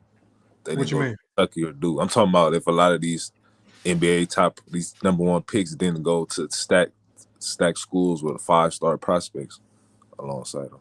Like the whole team. You get what I'm saying? What do you mean? I don't get it. Talking about, like, for example, like if Anthony Davis didn't go to Kentucky with that team, like if he had the same success, would he have that impact defensively? Hold on, let me ask you this. If Anthony Davis chooses to, let's say, for example, he says, "Fuck it, I'm gonna stay in my hometown. I'm gonna go to DePaul. I'm not gonna go to Kentucky. Are No, you no, telling yeah. me? Are you telling me Anthony Davis couldn't have led DePaul to the conference championship and got that team to the NCAA tournament? Chicago State. I'm telling you that wouldn't have happened. What, man? You must be Jason. Now, Jason, you know college basketball in that conference with DePaul. I think he would have. He would have. That motherfucker Anthony Davis would have wrecked that conference, and they would have went to the tournament. I would. I don't know. Yeah, I can't say they would have won a championship. They definitely would have went to the tournament. Yeah, they definitely would have. They would have wrecked that conference with Anthony, just with one player. Neither one of them is Anthony Davis. That's also. I'm going to tell you though. That's also pre-transfer portal. That's also pre-COVID years. It changes stuff. College players are old as hell in college now. You got the dude that was at you got the dude that was at Auburn that just transferred to USC. He's 25 years old. Talking about that wasn't happening when Anthony Davis was in college. That's true. Yeah, but what I'm saying is, when you're a lottery projection, when you're a potential lottery pick, I don't give a damn if you are a 7-year college player. My lottery projection is going to trump your 7-year player any day of the week. No, your lottery projection is just your potential. Doesn't mean that you're a better player right now and that you're more impactful. What? Yes, it does. No, it doesn't. It does mean you're better. I'm going to tell you. Look at Carter Bryant. I don't know who that is. Carter Bryant played for Arizona this year, University of Arizona. I don't know. I didn't watch too much. Okay, well, I'm gonna tell you, Carter Bryant went in, and when I'm saying this, I'm not saying that Carter Bryant's not a good player. I'm saying that Carter Bryant wasn't a top player in the country. But if you look at Carter Bryant's draft stock right now, Carter Bryant is right outside the lottery as being picked in the first round. And he wasn't impactful in college, but he's got a higher ceiling and a higher upside than a lot of these other players that are in college. Okay, so let me ask you a question. Is Harper not better than Braden Smith?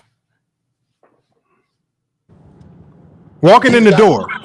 Hold on. Walking in the door as a freshman, I want y'all to tell me, who's the better player? Braden Smith of Purdue or Harper? Walking in the door as a freshman. Who's better? Right now, like as of walking in the door last year, right? Yeah. Braden Smith was better. Man, no, hell no, man. He was not better, man. Not supposed to be better. We found out Braden Smith was better after Harper got exposed. He couldn't lead Rutgers to nothing. Will Braden Smith be better than Harper in 2 years? No, he won't. But he's better right now. No, he's not. He should not be. He's better right now just because he's a better player, and Harper's supremely overrated. No, he's better. I told you, like, these are questions that I asked my son because he played against both of them this year. Bro, so Braden Smith, a 5'11" guard at Purdue, is better right now. It was better with no athleticism. Is better walking in the door than a potential lottery pick. It's better in the college game. Yes, right now. Now, again, in the next year or two, he won't be better, but he's better right now. Bro, then that's not a lottery pick. That's not a lottery pick. You're telling me that Rob Dillingham was a top 5 player in college basketball last year? He don't have to be a top 5 player. No, Rob Dillingham was in the NBA last year. No. I'm saying last year when he was in college, the year before when he was in college, was he a top 5 player in college? Watch this. Walking in the door, Rob Dillingham coming straight out of prep school, walking in the door was a far better player than Braden Smith, and I didn't have to see him dribble a basketball for Kentucky to know it. Walking in the door, Rob Dillingham, before he even played for Kentucky, was better than almost any vet 3-4 year guard that you can come up with in college basketball, walking in the door. So was he? I mean, was he better than Zakai Ziegler last year? Yes. No, he wasn't better than him last year. No, not in college.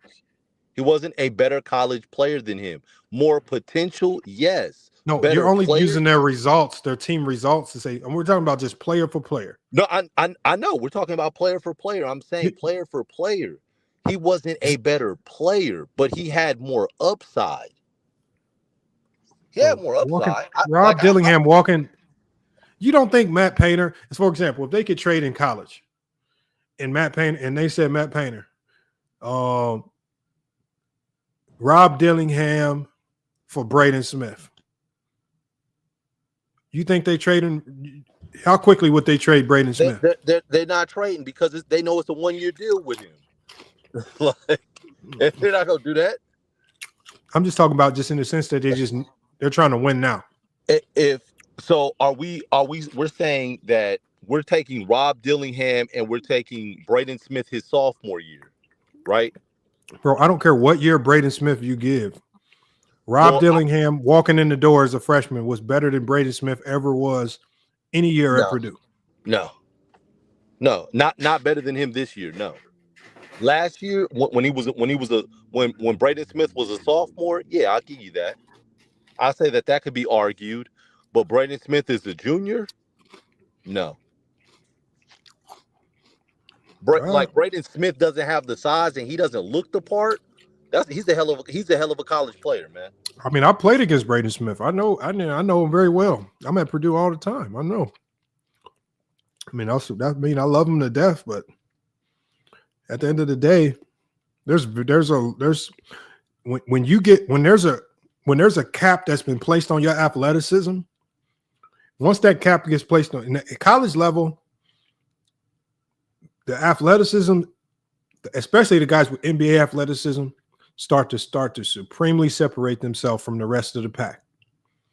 And when you got guards that have that level of athleticism and speed, they start to separate themselves. And when you see Braden Smith go up against players like that, that's when you start to see him struggle. And you start to see this is what a real good player looks like. This is what an NBA guard looks like when Braden Smith, when you see Braden Smith, like for example, when Mark Sears, if you see Mark Sears play Purdue, when you will see that matchup, what Mark Sears does looks a lot different. It looks a lot closer to what an NBA guy does versus what a college guy does. Yeah, Mark Sears is more talented than Braden Smith. He's better. He shoots the ball better. He's better. Yeah, so when you see these young guys come in, there are a lot of them are walking in just better than Braden Smith, especially guys that are projected to go in the lottery. That's a lot. Sometimes I won't even say sometimes. A lot of times, lottery is potential based. It's not achievement based. I mean, look at Janai Broom. Janai Broom ain't low lottery pick. He's not going to be very good either. I mean, but what did he do in college? He's a consensus All-American. He was first team. Sometimes you got to look at the physical tools, like the athleticism and the wingspan. All that's taken into consideration. Which would be the upside. Broom don't really stand out as an athlete at the NBA level. And you're talking about upside. That's what you're talking about. You're talking about upside. Exactly. That's why Broom ain't going top 5, even though he was arguably the best player in college basketball this year. I agree with you. That's what I'm just saying that to Lamont, like that the draft is potential based.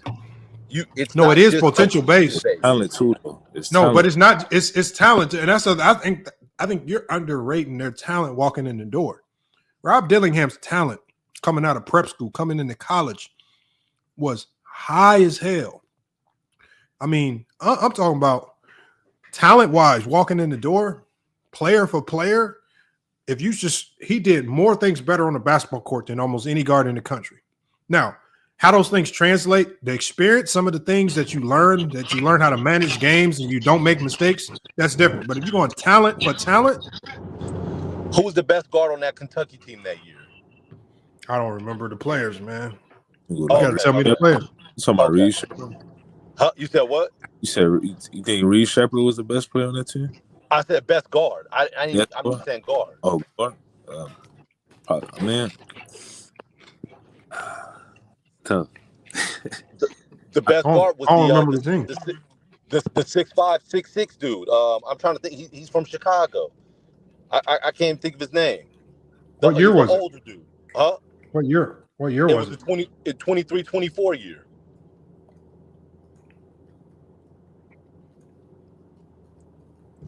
And I'll be able to pull it up in a couple minutes. I'm gonna pull it up right here. Let's see. I'm actually driving, but 23-24. They had Dillingham.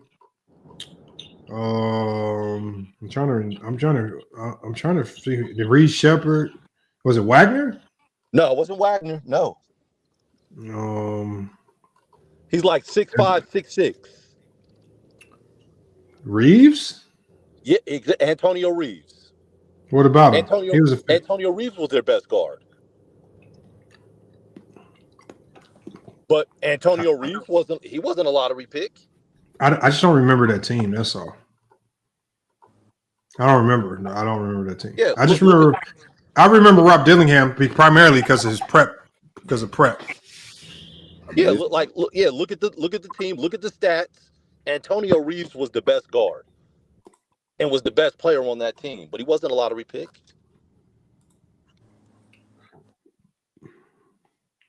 Having the best stats and being the best player in college is two different things. The best player in college don't always have the best stats. I was saying both. I was saying he had both.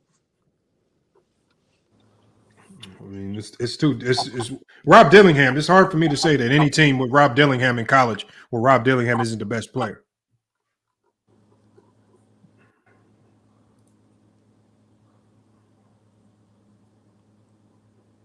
Like the thing with college is like certain guys, their game just don't translate to the college level, so you ain't gonna see it until they get to that next level. Until they get to the next level. Like Devin Booker, for example, we seen what he was capable of when he became an NBA player. And in college, he was held to being more of a catch and shoot guy, coming off elevator screens and pin downs and stuff. So Rob Dillingham's stats was just like the other guys. If you're going off stats, I mean, he averaged 15 a game. And what did Antonio Reeves average? Let's see what Reeves averaged. What Reeves averaged? He probably averaged a little bit more than that. Let me see.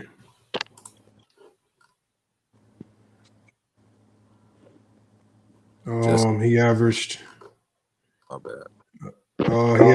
He averaged less points. Dillingham averaged 15.5. Reeves averaged. No, hold on. That last year, he averaged 20. Okay. He averaged 20. Yeah. That don't make you a better player. No, I'm saying I watched him. He was the better player. He was, but Dillingham was the better prospect. No, I don't. College basketball is notorious for this. College basketball is notorious for stats. Stats. You can have the best stats on the team and not be the best player, especially in college. No, you could be the best player, but you may not be the best prospect. And my man that just spoke just made a good example talking about Devin Booker. Devin Booker wasn't better than the Harrison twins. He wasn't better. I think Julius Randle was on that team as well. Yeah, but you see what you're punishing. He was better than the Harrison twins. The Harrison twins were more true point guards. What they needed out there with the other guys was true point guards. The Harrison twins were probably guard. They didn't both. Yeah, but play what I'm point saying, guard. One of them was a shooting guard. but what I'm saying is, what they needed to win games, they already had enough of what Booker did well. So Booker had to come off the bench. But it didn't mean they were better players. There's no day of the week. Nobody with a brain would have said in either one of the twins at that stage in their careers were better than Devin Booker walking in. They just weren't. Yeah, they were not. They were better than him walking in. Yeah, they were. No, they weren't, man. They were not. They weren't. And I don't even like to use rankings to justify it, but if you were to look at the rankings said it as well. Yeah, but by that time, we had saw who the Harrison twins were. Like once we realized who they were, they weren't better than Booker walking in the door. They both came in as freshmen. They were the better freshmen. Let me say this. Andrew Harrison was better. Let me say this. When no. Let me ask you this. When Shea wasn't the hot, Shea was probably the lowest ranked player on that 2017-18 Kentucky team. I think PJ Washington was rated ahead of him. Hamidou Diallo was rated ahead of him. And, Kevin Knox was rated ahead of him. And before the season started, once the season started, once Cal seen the season and he seen what type of player Shea was, that changed quickly. We seen it. Shea was the best player on that team, but that wasn't the case of him going to Kentucky, coming into that season. So it can change over the course of the season. That's a good point. And you said that Shea was Shea ended up being the better player on that team, right? Yeah, he was the lowest ranked guy out of all of them. Nobody knew who he. I didn't know who he was. And let me ask you something. Even now, looking at that team and looking at all those guys, who would you have said the better NBA prospect would have been? I thought Kevin Knox was probably the best. And he was drafted higher, right? He was like a top 10 pick, I believe. Exactly. Because the draft is potential based. Yeah, I mean that's because we got to remember he was getting the Kevin Durant comparisons. You know, all the tall long wings get the KD potential. Yeah. That's all I'm saying. Like, it's not necessarily achievement because was he killing at Kentucky?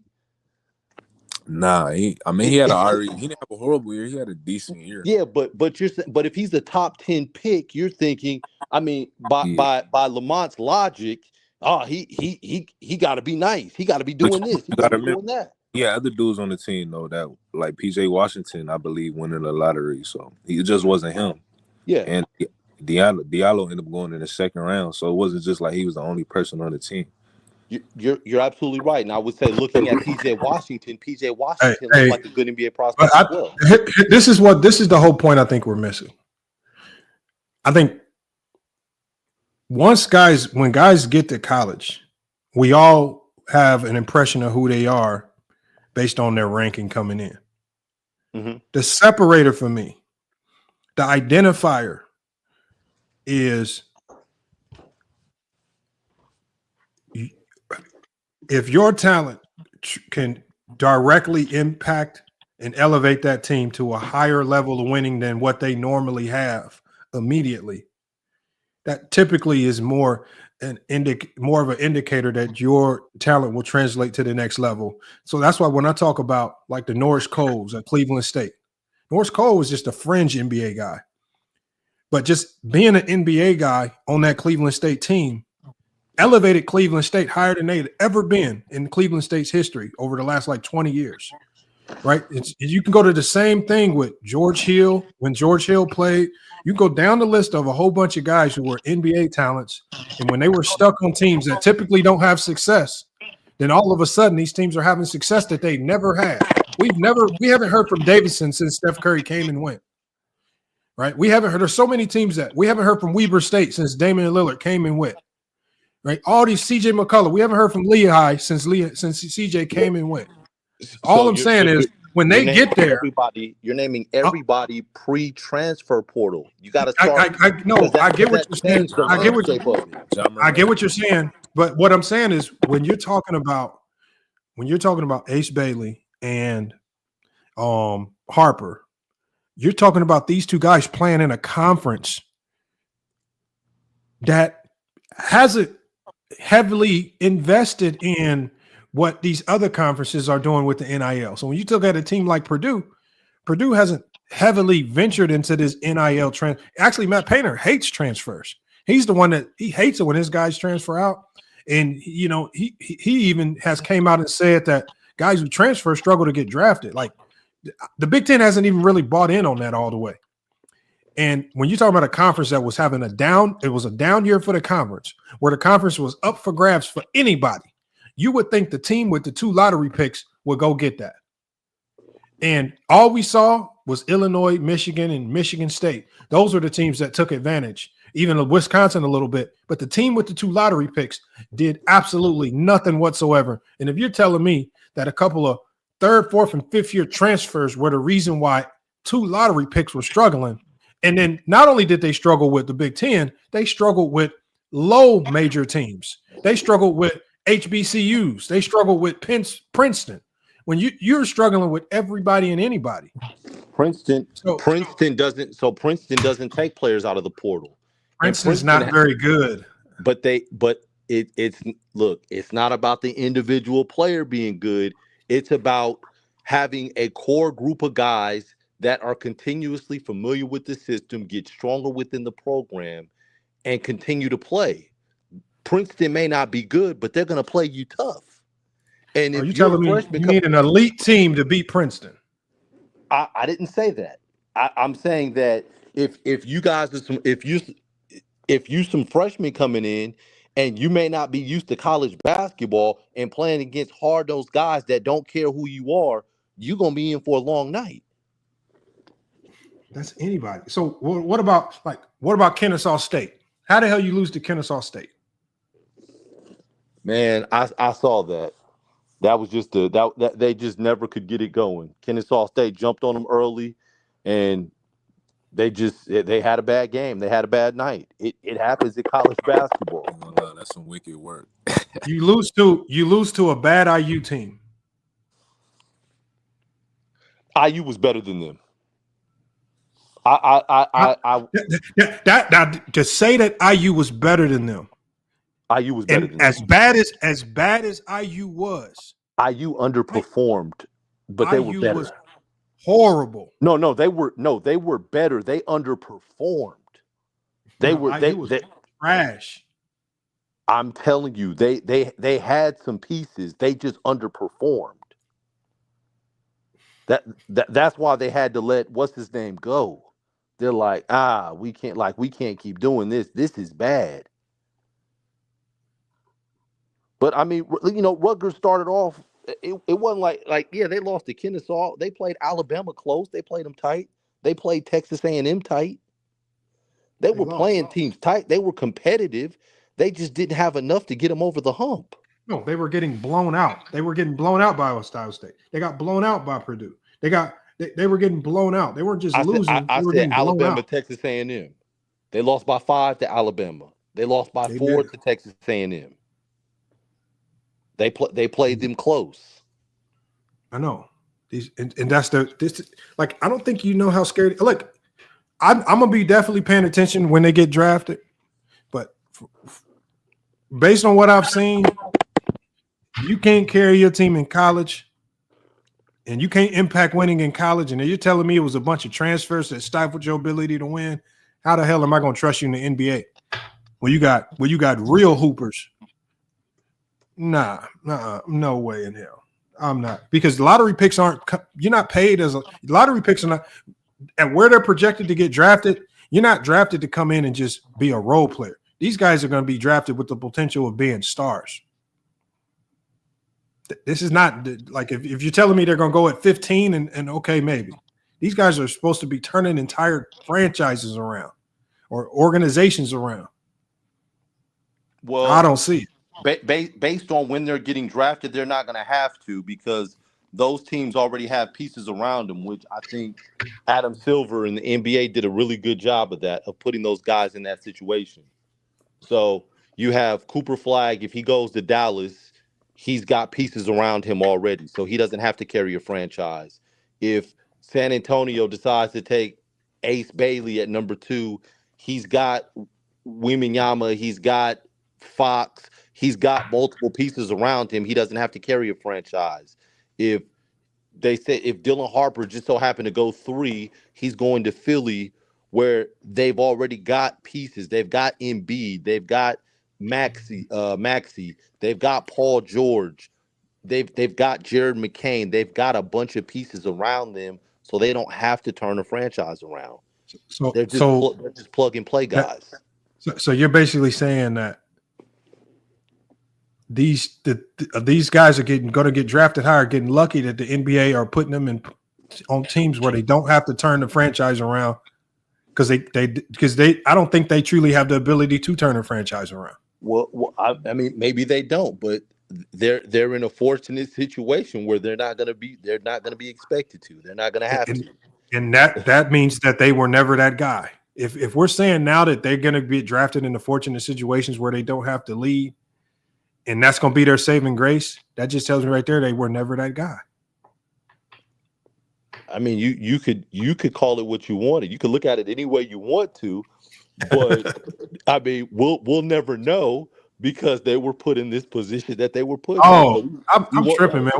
We got Go James Kingdom up here this whole time, man, and I didn't even say nothing to him. What's good, hey Johnny, man? Now, I wasn't going to interrupt because I don't watch college ball. I was just letting y'all talk, brothers. Peace and blessings, man. Hold on. Let me hold on before we get too deep in it, man. Let me get your thoughts, man. Hakeem, is Hakeem Olajuwon top 10 without the back-to-back? Where you got him at? Definitely, I got him 11th on my list. And sometimes he's 12th, depending on how I feel about Shaq. So we're going to remove the championships. No, you remove the championships? He drops out of the top 15 for sure. For sure. The championships matter. We always tell people championships matter. We always say that. Karl Malone would be top 10 if he had just one. Just one. Forget that what you said, him getting back-to-back. If he would have had back-to-back, Karl Malone would be top 5 all time. I agree. Top 5? Yeah. If he had back-to-back championships. If he had back-to-back if he had one, he'd be top 10. But if he had back-to-back champions, he would beat the Bulls 97 and 98. Yes, he's top 5. Okay, so let me hear your top 5 if he won 2 then. If he won 2, the top 5 would be LeBron, Wilt. He will replace Duncan. He places Duncan, probably. Actually, he Wilt, Russell, and then Malone. He would replace Jordan and Duncan. So Magic isn't in your top 5. Why would Magic be in my top 5? Yeah, I don't have Magic in my top 5. You got Kareem and Magic in your top 5? Top 5, I got LeBron, Mike, Shaq, Kobe, and Wilt. Yeah, Kobe? I got Wilt. Yeah, I don't know where y'all get Kobe. Oh wait, you didn't say Magic. You didn't say Magic in your top 5. He's in my top 10.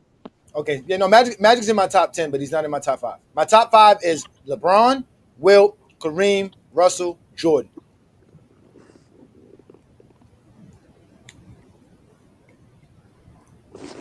Karl Malone's gonna have a nasty resume with 2 championships, especially if it was back-to-back. That's gonna elevate him a lot. Because that's really the only notch on his, that's only nicks on his resume where we kind of criticize him. But if he's able to get back-to-back, that elevates him a ton. And that same could be said for Barkley. I just don't see Hakeem in anybody's top 10. My whole preface in that, hey Johnny, was Sturdy was trying to make the claim that Olajuwon is top 10 because of just his talent alone, and it had nothing to do with the back-to-back. They overrate that man's talent. Didn't that man come from Africa but didn't even know how to play basketball? Nah, he was out of shape. He came from Nigeria. He's a little out of shape. He wasn't out of shape. He didn't know how to play basketball. I watched a documentary on that man. They said that man could not play basketball. They had that man sitting in Houston learning how to play basketball for 2 or 3 years before he. How you in Africa and not in shape, man, bro? Hey, that man was playing soccer for sure. He was definitely conditioned. He was definitely in shape. Not if you're a goalkeeper. You ain't running as much. as But that's what helped his footwork. But that helped his footwork in basketball because he was a soccer player. But if you a goalkeeper, you ain't running like the rest of the soccer players. And if you're a 90 center, you ain't running either. You just standing by the goal. Nah, you gotta get up and down. Boy, that's blasphemy. Here we go. Let me ask you this, Johnny. Okay, defensive player. Hey, hold on. Before you ask me, make sure you answer the question of the day. You got to answer the question, and you got to answer the question of the day too, King Rowe. Oh, okay. So I just came in like 10 minutes ago. Yeah. Well, the question of the day is Hakeem Olajuwon top 10 without the back-to-back? I probably would have Big O in my top 10 if he didn't have a back-to-back. But I wouldn't drop Hakeem no more than 2 spots because I have him at 10, and I wouldn't drop him no more than 12. And simply because with zero championship. With zero championship. Remember, Oscar got the 1, and that was as an old guy next to Hakeem, and I got him 12. No. But Oscar, like for example, the one thing I said was we cannot take the anomalies who entered the top 10 more so because they did something that we had never seen in NBA history. So, for example, Wilt could have went 0-4 in the championships, but what he did as an individual player with scoring the ball, 100 points, 50 a game in a season. Don't tell me you believe that 100-point myth, man. Hold on. But I just can go off what they reported. If it's found to be a lie later on, I'll judge it then. But right as it stands right now, that they reported it. It is what it is. Look at the stats. All I'm saying is this. With Oscar did something that was looked at as statistically almost impossible. Nobody thought a player could average a triple-double for an entire season. Oscar did it. That feat alone almost single-handedly put him in the top 10 because by the time he won a championship, he wasn't even the number 1 option. Right? He was like the second or third best player on the team, probably the second, but he wasn't even the number 1 option. It was later on in his career towards the decline. He's more so known as the first guy to average a triple-double, and that's what elevated him. But so we cannot take guys who had otherworldly accomplishments and say use them as the focal point, because that means you would have to tell me that Hakeem did something that we had never seen before that would allow him to eclipse the top 10 and for us to overlook all the years of losing. I mean, he already did a whole bunch of losing as it was outside of the back-to-back. He was just a loser. He lost in the first round. He got to the finals in the second year, though, Lamont. And then he got to the finals the second year and he lost, but he didn't maintain. He wasn't a consistent winner after that. All he did consistently after that was lose. He lost a year after that in the first round. He lost a year after that in the first round. He lost a year after that in the first round. And a lot of these are years where they were the higher seed. He lost a year after that in the first round. He lost again in the first round. Then in 92, he missed the playoffs. That's a lot of losing. You can't tell me that because I told Sturdy, I said, if he loses in the first round in 94 or 95, that means you have 8 years of losing. How does he crack anybody's top 10? I'm gonna add context to that because it's kind of similar to Wilt, right? Now he was drafted. Him and Sampson were they supposed to be the twin towers. Now we all know Sampson had injury issues, didn't and lit up to his end of the bargain. There wasn't a lot of talent around Hakeem. Even when he won the championships, there wasn't a lot of talent. The Knicks were heavy favorites over Houston. And to me, if Sam Cassell didn't emerge off that bench, because Kenny Smith was getting locked up by Derek Harper. If Sam Cassell didn't emerge as an option, Robert Horry hit big shots, and Mario Elie played a little bit, he wouldn't have had much to beat the Knicks, even with him severely outplaying anyway. Now, I can admit my man got outplayed. But Hakeem at that point, and I think that's my issue why I have him so high. He was, after Jordan, when Jordan was playing for the Barons, I thought he was the best player in the world. And he really, now, again, Hakeem, you're right, Hakeem struggled. He had a lot, like, I remember when it looked like him dribbling the ball was like dribbling a coconut on the beach. Like, his ball handle was whack. But he did have the footwork, and he did have the post game. So when they finally got a decent team around him, they got, and again, I think they beat the Jazz, right, 94, if my memory serves correctly. And again, the Jazz were a very consistent team. Hold on, let me ask you a question. Hold on. Sure. See, act like we be forgetting. Okay, let's just go to 1991 when they actually had a good team, when they actually won 50 games. Okay. They had the better team. They had Vernon Maxwell and Otis Thorpe and them guys. How the fuck did they lose again in the first round, even with help? I will say this: the West was very deep. Like, those teams weren't that much different. Like, it's almost like the West this year, where the difference between the second seed, the difference between the second seed and the seventh seed was not that big. You know what I'm saying? Like, Golden State could have conceivably got to the conference finals as well if Steph didn't get hurt. And so you had a lot of battles. And again, yes, they did take it out. I got to look at the stats and see if Hakeem didn't hold up his end of the bargain. But again, it's like, No, in the playoffs, all his numbers dropped. Yeah, I mean, you had a 50-win team. You can't look. I'll give it to you. For example, I'll give it to you in '87. Ralph Sampson gets hurt. All he has is Sleepy Floyd and Roddy McCray. They go 42-40. They lose in the first round. Okay, we'll give you that. In '88, you missed the playoffs. 41-41. We'll give you that. In '89, right? You get a little bit of help with Otis Thorpe and Mike Woodson. Your team gets a little bit better. Still no All-Stars. We give you that. We go to '90. You have Otis Thorpe, you have Vernon Maxwell, but you lose in the first round. You go to 1991. You're a 50-win team now. Yeah, they lost to the Lakers. Absolutely. And the Lakers should have won the championship that year. Hold on. First of all, the Lakers in 1991, if healthy, possibly should have won it all. That's what I'm saying. They weren't healthy. That's what I'm saying. If healthy. They were not healthy, and they still beat the Houston Rockets. Right? And then we go to 1992. You lose again.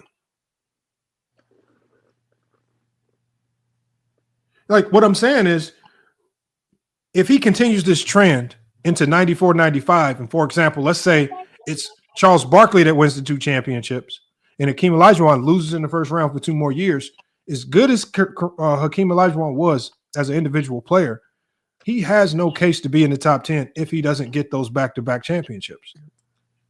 It's just no case. It's a thin line, man. It's a thin line. Because I maintain. There's no thin line. It is. Because, again, at the end of the day, Olajuwon did have the 93, 94, 95 run where he looked like the best player on the planet. I maintain a lot. Because you remember, Ewing and Olajuwon were rivals in college, right? They battled at Georgetown and Houston. And I maintained that before 91, 92, Ewing was clearly the better player. A lot of people don't realize that. So it's like, right, I because of the 2 championships, I put Hakeem in top 10, and Ewing is in my 20s. My favorite player. Hold on. King Rowe. You said exactly. Hold on, King Rowe. Just stop right there. Wow. You just said, because of the 2 championships, you have Hakeem in the top 10. You just admitted it. You're right. That's all I want to know. Because if you take away those 2 championships, there is no top 10 case. Facts. But okay, I got you. But again, okay. Why do we got to pretend like the championships don't matter? No, I'm not. I'm hypothetically taking the championships away. Hakeem was also the whole time one of the best 2 defenders I've ever probably the best defender I've ever seen. Like his defensive impact, the amount of shots he could block and affect. Hold on. Go ahead. How do we know your defense is elite if at no time in your career it translates into anything elite? It didn't. Because if you take away the 2 championships, because the hypothetical situation I posed to H30 was, let's say he continued the trend of losing in the first round in 94, 95. How could we say that this so-called elite defense ever translated or had an impact on anything if this man kept losing in the first round, even when he was the higher seed? So, all right, let's just say he gets knocked out in the conference finals. Are we still knocking him that far? Yes. That's what I'm saying. And that's a thin line. Because who would they have lost to? They would have lost to Malone. Malone would have gotten to a finals, or they would have lost to Phoenix. I mean, look, in 95, they lose the game 7, which, my God, I mean, Kevin Johnson absolutely destroyed the rest of his team. And Hakeem was great. And they get to the finals, and then they sweep Shaq. Again, they did that. Again, if you telling me Barkley gets there one year and Malone gets there the other year, yeah, it's different, but then he would have lost to other all-time great, and I think great teams in the Jazz. Hold on, what? Outside of the Bulls, there were no all-time great teams in the 90s. See, I'm not buying that. There were none. What are you talking about? I'm not. See, okay. What? Hold on. Go to give me the outside of the Bulls. Give me the all-time great team from the 90s, y'all. Anybody. Let's be honest. There were no all great teams in the 90s.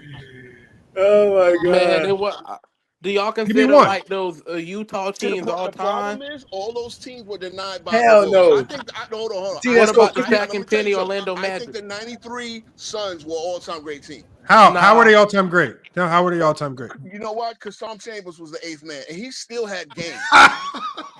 Okay. Aha. A guy that averaged 27 was your 8th man.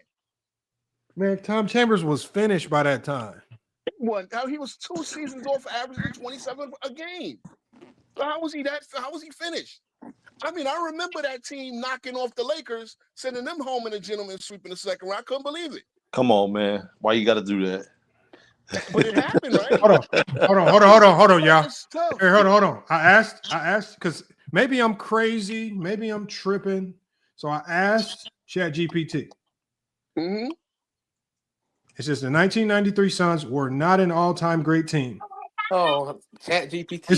It says they were elite for their era, maybe the best team that season, but definitely not an all-time great team.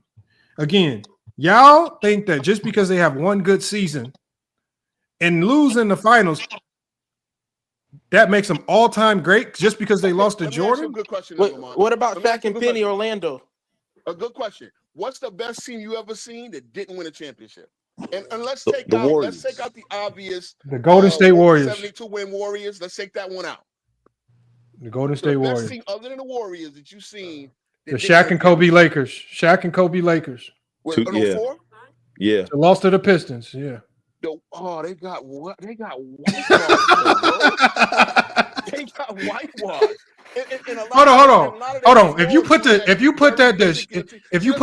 04, hold on, y'all. If you put the 04 Shaq and Kobe Lakers up against that Phoenix Suns team, the Phoenix Suns get swept. Nah, I'm not. Man. I'm not buying it. You know why? Because Malone was washed. Malone and Peyton were washed. Oh, how the hell you gonna stop Shaq and Kobe? Game in the playoffs. How you gonna stop Shaq and Kobe? I'm gonna work around them. First of all, it was done. If Tayshaun Prince could have solved the Kobe puzzle, I'm sure Phoenix would have found a way. I mean, man, stop. Who? Tom Chambers? First of all, Tom Chambers was the 8th man on that team. Okay. Who? Tony Dumas? Who? Tony Dumas and Cedric Sabalas. Both of them. Man, you done lost your mind. Nah. Okay, they couldn't? No.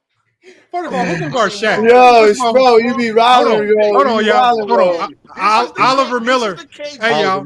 Oliver Miller on Shaquille O'Neal. What do those Lakers got for KJ? Hold on. Mind you, this, y'all. Hold on. Also, I'm an old head. Hold on, King Rowe. They'll put Gary Payton on KJ. They'll put Gary Payton on KJ. Hold on, King Rowe. Hold on 1 second. First of all, KJ, there's nobody that could do anything with that version of Kobe.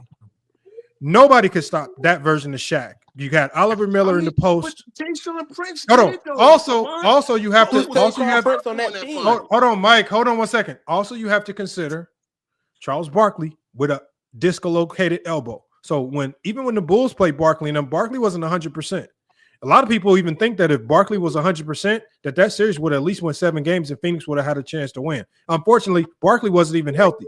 So again, you're talking about KJ, who definitely could not do anything with Kobe. You have Barkley, who wasn't going to do anything defensively, but less with a dislocated elbow. You have nobody that can guard Shaquille O'Neal, nobody that can guard Kobe, nobody that could guard that version of Karl Malone, even though he was older, right? Man, come on, man. They would have swept. What did Barkley do in the finals against Horace Grant now? They would have swept that team. See, again, what did Barkley do in the finals? I don't know. He averaged 25. He averaged 25? No, he averaged more than that. I don't remember what he did. He was like 27. Jordan averaged 41, and they needed every bit of that 41 to beat that team. No, they didn't. They won 6 games. They won in 6 games, but without the Paxson shot, it goes down to game 7, and which would have been in Phoenix as well. I mean, and excuse me, I'm wrong. I stand corrected. Karl Malone had 30 points in a playoff game with the Lakers against the Houston Rockets in 2004. So Karl Malone was still able to get you 30. Yeah, was he? Because I mean, against the Pistons, he had nothing. He had a what's it called? He had a hamstring injury versus the Pistons, wasn't it? Didn't he get hurt in that series? You're dragging those old guys through the playoffs to play a prime Barkley He was hurt. See, that was the best offensive team that season. I know look, I could have swore in '93 that they were the best offensive team amongst a whole bunch of bad offensive teams. Who was the starting five? Who was the starting five on that Suns team, bro? So okay, we got West at center, defensive 6'10". Oh my God, Mark West? Yeah, 6'10". Oh man. Fried by Shaq. All you're doing is using up fouls. Yo, bro, why did you start with West, bro? Like, I'm trying to help you, bro. Why did you start with West, bro? Like, why? Because first of all, you know why? Because I would love to have these team debates, man. That's what I told your boy Trav. Let's have a team debate, and let's take two teams that didn't win a championship, and let's state your case why they would win a series. But here's the deal. West, the 22 Boston team is better than 93 Suns. Well, are we sure the 93 Suns are the better 22 than the 02 Kings? The 22 Boston team that lost the championship to the Warriors is better than the 93 Suns, sir. The 2000 Portland Trailblazers. The team that couldn't make threes? Man, the you 02 Kings was better. The 22 Celtics? What you mean 22 Celtics couldn't make threes? Because they were playing against a superb team. You mean the undersized Warriors? You think? Oh wait. See, they were doing the same thing they do now. You said Mark West was 6'10". You said Mark. I'd rather have Draymond Green than Mark West. I'll tell you that much. I'd rather have Draymond Green than Mark West any day of the week, bro. Any day of the week. In any era. In any era. 6'6" on 7'2". I'm not 6'2" on 7'2". We're talking about the Robert Williams and them beating the 93 Suns. Robert Williams never stay healthy. Now Robert Williams is great, and he's 6'8". He's not maintaining it against shit. It's Al Horford though. You got Al Horford. You got to worry about Weston Miller as my center rotation. Robert Williams isn't 6'8". Robert Williams is taller than that. I thought he was 6'10". Robert Williams about 6'9" at most. No, he's not. See, look, Ro. Come on, Ro. Stop doing that, Ro. Robert Williams. Look, they list people with. I see Robert Williams. He's not that tall.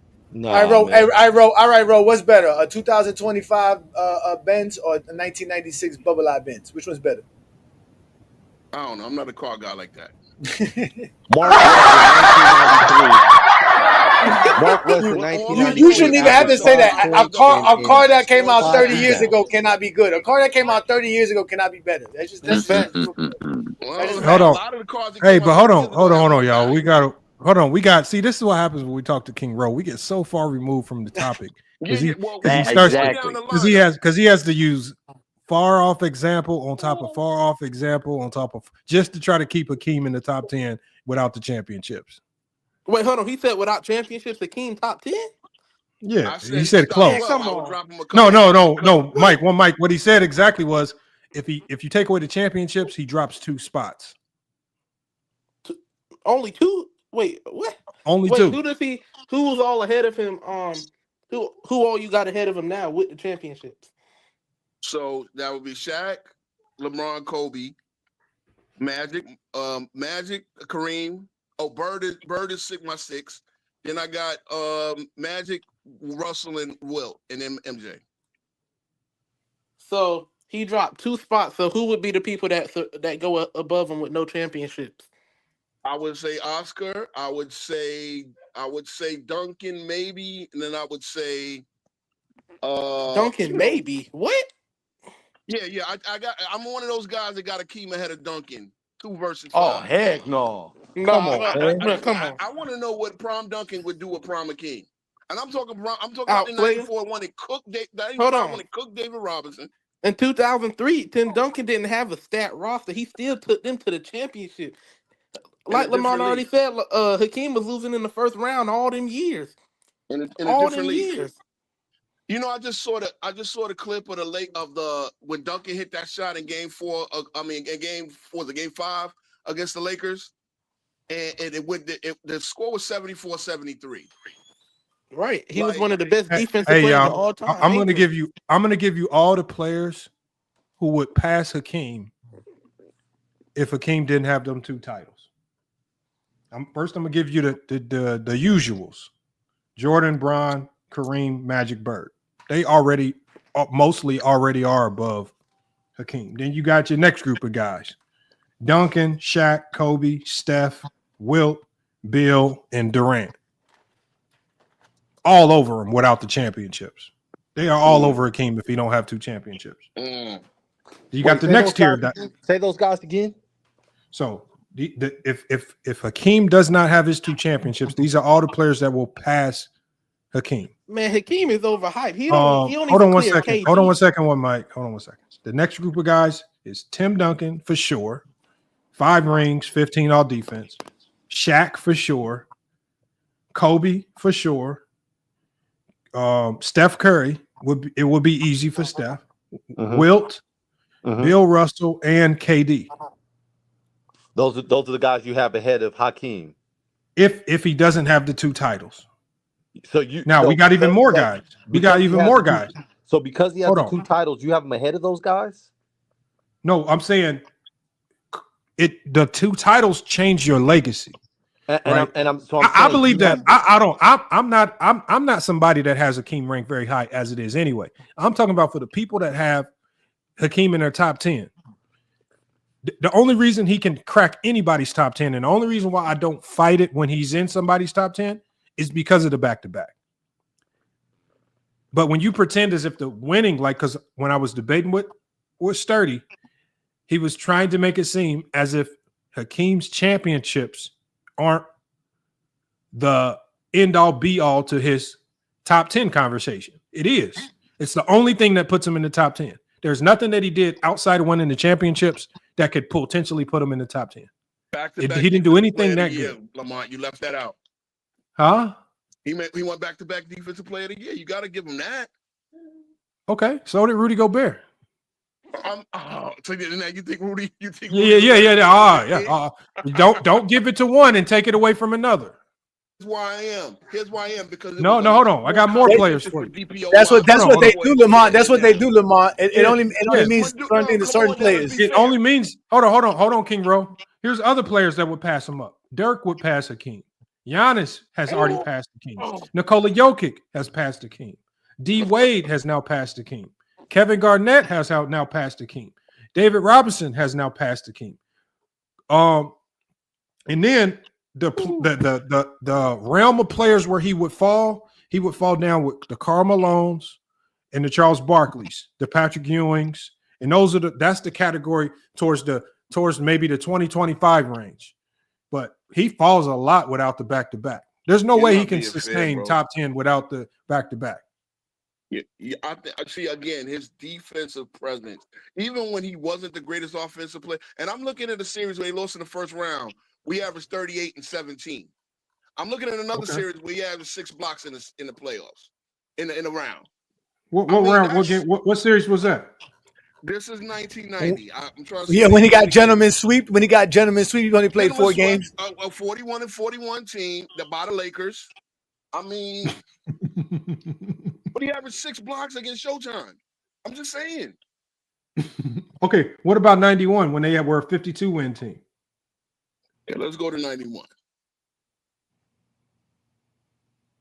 Another Don Chaney. And Don Chaney was a nice coach, but not exactly, Quit blaming everybody else. Top 10 players can't blame nobody else. I'm trying to look at the stats. And we can't blame Spoelstra. And literally, we're only talking about the first round. Look, I'll give you coaching and all that stuff if you talk about conference finals or finals losses. What are we talking about the first round? Again, you got we ain't talking about nothing significant. Magic. Like the teams that hold on. It's if okay, I get that you say that they lost to the Lakers, but if you're telling me they lost to the Lakers in a year where Byron Scott was running around on one leg and James Worthy was running around on one leg, that's not the same Laker team. No Kareem, not the same Laker team. It was just Magic doing a lot of heavy lifting. Worthy averaged 22, Scott averaged 15. I think the injuries came later in the playoffs. The playoffs is a grind down as it is. What was the Hakeem's numbers that year? It was decent. 22 was a 22, 15, and 3. No, it wasn't. It was 21, 13, and 3. I'm looking at 91. Yeah, man, come on. I'm looking at 91, 22, 15. He tried to add extra points and rebounds on there. I mean, look, this is the time when I'm maintaining that Patrick Ewing was a better player. And then Akeem took. I will admit. Okay, Akeem so hold on. level. And King Rowe. If Ewing was a better player up until a certain point in time, didn't that shift when Akeem won the 2 titles back to back?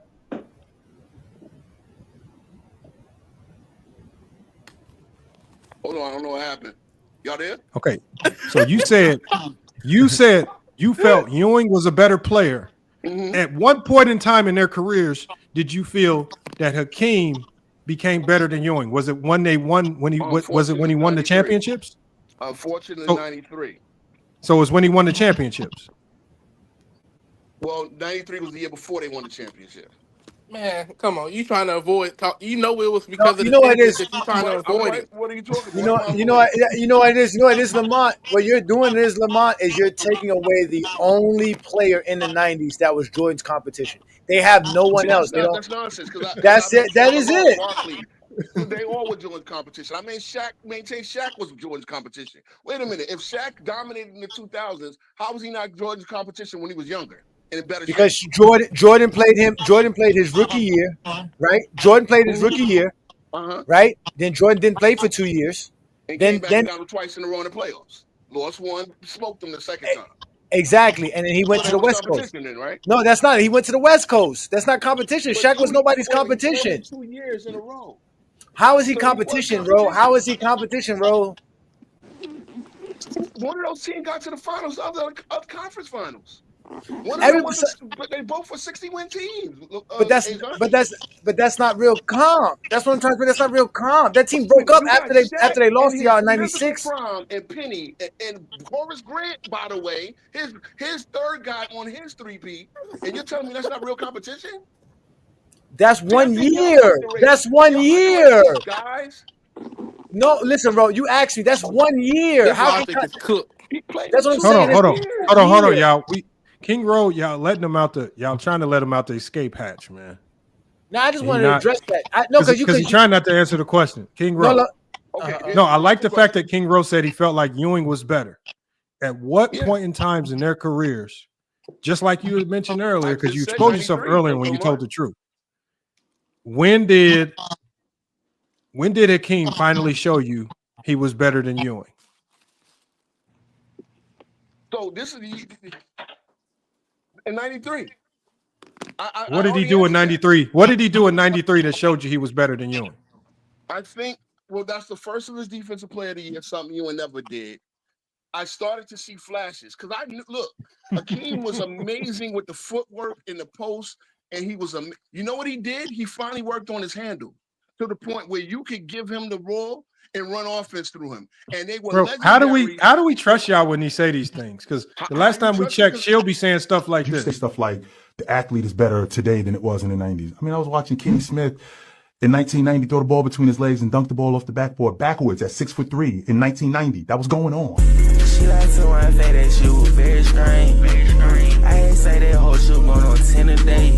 Man, it be so bad she got. But so when you tell us he had a better handle, how do we trust this, man? Y'all got a very skewed to the point where they could run better offense through Akeem, where they ran, and we all know that Houston ran the inside, go inside the Akeem, and they were actually one of the elite 3-point shooting teams of the time because they ran inside out, right? They drafted a guy like Robert Horry. They got Mario Elie. They already had Matt Max. Then they draft Sam Cassell. Kenny Smith was a great 3-point shooter. So you wound it up with Akeem, who now had a better give him the ball and let him cook. And then when he gets double teamed, you can go hit the 3-point shooters. That's when they became something to deal with. Now, again, like I said, up until then, Akeem was really good with the post, but he was good with his footwork, but he could not really handle the ball to give him, to like really, really run the offense through him. And that was where he struggled. Ewing, again, had Mark Jackson, and once they traded Mark Jackson, Ewing's offensive game fell off, but now Akeem was better than him on both sides of the ball. And when I say Ewing was better than him, it's not like Ewing was a bum, because I watched Ewing beat the Celtics, still had 4 Hall of Famers, with Gerald Wilkins as his next best scorer.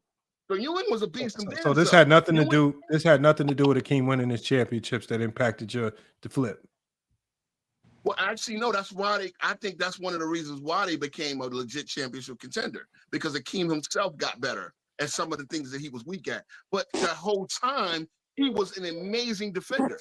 And if you're gonna tell me two versus, mind you, he's going up against Mark Eaton, who gets 6 blocks a game for the Jazz. He's going up against amazing defenders. Bro, Mark Eaton was a bum. What? He was a good Mark shot Eaton was a blocker. bum, man. He was a good shot blocker. Mark Eaton is a bum, but you think Rudy Gobert is something to sneeze at? Rudy Gobert is 1,000 times better than Mark Eaton. Yeah, he definitely moves better than Mark. He is for this Mark era, moves but like Rudy is Frankenstein. soft as butter. Mark Eaton should have been on somebody's farm. Lane, bro.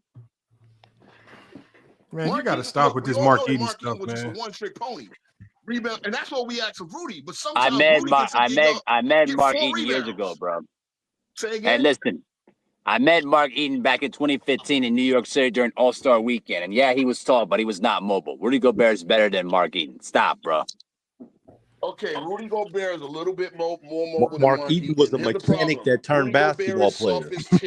He has the Somebody worst said hands in you the too world. tall to be doing this bagging groceries, man. Get your that basically is, man. That's all he was. If you would put Rudy Gobert in the 90s, he might be the GOAT defender. He might be slightly better than Dikembe a little bit. He might be a lot better than Dikembe. Dikembe couldn't move. He was a big stiff. Sure, Put him up against Darryl Dawkins and Rick Mahorn. He is going to cook those dudes, man. Bruise him. No, he's not. Rudy Gobert is super strong. This is the argument that I had with the TikTok. I'm not gonna say he's super strong. He's strong. He's wiry. Bro, y'all never seen Rudy Gobert stuff somebody trying to dunk on him before? Like, y'all never seen somebody who come up there with force and try to dunk on Rudy Gobert? He's a 4-time. Oh, wait. King Rose speech, you always do this. You guys stay discrediting players. This man is a 4-time defensive player of the year. Thank you. Okay, 4 I'm the guy times. who screamed for the Knicks to draft him when nobody knew his name. I understand. He puts his hands up and is at the rim. But here's where I see the faults in his game. Yes, he is very mobile. Problem is, he is very soft, and if you put him up against a certain level of physicality, he now shrinks. This is why Utah never got to the second round. What level of physicality has? Who has backed him down? Who's pushed him around? Where? Where? First one, y'all put him in the 90s. I'm sorry. Goddamn average guys would have bruised this guy off the court because where off what? No, that's lies, man. Those are lies. Okay. So we're gonna tell me there's no bruises. We're gonna tell me. No, Mark West is not a bruiser. Mark West is not a bruiser. Irvin Johnson is not. Irvin Johnson is not a bruiser. These niggas are not bruisers, bro. Stanley Johnson, talk, man. The Irvin Johnson. Bloody Divock, nigga. Bloody Divock, nigga. Bill Wellington. Bill Wellington, nigga. Eric Montross. Come on, man. To the weakest George, players at the those are the centers in the league. These were starters. Those are starters. Eric Montross started. The weakest player, the weakest. You act like Patrick Ewing was playing on every team. You act like Hakeem Olajuwon playing on every team. You name it: Alonzo Mourning, Dikembe Mutombo, David Robinson, Hakeem Olajuwon, and Patrick Ewing. That's 5 centers. There's 27 teams. There's 20 other centers. You went to the 20th. There is no average. There's bums. They're all bums. They're bums. They're just 7 feet tall. They're just 7 feet tall. That's it. You just had to be 7 feet tall and you get a job in the NBA in the 90s. That's it. That's it. That's it. Yeah, bro, you overhyping them dudes in the 90s, bro. I'm watching Michael Oliver Candy getting picked early. Why? Why? Because he's 7 feet tall. I'm watching Mark Camby get picked early. Why? Because he's 7 feet tall. These niggas are bums. Nah, Camby was all right, man. Okay, hold on. Watch this, y'all. Hold on. Watch this, King Row. Watch this. King Row, I'm going to give you the starting center. King Row, hold on 1 second. King Row, hold on. King Row, I'm going to give you the starting center for every team in 1992. We're going to see if Rudy Gobert could, if these guys would completely decimate Rudy Gobert. All right, let's go with the Miami Heat. Ronnie Cycli. Okay. No. Okay, no, he would not do nothing with no Rudy Gobert. For the Philadelphia 76ers, the starting center was Charles Shackelford. Gobert was a bruiser, not a good player. He was a bruiser. Okay, in the New Jersey Nets, it was Sam Bowie. You really trolling with the laugh, Lamar. You cold. You cold, man. You trolling. Okay, hold on. Hold on, I'm giving you starting centers. Hold on. The Chicago Bulls, it was Bill Cartwright. We done. Okay, great. We're gonna use that later, though, right? Okay, hold on. For the Charlotte Hornets, it was Kenny Gaddison. This is the year before morning. Great. We know that Charlotte was for the Dallas Mavericks. For the Dallas Mavericks, it was James Donaldson. Very skilled. Hold on now. Wait. You just named a name. Very skilled. Hold on. For the Seattle Supersonics, it was Benoit Benjamin. Benoit Benjamin. He wasn't very good. He wasn't that bad. He was very skilled. 7 foot. Okay. For Phoenix Suns, it was Mark West. Another bruiser. Man. Okay.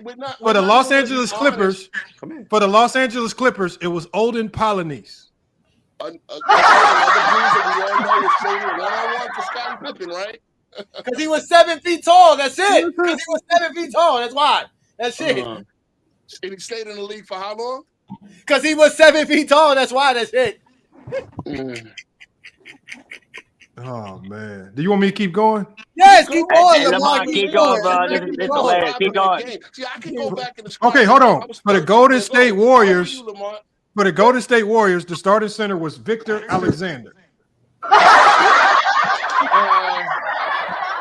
Okay, how many games did he start? Hold on. For the Minnesota Timberwolves, the starting center was Luke Longley. You are trolling. Damn, you trolling. Lamar, why you trolling like this? Because when Luke Longley plays with the Bulls, he's supposed to be something to write home about. Come on, man. Lamar is Bro, he wasn't anything I would worry about with Rudy Gobert. I haven't heard a name yet that Rudy Gobert is supposed to be afraid of. Continue. Go ahead. You're not understanding. These guys are elbow throwers. Rudy is soft. I didn't say Rudy wasn't skilled at what he does. Why is Rudy can't throw an elbow? Why am I going to cost myself $500,000 because you want me to throw an elbow? Like, you niggas is stupid.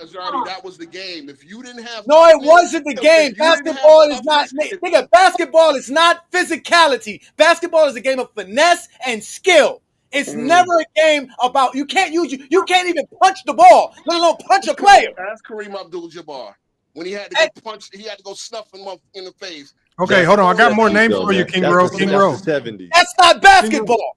That's not basketball. That's why nobody was watching that shit. Hold on, King Rowe. Nobody was watching it then. Hold on, hey, Johnny. Hold on, King Rowe. Let's go to the Celtics. Okay, so the Celtics starter in 92. Was Parrish. No, Parrish was hurt. It was Joe Klein. How many games did Parrish play? For the Pacers, it was Rick Smith for half the year, but then it was also LaSalle Thompson. Oh my God! Jordan wanted LaSalle Thompson on his team. He got mad. These guys are physical guys. I'm surprised that this guy started, but I guess Moses Malone was getting older. But what about the Bucks with Frank Burkowski? I like it. Burkowski was another guy that had a lot of skill, a good up and under game. Man, he wouldn't do nothing with no Rudy Gobert. Okay, hold on. The Atlanta Hawks. Hold on. Rudy now. There ain't no sinners in the league. Hold on. The Atlanta Hawks.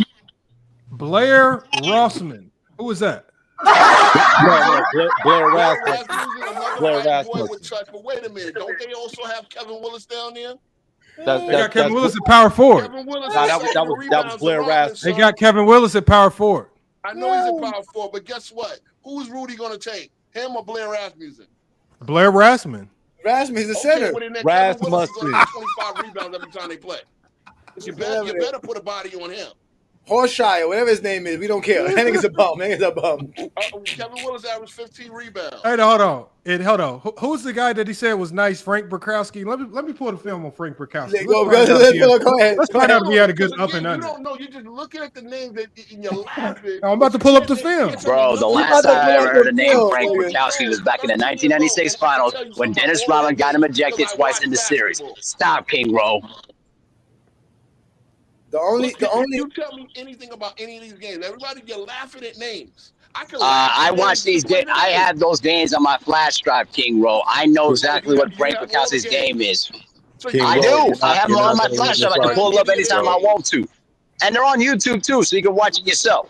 But either way, Frank Bukowski was only known for getting ejected twice in the '96 finals because he couldn't handle Dennis Rodman. Stop the nonsense. You needed to be physical in that era of basketball. Isn't Rudy Gobert an international star? Hasn't he won like golds and like championships in France and shit like that? He's like one of the greatest players in the world. And what was the USA doing?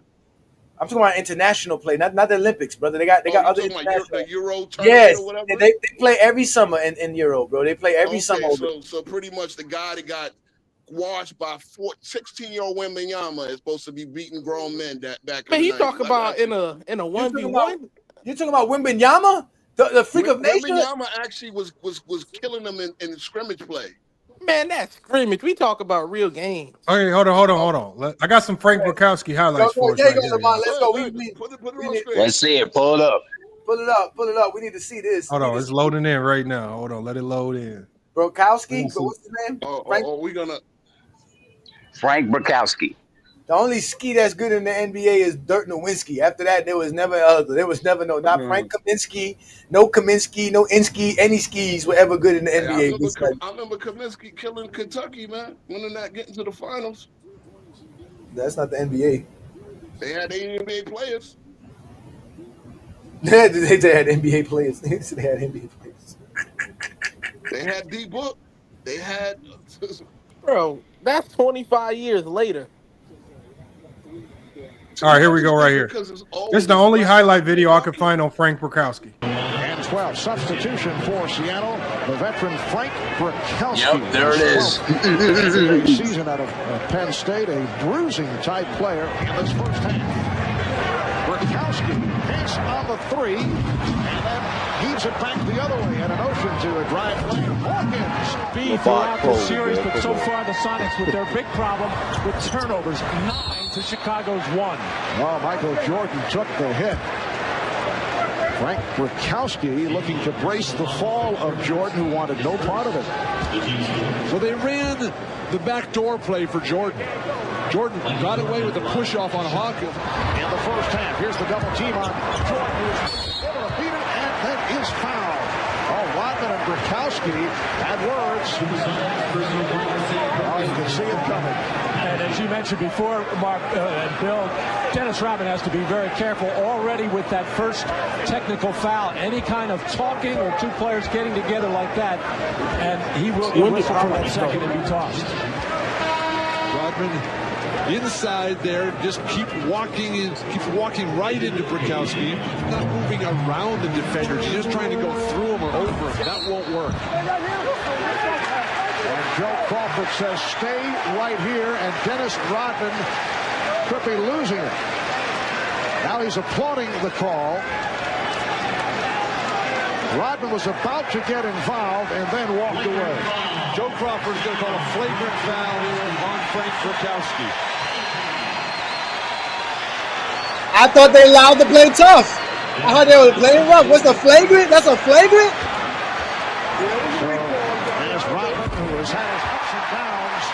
Oh, that was horrible right there. Hey, when did highlight for his first point of the night? It's already started. That's a highlight. Bukowski looking to that's his highlight right there, bro. But just move with the forearm, with the Wait, how elbow, he's supposed to be doing anything on Rudy Very Gobert? dangerous play, uncalled for. He's just going to elbow Rudy Gobert. That's it. That's basketball. Just elbow him.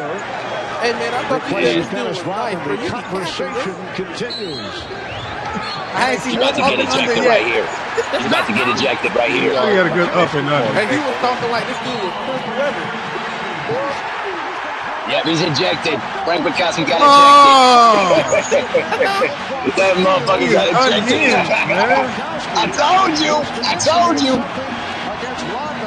I already know what happened in that game, bro. He got ejected twice in that series, bro. Game 1 and Game 3, he got ejected. Because he tangled up with Dennis Rodman. Dennis Rodman was able to get into his head, bro. They laughing at him. Hey, Rudy. Randy Brown was literally laughing his ass off, bro. You went and found this man highlights and he got kicked out of the game. Right, What bro. video they had? Look at this right here. Look at Dennis Rodman. Look at Dennis Rodman. Foul and then 2 technical. We're going to just see a parade to the line for Chicago. And Seattle worked so hard to get back in this game off. King Rowe, you should have kept your mouth shut, man. That's a bad take. No. Yeah, you got embarrassed, Hold bro. on. What did I You say capping about for the Frank 90s. Rakowski? Did I say he was the most skilled player in the world? You said he had an up and under. That's what you said. We're just repeating your words, sir. We're just repeating your words. No. Okay, as I said, Frank Rakowski was a bruiser. Now, what did Walton say about? But you also said he had an up and under. But that's what you said. You said he had an up and under. You said he had all these. That's what you said. We're just repeating your words, sir. Don't get mad if we just repeating your words, sir. Sir, you're showing 96 Rakowski, who was a bench warmer, who was brought in the game. First of all, the first thing I saw was him not Kukoc. Frank Rakowski was a bum, bro. This Hold on. it's okay. Hold on. He's Watch a this, y'all. bum. Let me share my screen. I'm gonna share my screen real quick. So I asked ChatGPT, did Frank Rakowski have a great up and under? I bet you it says no. It says right here. It says Frank Rakowski did not have what you would call an elite up and under game. Not like Mikhail or Hakeem Olajuwon. It says what he did have. So not like the two best post-up players who ever lived, but if Hold on. It says he had good footwork. He was gritty and underrated. It says he was not a natural scorer. He did not have a wide arsenal of quick moves, and his game was more about contact and positioning. Okay. It says bottom line, Rakowski had a functional up and under, the kind that could work on slower bigs or backups. Like so basically, it says not with Rudy Gobert. Not with Rudy Gobert. Stop it, bro. King Rowe, you're getting drilled. Hold on, it says right here. It says Rakowski had a functional up and under that could that could work on slow bigs or backups. Yeah. He was and more Rudy known. Gobert is not a backup. That's why Bill Walton said he's a lot better than to come in here doing this physical. They threw him out because he tried to rile up Rodman, which again was bullshit because that wasn't even a real flagrant foul. Bro, he was a bum. Just say he was a bum. Bro, he was Bro, trash. he's just a bum. He was no He good. ain't had no Don't up and matter. under. He King ain't had Rowe, no you jump can't shot. defend this. He ain't had no post move. He ain't had no drop step. He had a pretty good Oh my God. Boy, King Rowe, you got some takes, brother, but this is the worst. This is real bad. Hey, Lamont, you think you just go down as a top 5 worst take on this channel? Went off my point that Rakowski was a bruiser, and you're literally showing me late in his career. Rakowski had a career field goal percentage of 47% as a center. Wow, Not decent for a 47%. center. As a center that didn't shoot jumpers. He was really a 4-5. I guarantee you. Lamont, if we get Rudy Gobert low highlights, it'll be better than that. If we go get his low lights, it'll be better than that. Hold on, let's pull up Rudy Gobert highlights. Yeah, go ahead. That's gonna be easy. That's gonna be easy. He ain't gonna see nothing. King Rowe, you did this to yourself. King Rowe, you did this. You asked for this. All I said was Rakowski was a bruiser, and you saw. Nah, well, really don't. You said he had an up and under too. We're not letting you off the hook with that. You said he had an up and under. You said that, so we're not letting you off the hook. That was a bad take. Not Kevin McHale. Come on, man. He never even had it in the first place. Okay, bro. All right. Hey, Frank Rakowski, whatever his name is, he would be in the G League today. My point is he's one of them guys that could pause lay the wood on you. You understand? Like he laid guys out. This is basketball. This ain't football. This ain't football. This ain't football, man. This ain't football, but you literally show what he was done as a role. And what King Rowe, stop. Please stop. Stop, please stop. Are you saying they could have put Frank Rakowski in to go foul SGA? Say again? They could have put him in to go foul SGA real hard and get ejected. I mean, he wouldn't make the D1 roster today. Where the standard is different for a flagrant foul. Man, will you stop, bro? We literally just watched Mike. We just watched Dennis Rodman get a play. Hey, Mike. Dennis Rodman. Come on, bro. Frank Bukowski would be a security guard in today's NBA. He ain't gonna play in the NBA, man. That's it, bro. Right, exactly. Damn. He was on a roster because he was 6'10", 6'11", 250. That's it. That's what you had to He'll be putting bro. fries in the bag in today's era. Okay, and Right. Rudy. Hey, King Lo. Rudy Gobert is a better all-around player than Frank Bukowski. Please. Mitchell Robinson is better than Bukowski against fucking Rui Mitchell Robinson is realize that he could dominate. Yeah, Mitchell Robinson is better than Frank Bukowski. Oh, Mitchell Robinson clears that bum. Is a beast. If he wasn't, Mitchell Robinson clears him. Mitchell Robinson is a McDonald's All-American. Dog, he don't even compare to Kwame Brown. Okay, that is true. Right. Kwame Brown's a better player than Frank Bukowski. You know how hard for me is to say that? Again, I go off memory. You go off of memory, but we're going off of real actual video footage. Hey, the They're going off 90s. memory again. The 90s was so bad with centers that as soon as we got to Frank Kaminsky, we stopped naming the other centers. We just told it that's bad enough. We can't even go. It's so funny. We go to this. Man, it's embarrassing, bro. We go to this. It's embarrassing, man. If Frank Bukowski started, he averaged 24 minutes a game because really Jack Sigma was the big man on that team. But okay, because he started the most. Jack Sigma was retired in '96. What? You got that. Oh my God. I mean, again. Oh my God. First of all, hey, Lamont. Hey, Lamont. Where's that dude that always gets you on bad takes? No, here's the thing. That y'all trying to say because of 4 Rudy depoys, he's a better defender than Akeem? What? No, that's not nobody said.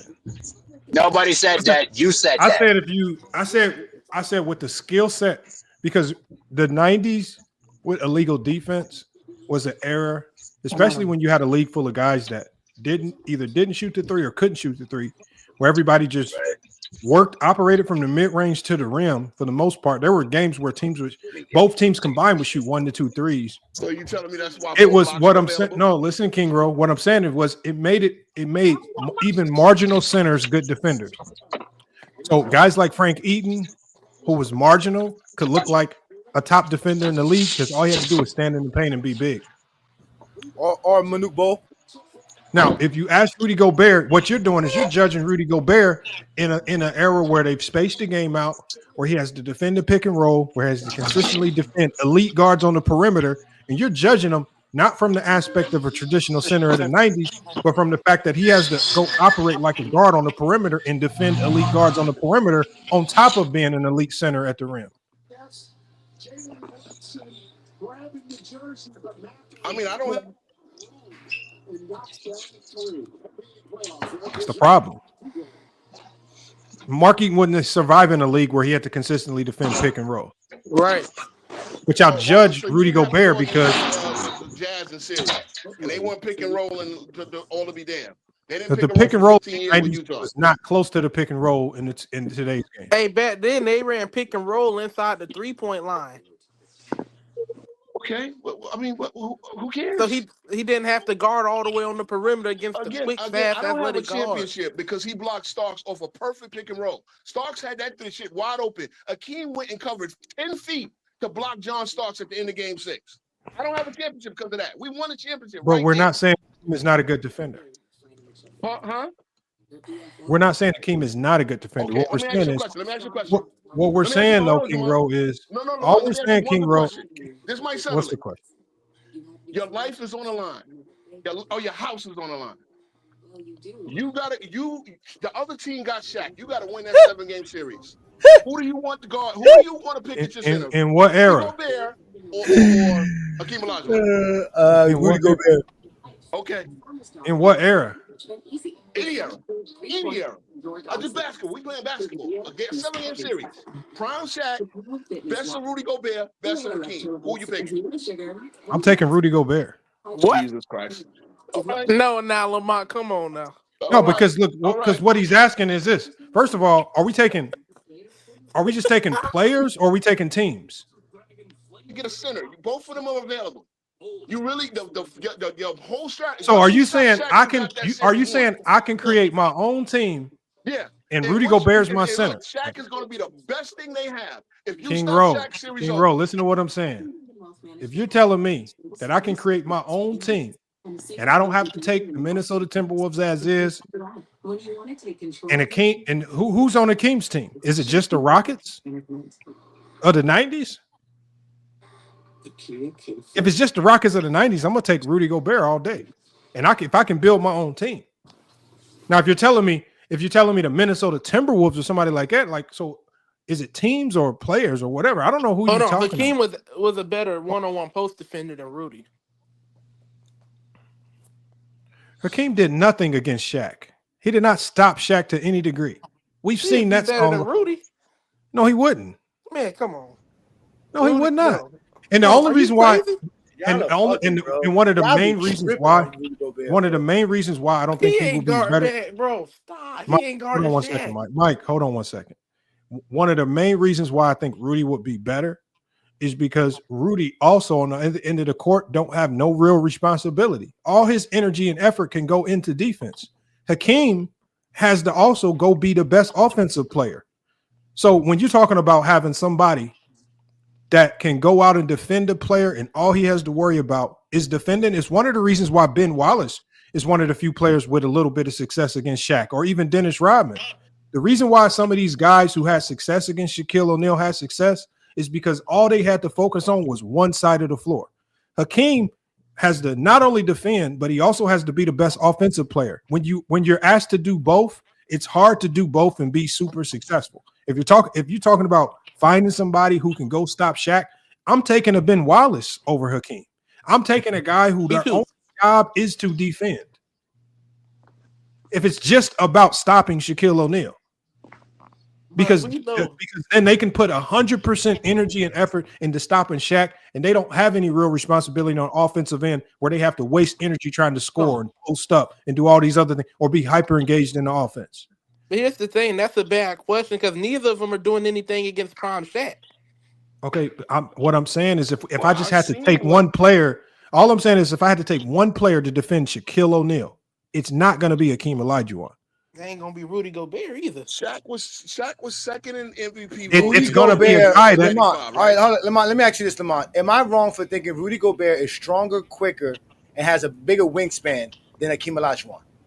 I don't know if he's quicker, but he's definitely. Bro. I think he's stronger, and I think he might be as strong, and he might be has the wingspan. I don't think he's strong. I don't think Hakeem is as strong as Rudy Gobert, but I would give Rudy. Play them highlights. Let me show. Play them highlights, man. These niggas don't know about Rudy Gobert, man. Rudy Gobert would torch fucking the '90s, man. Like, hold on, who's that elite back down post? Hill on the attack. Oh, the rejection by Gobert. Around Killian puts it up. No, Howard dunked on the stick back by Rudy Gobert. Wow. Even at talking about leading the league in. Oh my goodness. Towns on the attack. The lob to Gobert. Oh, Northern Heights connection early in this ball game. Sitting on that, he can really elevate. Towns to Gobert. Whether it's in transition or in the half court. What does this prove? Gobert. Realizing he can't get all the way. Gobert is linked. Look how long Gobert is. Look at his. Towns.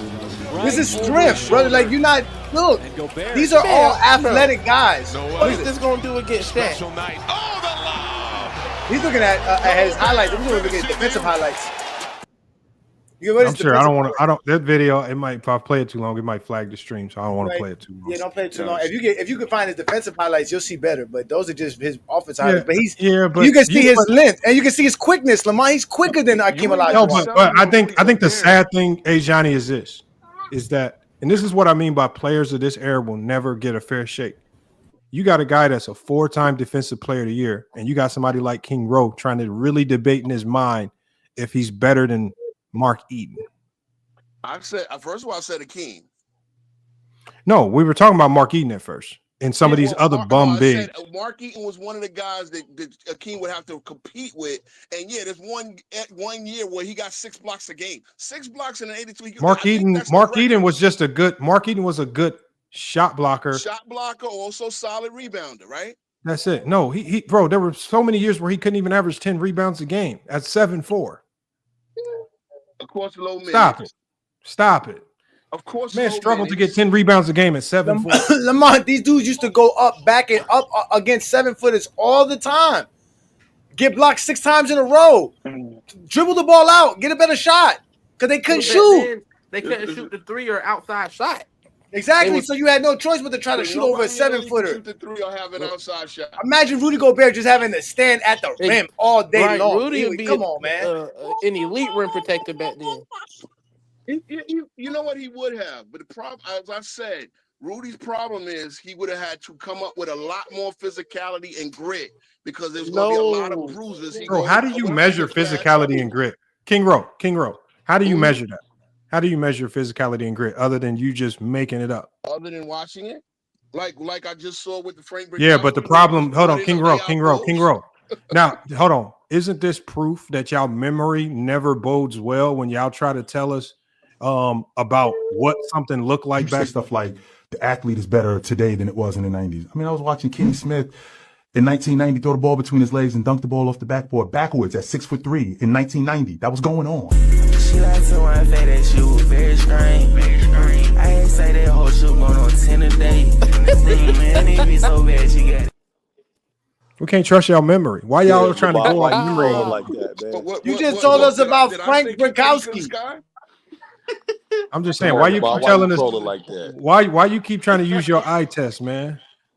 I'm not trolling them. I'm just saying, hold on. And 2 peas in a bone. And 2 peas in a bone. Here's the facts. A lot of these dudes can't even remember a game that they watched 3 weeks ago. And they trying to recall games that happened in the 90s, talking about, I remember this and remember that. You can't even tell me what happened in a game you watched 3 weeks ago. But I could tell you the basic breakdown of any player that I've ever seen. That includes the players of today. I could tell you what their game is. I could even describe how they cook people if they do. I can describe their go-to offensive. Like Brickowski with an amazing up and under. No. All right. So give us. So break down Rudy. So break down Rudy for us. So break down Rudy for us. Break down Rudy. Hold on. I'm gonna type his breakdown. I'm gonna hold on. Go give us your breakdown of Rudy Gobert. Long, amazing, pretty decent athlete, amazing, a long wingspan, very long. Good rim protector, as I said, would be a elite rim protector. Lakers. I said that in my preview. If y'all ever watched it, okay. Weaknesses is physicality. Why are you going to weaknesses already? You haven't even got through the strengths. I got through the strengths. Decent finisher. Okay, I'm sorry. My God! Oh my goodness! Decent finisher. Can lapse out of a game because I just watched the Minnesota series where we needed him to really win that matchup against Hartenstein, my backup center from last year. Okay, you don't have to explain it. Just give us your breakdown. Yeah, I mean, he's a pretty good finisher. Long, has bad hands. You can't lob it to him and expect him to catch it all the time. Not the most physical guy. Let him keep on. I'm typing it in the chat GPT. Okay. Has very good makeup because his link has very good makeup ability. Like you can beat him and he can recover and stop the shot. So that's just again, this is the guy. I'm the guy who screamed for the Knicks to draft him at 24 back in the 13 draft. I screamed. We drafted Tim Hardaway Jr., who was a name. Nobody knew who Rudy Gobert was. Okay. Give us your breakdown. To get him. We need a backup center. Turn out he's a 4-time depoy. So is that your complete breakdown of Rudy Gobert? I mean, basic. I mean, what else? Okay, go to the weaknesses. Go to the weaknesses. No, I mean, really, no go-to offensive moves. Really, is more of a lob threat, which is most of the centers of today. Not really a great rim runner. Doesn't really demand the ball. But is an elite. Okay, he's an elite defensive rebounder. Pretty decent offensive rebounder. Wait, hold on. Did you just say he ain't a great? Hold on, let him finish, y'all. Let him finish. No, he's not a great rim runner. What? Let's let him finish. It wasn't in the 5-game series against OKC. Okay, see, that's what I mean. Just let him finish. Hey, Mike, I'm telling you, Mike, you hear the craziest things ever on social media. Bro. I hear the craziest things ever. People taking Rudy. Hey, listen, let King Roll finish, and then we'll break it down. Let him finish. I mean, what? Okay, what? Okay, again, it's very basic game because it's 7-2. Like that's the he's long. Like, he has a high efficiency. It's not like I'm going to this guy for a pick and roll. It's not like I'm going to. It's not like I'm running any offense through him. I'm gonna try to get him as many shots at the rim as I can. Because of his length, he can just automatically go up there and sky for it.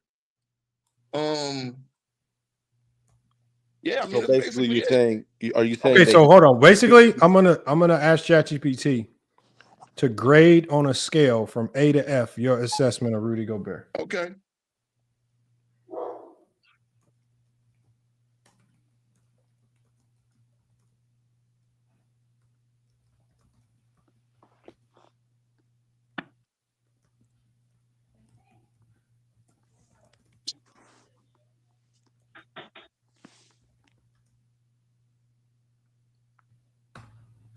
All right, we're about to see how I grade your assessment.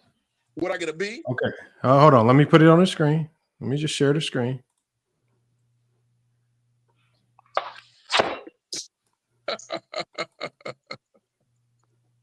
Okay. Hold on. Scroll down. Hold on. I read something I didn't say. That's not true. This is all things you said. Okay. Okay. I did not say okay rim protector. Yes, you Lamar, did. see what I'm talking about? Yes, you See what I'm did. talking about? I said he's an elite. Yeah, you rim did, protector. King Roll. Yes, you did. Okay. You didn't say elite. You didn't say elite. Stop lying. Yeah, you definitely did not say elite. You said okay rim protector. No, I did not. Oh my. Okay, he's an elite rim. Yeah, you did, King Roll. King Roll. Like, I'm just here to read the results. Hold on, King Roll. So it gave you a D on that. It says this is flat out underrating.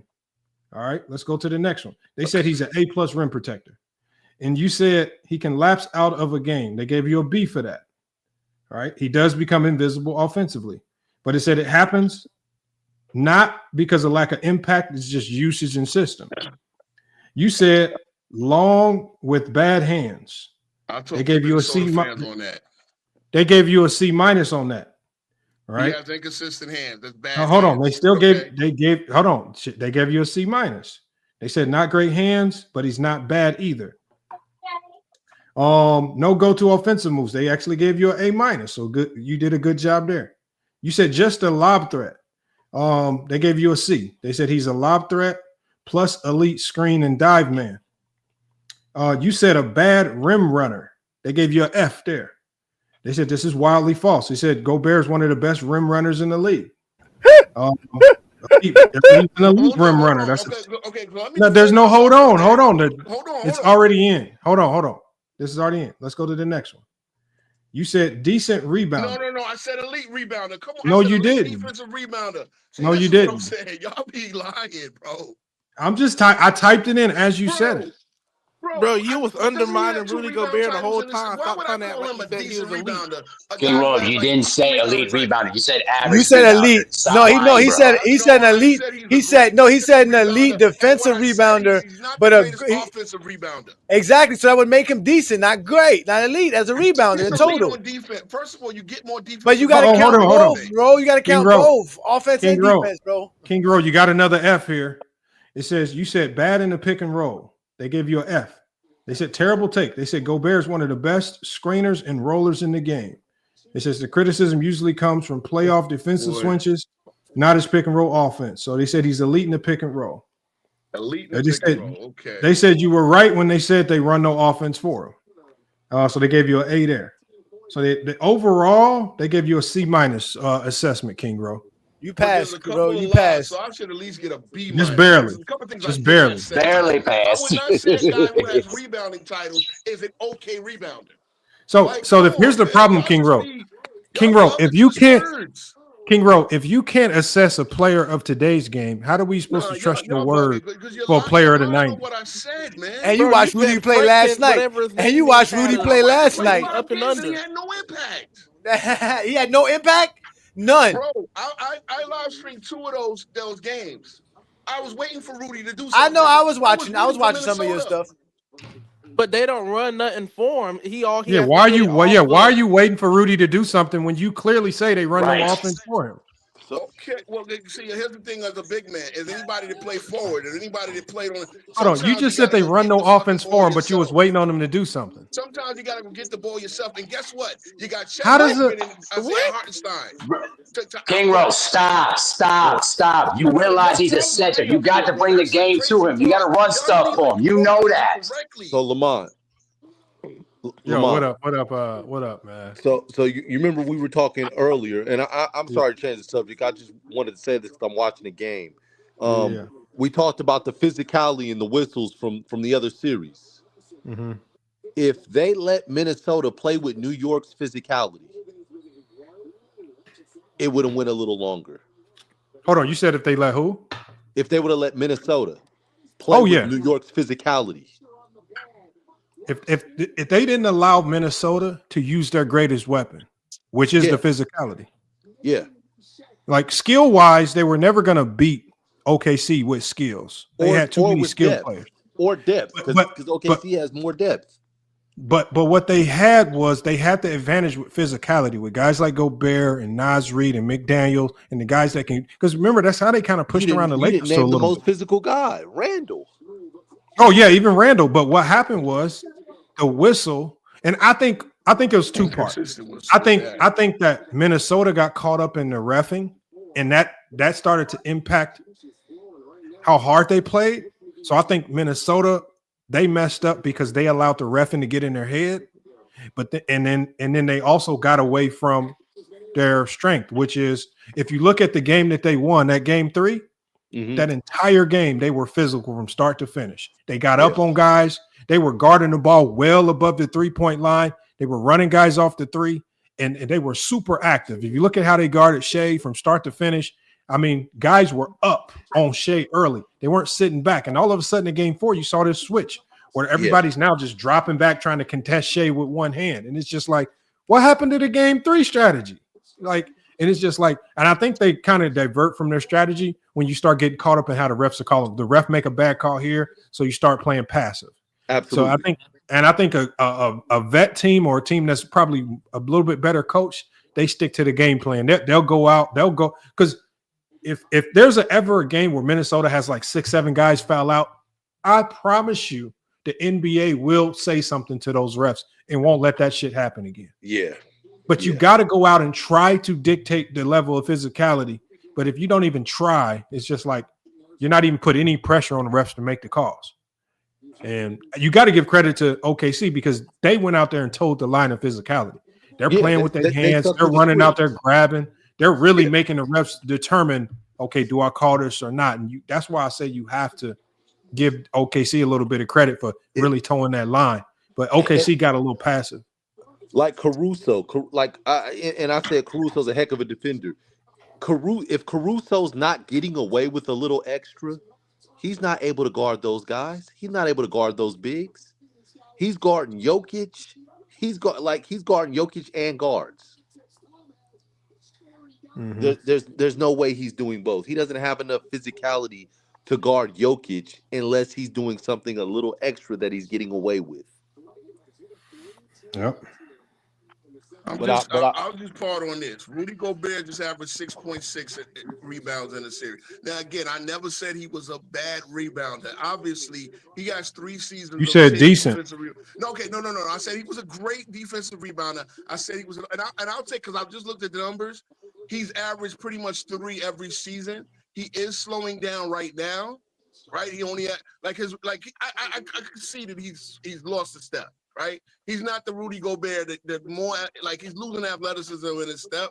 But so I'll take it back. Now he's a great defensive rebounder. I've always known that he is a better than okay offensive rebounder. I see averages about 3, like 1 a quarter almost for the most of his career. So I will say that he's a better offensive rebounder than I described. So right there, but to say I said he was an okay overall rebounder is not fair because offensive rebounds and defensive rebounds are 2 different things. But Yeah, I didn't. Some of the things you put that I said I didn't say, and they gave me a C-. I think if you correct it, I get at least a B. You didn't pass, man. Come on, man. Yeah, Hey, bro, the worst take was when you said he was passing. a bad rim runner. That is That was the worst passing, take. barely passing, but you didn't write what I said on most of the things. You didn't even like the easy ones, the rim runner. You didn't even get that. You was running Let me put it stuff. again. The fact that he got average. That's like failing gym. That's like failing physical education. But he averaged 5 and 6.6 on Chet Holmgren. Is he that guy anymore? Hold on. First of all, hold on, King Rowe. This is what doesn't make any sense.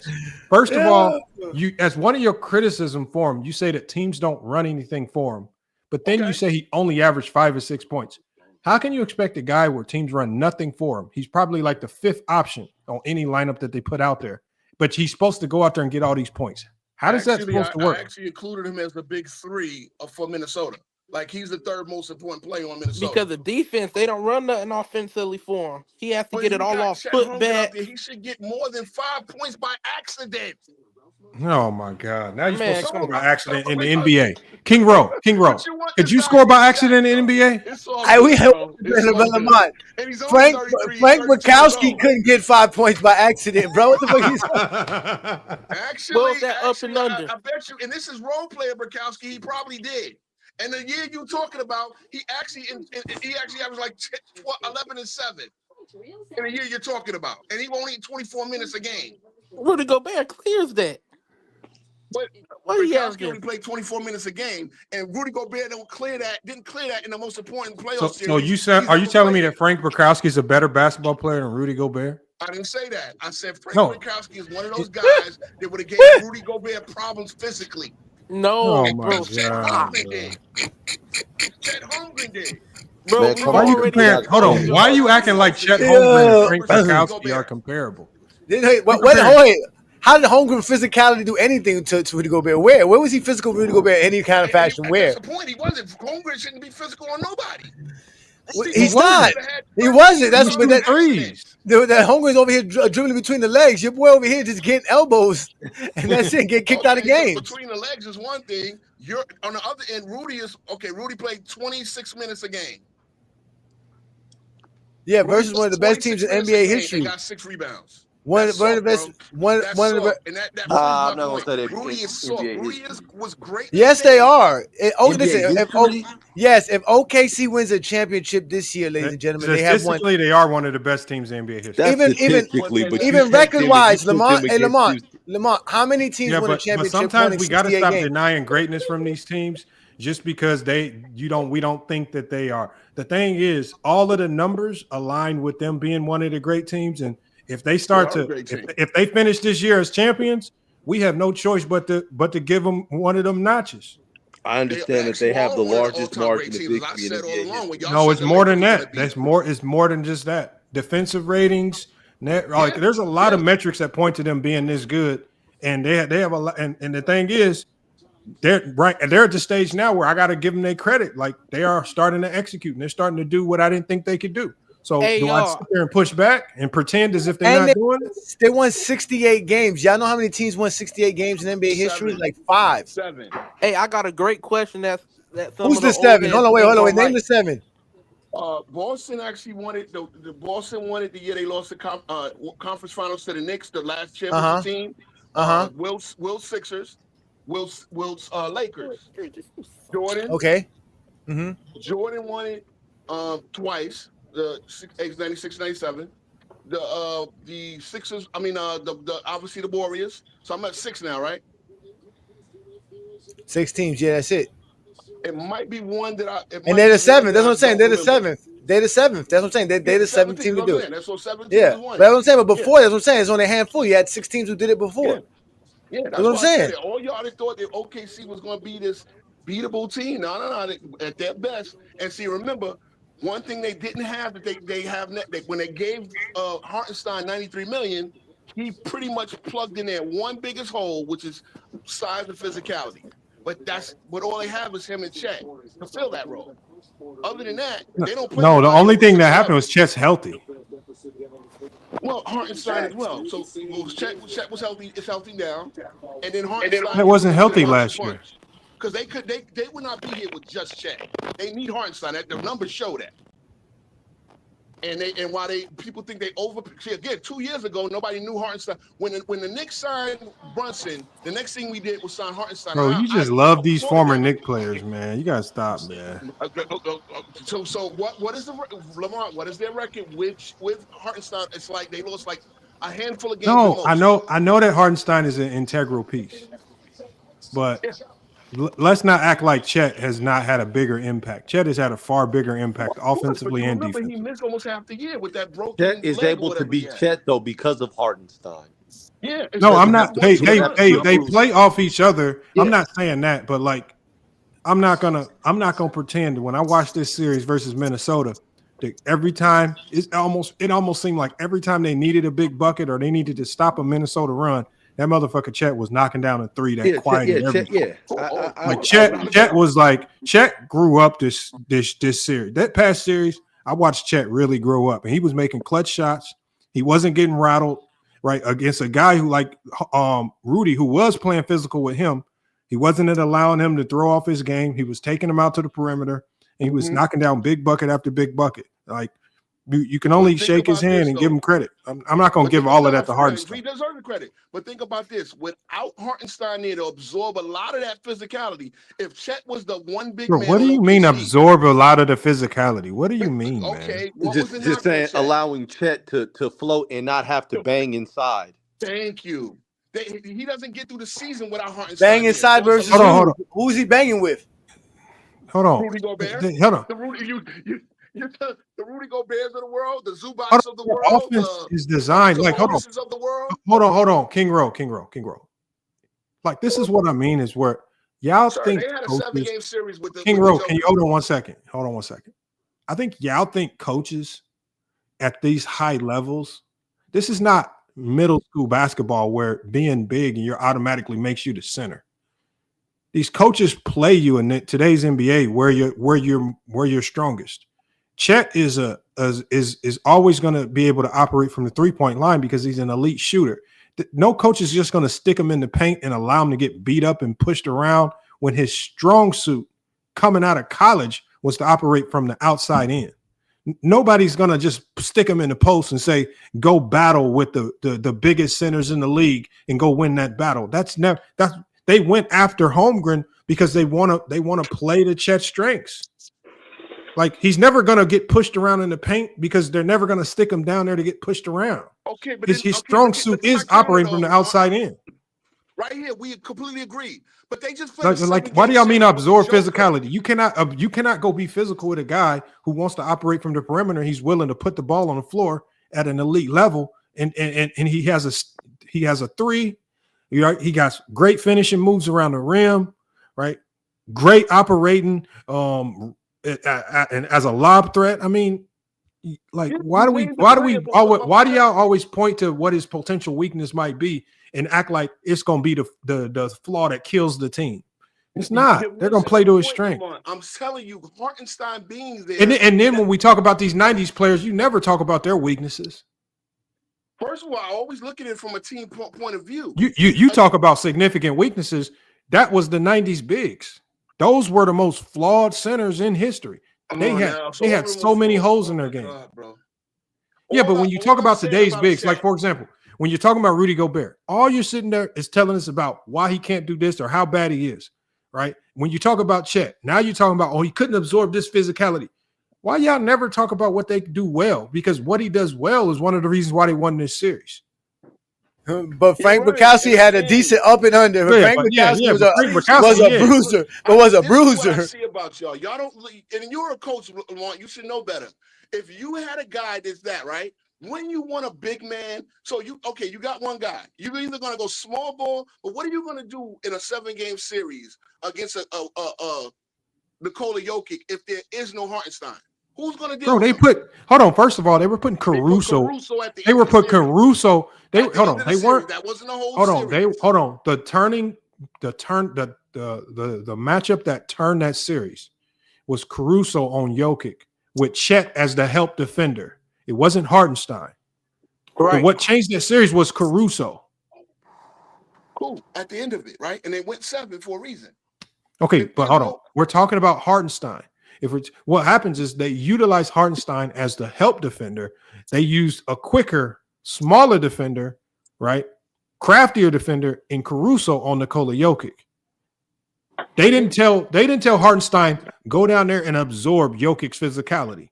What idiot coach is going to say allow Jokic just to bruise up your center and get to the rim and score easy layups? Because that's what he was doing to Hartenstein. He was killing Hartenstein. Of course, because he kills everybody. Because Hartenstein was trying to absorb the physicality. But see, this is the problem. If they go to the Caruso thing in game one, you mean to tell me that Adelman Jr. doesn't come up with a strategy to counter that? I don't know. All I know is what changed the series for OKC. At the end. And what changed the series for OKC in a series where they were down to Denver was not Hartenstein. It was Chet Holmgren off ball, and it was Caruso on ball on Nikola Jokic. Out of all the options on this bench to guard Nikola Jokic, that coach said, Caruso, I want you to do it. You're my best perimeter defender because Jokic operates as a perimeter player. Wait, where did you get this narrative that Hartenstein was slowing down Jokic and all that? Where you got that from? Did I say he slowed him down? I What just you said said? I said he battled with him for 5 games prior to them going to the Caruso move. And was he doing good? And see, y'all off my central point that Hartenstein being there helps Chet stay healthy. So Chet can do what he does now. Now, again, if without no Hartenstein, there's no way they're going to Caruso guarding Joker for 7 games. It actually was a good strategy to change the last couple of games, and that's cool. But you're not going to tell me that Caruso is staying with the Joker and the Joker doesn't adjust or find anything the way to deal with it for 7 games. That's They just changed it asinine. after game 3. No, really, he was guarding for 5 games. They changed it after game 3. Go look this at is it. like Look the at game Rodman 4. stop Shaq when Rodman guarded Shaq a handful of plays in '96. Come on, man. Yeah, No, well, no, they they took game 3. Yeah, because they won game 4 and 5. They won game 4 and 5, and then that's when the Denver took game 6. And y'all are hating on Hartenstein for Hartenstein. No, this is the funny thing. This is the funny You're hating on the other players. Yeah, that's the thing, Lamont. This is the thing that I was talking about with Chilltown earlier today on his live when I was explaining to him how when it comes to him talking about those 90s guys, he didn't mention nothing they did negative. He didn't let us. He didn't nothing. The only reason he's praising Hartenstein, like you said, because he was a former Knick, and he wishes Hartenstein was still on the Knicks now. So again, y'all named up names, and I only got one chance to get one sentence in about him, but I named it. I went straight to their strong suit. Every player you named and tried to laugh at because of the name, I said, okay, they don't have this is any what they strong did well, suits, and man. this is why they started. Hey, So hold if you on. Hey, started Lamont, in who the was some of them 90s, sinners there's a you reason, named? right? Man, okay, tell me the strong suits is Charles Shackelford. Charles Shackelford was a big body and a bruiser. That's it. See, that's it. A big body, Lamont. That's what these do. That's what they be splitting. Lamont. That's called a bum. Exactly, Lamont. They rather have somebody with. Hold on, wait, Ro. You've been going for a while, Ro. You've been going for a while, Ro. Please let me get in real quick, bro. Please let me get in. They rather have somebody with pause size than skill on any. Okay, they think size is going to overlap skill. They really think that was because back then there wasn't enough skill in the league. You cannot just have size in today's NBA. You have to be able to play the game. Right. So All of this talk. doesn't matter if you big. I don't care how big you are. If we can play defense on that. You see how big Joker is. We're gonna front you, and as soon as you try to go over the top, we're gonna crash on the weak side, and you ain't gonna get the ball to the man in the post. You have to have skill. You have to have perimeter players to be able to play today's game. You didn't need that back in the days. Right, we done with all that. He was a bruiser. He was a boxer. He knocked this guy out. Done with that shit, bro. That's not basketball. Okay, but guess what? That's the only reason that Charles Shackelford played 62 games, started 62 games, the only season where he started majority of the games in his whole career. Again, he was a bum. But I'm just named what he was good at, which is a big body that could bruise. I didn't act like he was all world. But that's what Rudy Gobert could do. Rudy Gobert could do the same thing. Rudy Gobert played 80 games, 70-some games. Big body could bruise, but he's skilled. He can score. He can block. He can stick out on the perimeter. He can rebound. He could do a lot more than all those. There's no denying that. There's no denying that. All I said is he would have difficulty with the physicality of the and honestly, bro, y'all talk to Minnesota fans because I talk to a lot of them doing live streams on the Minnesota game. So it is what it is. They don't. I defend Rudy more than anybody. I said, look, Rudy is there for a certain reason. I wanted Minnesota in the finals. You got to do better than 5'8" and 6'6" against those guys. That's can't. For what? How? They can't do it. He's a Hall of Famer. He's not that old yet. But why does a 5-game series dictate what he can and cannot do? That's the point. Because it's the most important 5 games he'll ever play. Has he played any more 5 important games other than last year? So he hasn't played. These are the only 5 important games he's ever played in his career. Is what you're saying? These are the most important games. That's it. Playoffs. They was in this spot last year. Yeah, I know. I'm saying other than last year's conference finals, which I don't think he was that all world either. He's the reason why they even get there. Like he's a bro. Do you understand? Do you understand how? Do you go do this? Speech row. Mm-hmm. Go on NBA.com and look up a stat called screen assist and watch how good Rudy Gobert is. He's one of the best.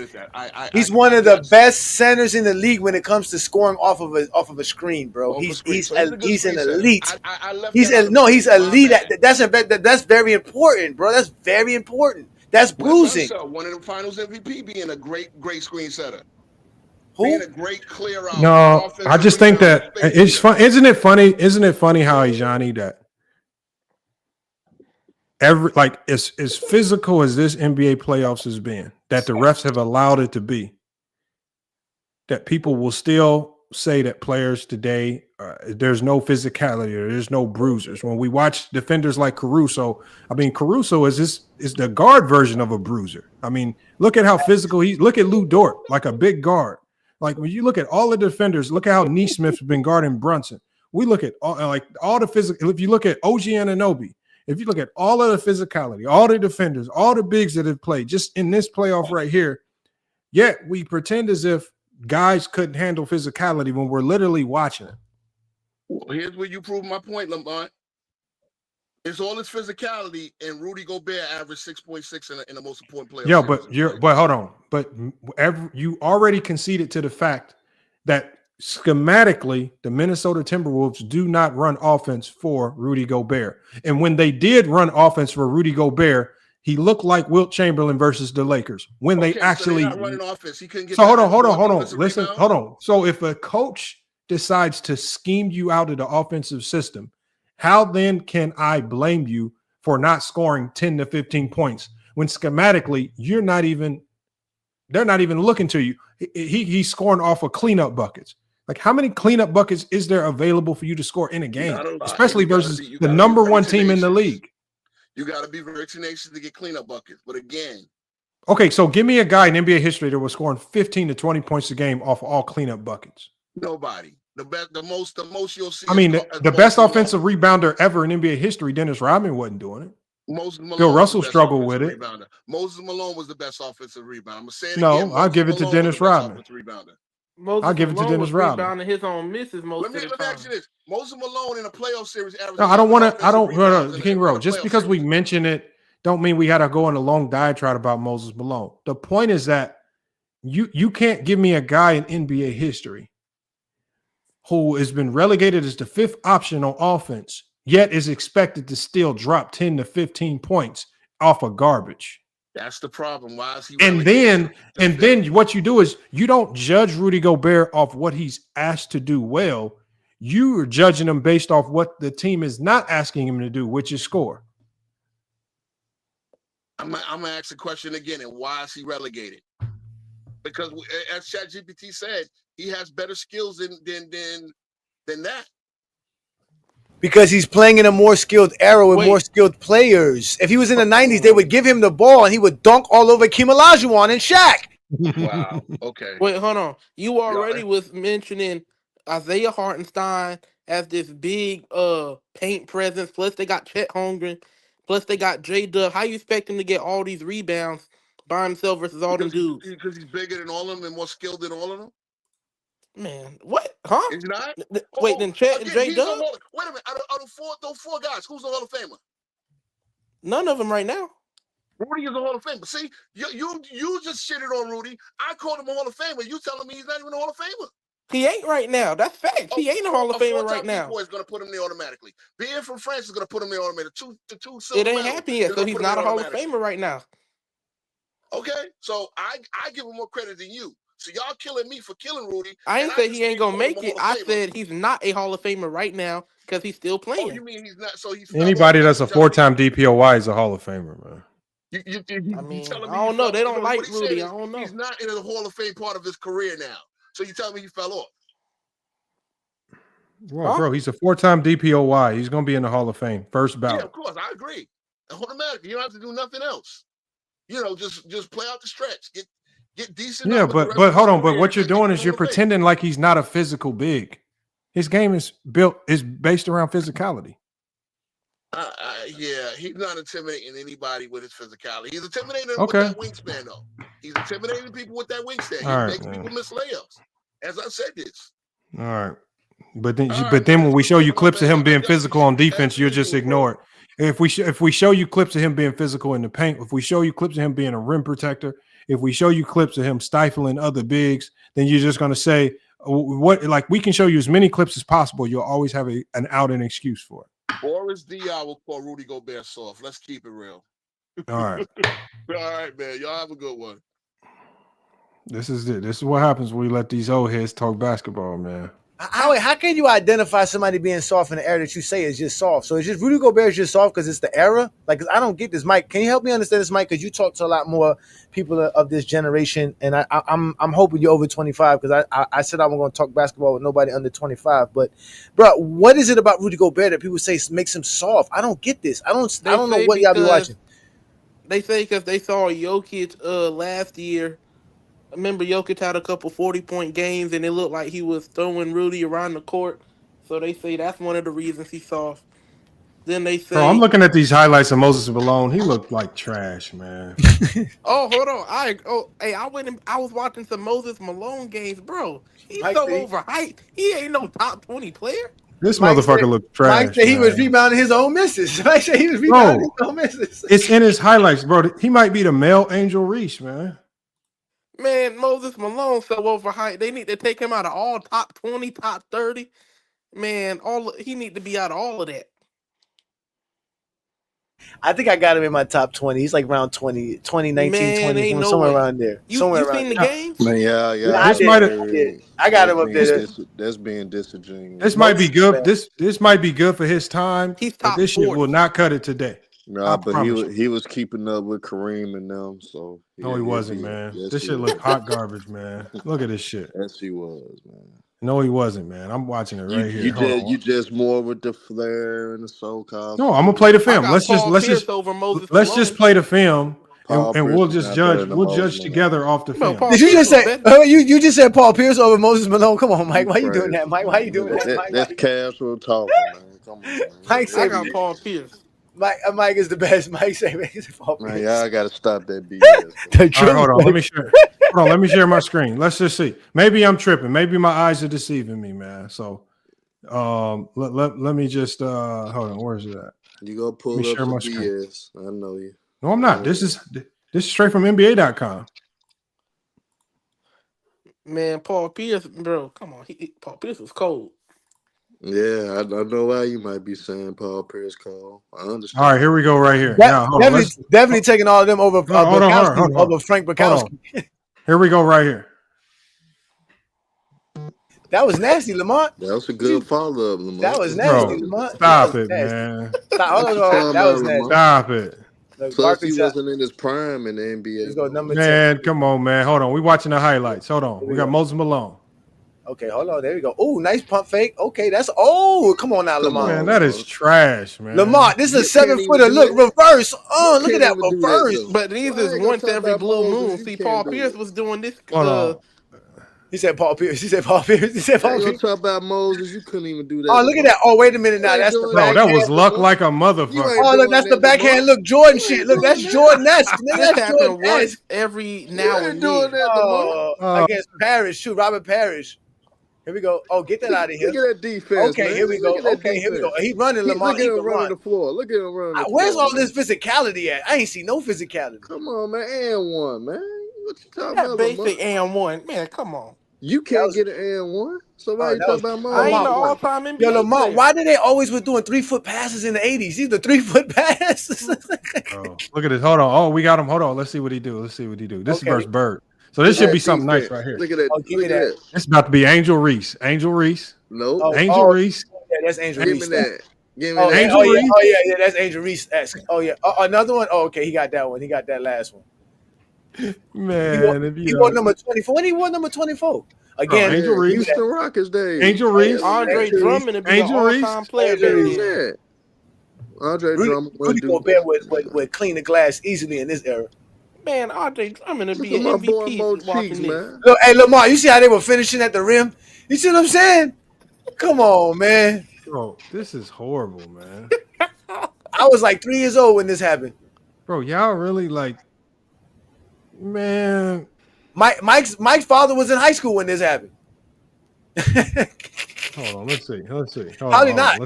Oh, look, that was a nice little grab, though. That was a nice little board. Give me that. Oh, look at that. And they That gave, was nice. and that's a Moses Malone highlight, a bad pass.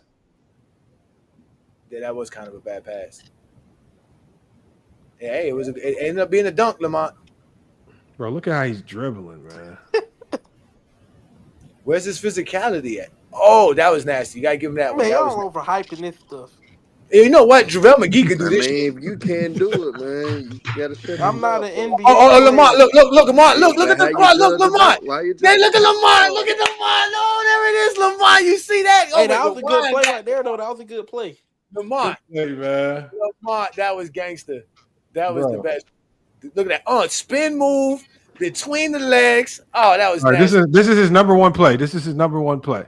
Oh, this is in the 90s. Oh, this is his number one play in the 90s. A heave. Oh, Good. oh my Oh, God. man. Herb, you can make that, Herb. You can make that. Oh my God, Herb. That's No, his best. Mike can't. I know Lamont can't either, though. Bro, I hit a half court shot for game before. That is so funny. I hit a half court shot for game. You know what? Your word for it. Lamont, that shows you how people could shoot back then. That they took away the best play, which was him dribbling up the court through defenders, finishing at the rim, which is really the best play he had the whole highlight for a heave, because that's how much they used to miss shots back in the days. That was his best shot. When he took a heave shot, a lucky 3-pointer. That is so great, man. Moses Malone looks like a worse version of Andre Drummond. That's cap. Now he was a little better than Drummond on the offense. He was not better than Drummond.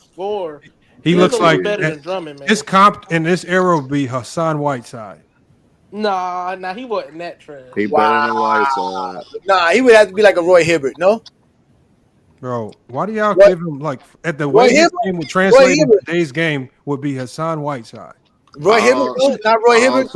Lamont, that means you gotta be fair with him. He might get the advanced stuff that is out there today. They didn't have all this stuff that they have. Right. No, bro, I'm not talking about if you put him in this era, he got to work out. I'm saying if you drop him as is in today's game, you gotta drop everything. You don't have to drop everything else because the thing is, yes, you do. What I'm saying is, if we drop you can't drop him in. If we would have plucked him out of this game that we were watching and dropped him into an NBA game today, that shit would be on the end of the bench. Ain't right though. You can't do that. No, that ain't right. Hold on. Let me ask you one question, Herb. That's morally why wouldn't his game as is? Why couldn't we just pluck him out of that game and drop him in a game today and it translate? It would. You got a non-athletic guy that's. So why do you need all this equipment and stuff? If it would translate, why do you need all this equipment? But if you go do all that, you got to give him all. Okay, so hold on, Herm. I'm asking you this. So Herm, I'm asking you this, Herm. If his game would translate, why he need all these extra equipment? Because Moses Malone, just like Walt Frazier, was one of the people that said he didn't want to lift weights because he thought it would mess up his game. That's why his body looked all frail like that. Lamar, you being disingenuous, man. Come on now. Now I'm being disingenuous because the man said he didn't want to lift weights because he thought muscles would mess up the shot. Because you hate the 80s and 90s, bro. Doesn't mean that now I gotta hate the 80s. Now I hate the 80s. You always say you don't like it. You don't respect. When did I say that? You done with the 90s. You put on your. I didn't coin that term. 90s.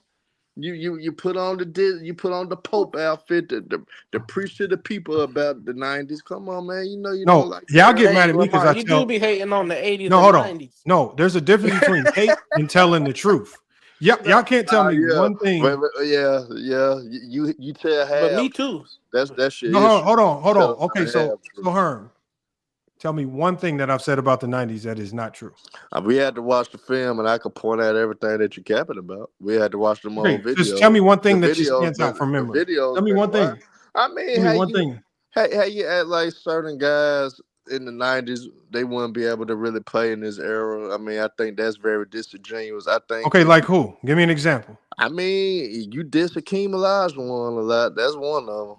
Frank Bukowski. You said Michael Jordan would be DeMar DeRozan. Hold on. If I say that Jordan's game, you say translated into DeMar DeRozan, how's it disrespectful? DeMar DeRozan is a great player in today's game. I mean, that's very disrespectful because that's a guy and Michael Jordan that people consider one of the greatest to ever play the game, but you're comparing him to a guy that nobody wouldn't even.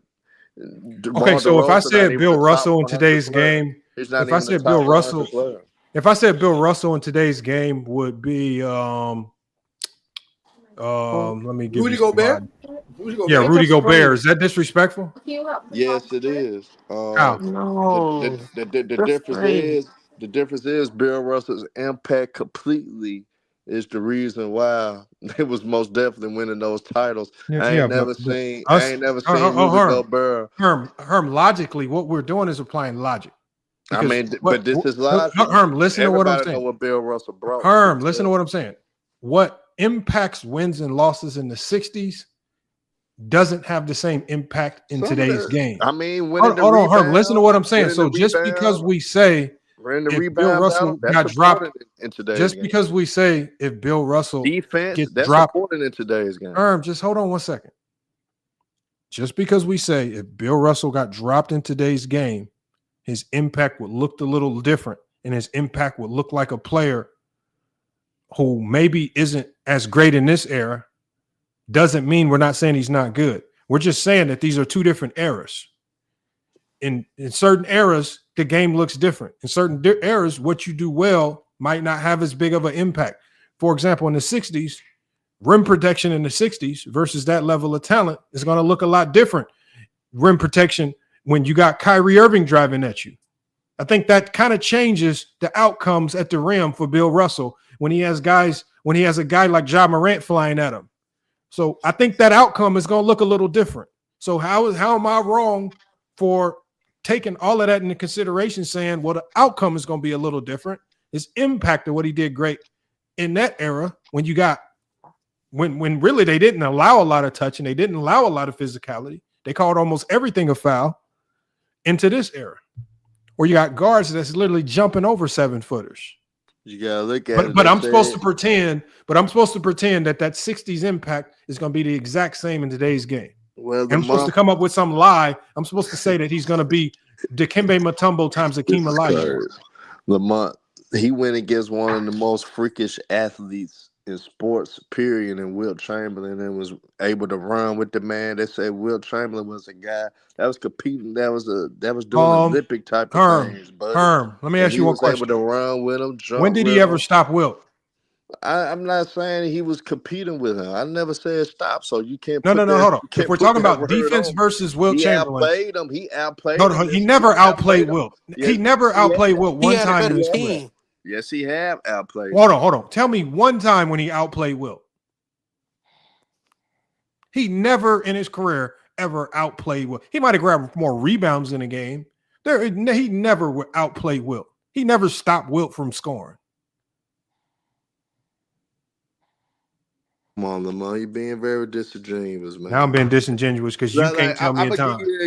I'm gonna give you an example, Lamar. Like, he did outplay him, Game 7 in the Eastern Conference Finals, the man had 30 and 40 on Wilt Chamberlain. Come on, 30 points and 40 rebounds to Wilt's 22 points and 21 rebounds. That's outplaying Wilt. That's playing better than Wilt Chamberlain. Oh yeah. So I mean, you're being very disingenuous in certain aspects. Now, if you was talking about the 66, when Wilt had 46 or 34 to Bill Russell 23, 31 to 7, you right. He did not outplay Wilt in that. You know what I'm saying? So I mean, you got some points, but it's been very instances that Bill Russell did outplay Wilt Chamberlain or equal to the same value. You could go to 65, 25, or 20. Hold on, y'all. I'm gonna tell you their averages head to head. Y'all want to know what? Average 28 and a half points to 28 and a half rebounds. Hold on. Wilt Chamberlain versus Bill Russell averaged 29 points and 28 rebounds. That's in a total of 142 games. Imagine playing 142 games and a nigga is averaging 29 and 28 rebounds on you. But he still held them lower than his regular season average because it was. Hold on. I want you to want to ignore that game 7 though. Hold on. We're not talking about one game sample sizes. What I'm talking about is if you said Bill, if out of 100 they played 142 times, 40 in the game 7. Hold on, Herm. If you're telling me they played 142 times and all you can give me is one game, but out of the 100, you multiple games. Because right now, because what I'm looking at is Bill Russell averaged 14 points and 23 rebounds, while Wilt Chamberlain averaged 28 points and 29 rebounds. Wilt Chamberlain also shot 50% from the field versus Russell, who shot 44% from the field. Oh boy. You just see now you flipping it because you was saying like when did he outplay Wilt? I gave you examples. Now you want to turn into the whole career thing. It literally says right here. What's it gonna be, homie? Hold on. It literally says right here on NBA.com. Stop moving. It literally says right here on NBA.com. Wilt dominated Bill Russell statistically in almost every category. Nigga, we just went from talking about when has he ever outperformed Wilt, which I gave you examples to. Now you want to move the whole so Herm. So is it accurate that? So is it accurate that? No. Is it accurate that 99% of the time Wilt Chamberlain dominated Bill Russell? So hell no, it's not accurate because that wasn't what we was talking about. So no. So is it accurate that 99% of the time Wilt Chamberlain dominated Bill Russell? That wasn't talking about. Yes, it was. Lamont, we wasn't talking about that, Lamont. We was talking about how. And thank you, bandwagon. Thank you, bandwagon. Thank you, bandwagon. He went and Googled. Nigga, he just Googled. Nigga, what he Googled? So what you talking about, bandwagon? I just pulled it up right here. Whatever, man. No, hold on. But Herm, you said that Bill Russell. Hold on one second, Herm. You said that Bill Russell was able to consistently defend and stop Wilt Chamberlain. I didn't say that. Okay, so when you talked about Bill Russell's defense, what defensive impact did he have on Wilt Chamberlain at 142 games? That wasn't the conversation, Lamont. So I'm not gonna answer anything. Okay, so why? Hold on. So Herm, why? Hold on. Why would you talk about how good his defense was versus Wilt? I did. And out of 142 games, he maybe only had 2 to 3 good games. Talk about that, Lamont. So hold on. Out of 142 games, he maybe only outplayed Wilt 1 or 2 times. No, Lamont, that wasn't. Nigga, you say, can you bring up examples of Bill Russell outperforming? Okay, Wilt? Nigga, so hold on. No, I'm giving you the one example. Hold on, I'm giving you the one example. If we're talking about Bill Russell's defense, we wasn't talking when did his defense ever consistently stop Wilt Chamberlain?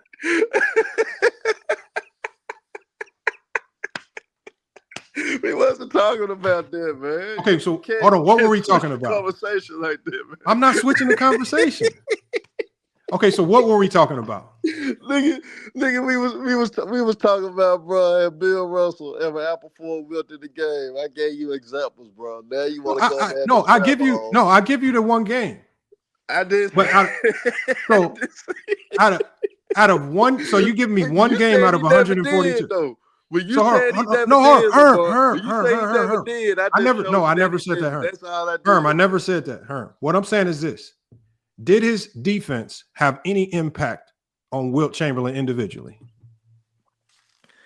That wasn't the question, man. That was what we was talking about. I keep telling you the conversation was about Bill Russell's defense, right?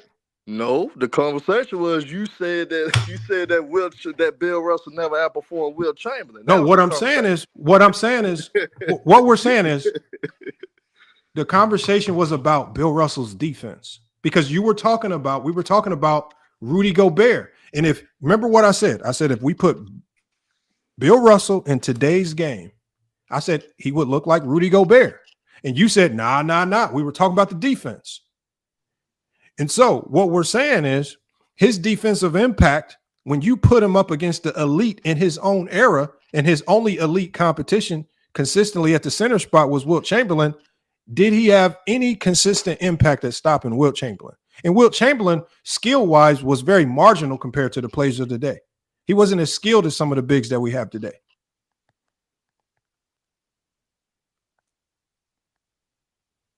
Man, Wilt Chamberlain is a freak athlete, man. One of the most freakish athletes. Okay, being an athlete and being skilled are two different things, huh?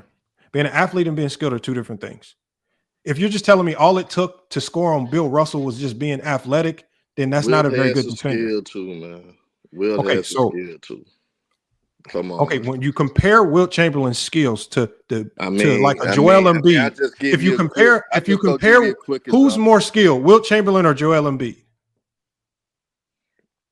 It all depends what you value in skill from a center position. Wilt was shooting fadeaways back. I'm not asking about what you value. I'm asking you who's more skilled. He was shooting fadeaways in the post and stuff like that. I'm asking you who was. I don't care what he was doing. I'm just asking you who was more skilled, Wilt or Embiid. Wilt Chamberlain. How was Wilt Chamberlain more skilled? Way more athletic, was more mobile, especially on the athletic and mobile are the same thing. Nah, he was just more. No, it's not. You could be athletic, nigga, and still not able to be mobile at the same time as possible. It's some guys that's very fast and strong, what made Wilt Chamberlain more skilled than Joel Embiid? I mean, the man was a way better defender.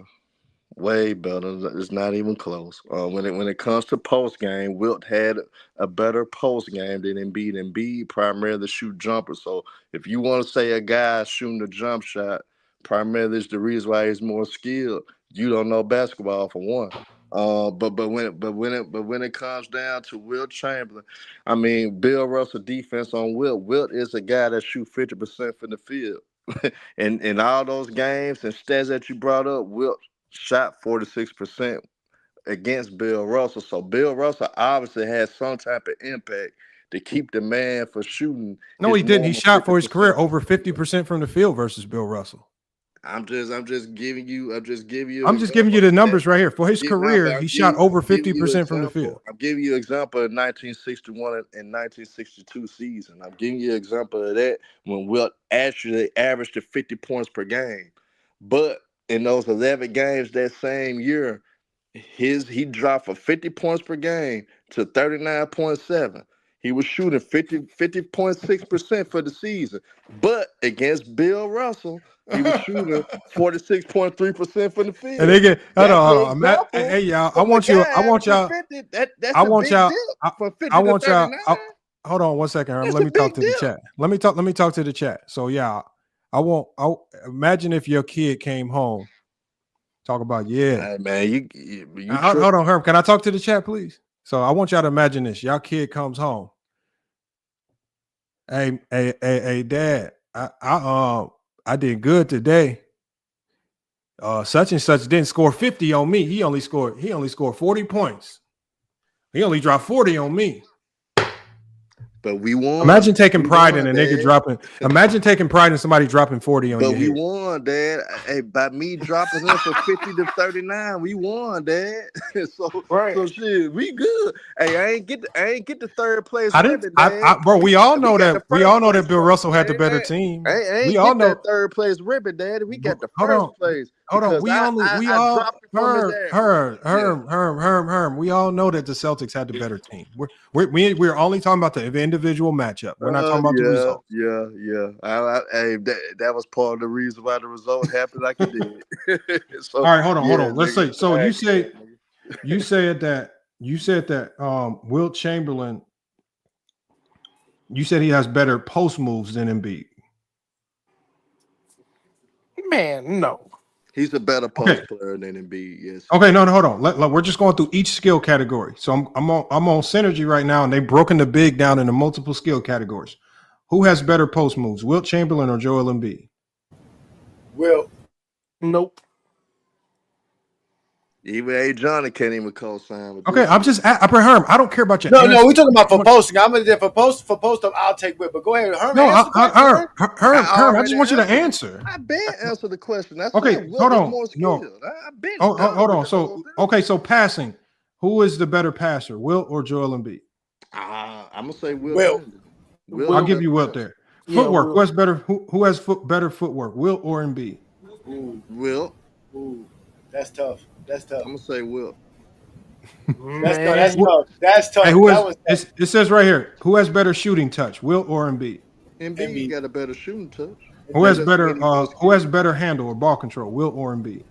Embiid. Who has better face-up shooting, Wilt or Embiid?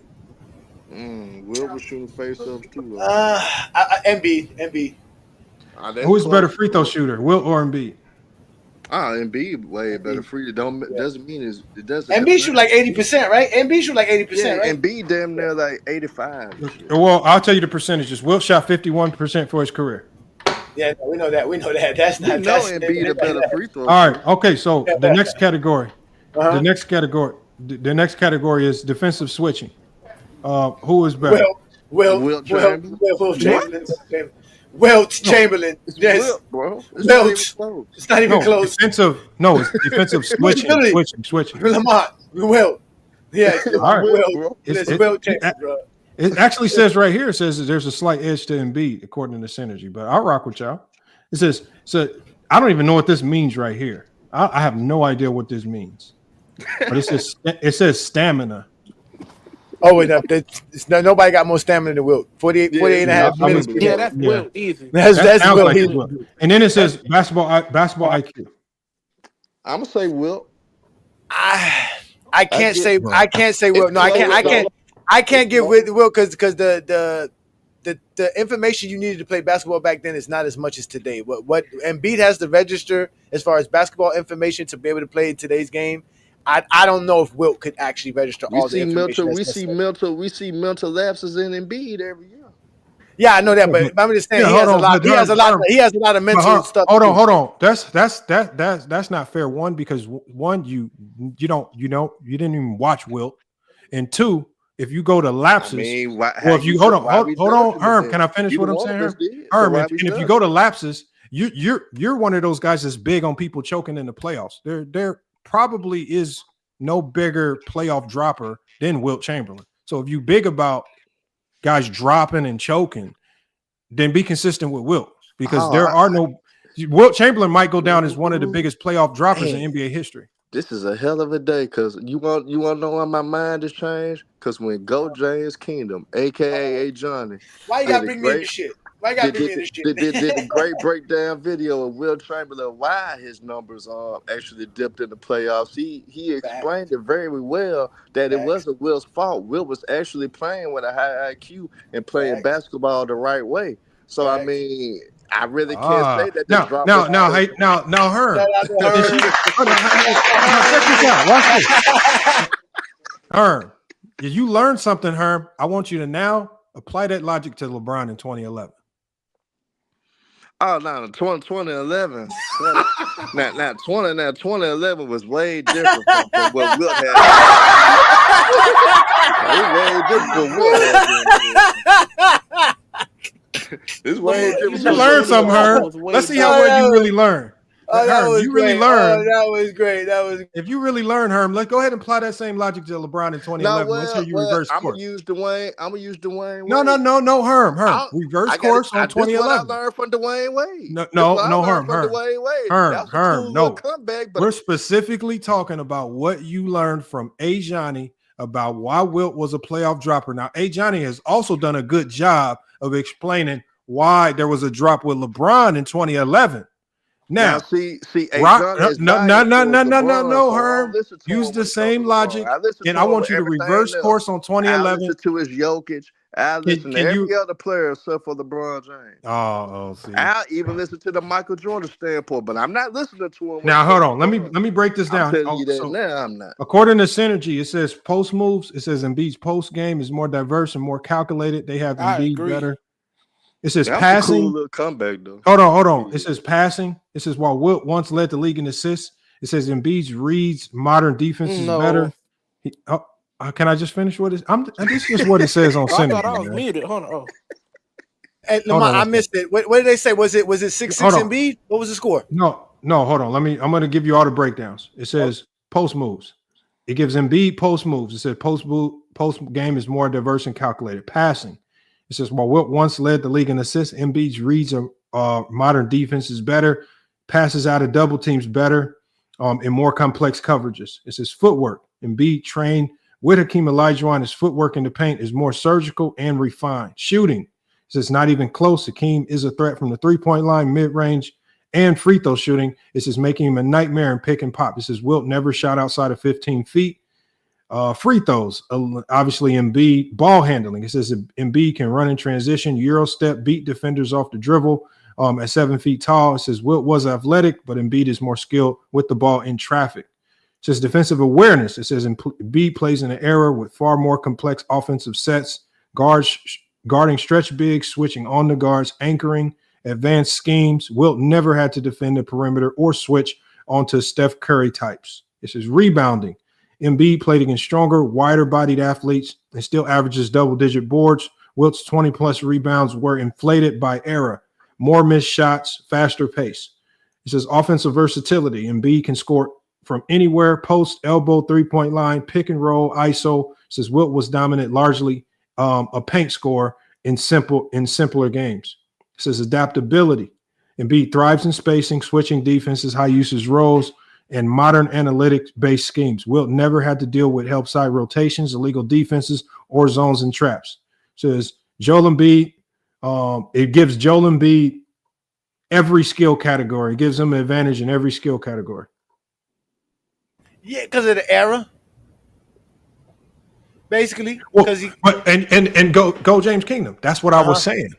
So my whole point was your impact or what makes you great in one era will look a lot different in another era because the game is different, especially Wilt would be more. great. Hold on one second, Herm. Especially more futuristic eras where the game is advanced and changed. So what was great, which I'm not taking nothing away from Wilt because in his time, that man was elite. He was dominant. He was great.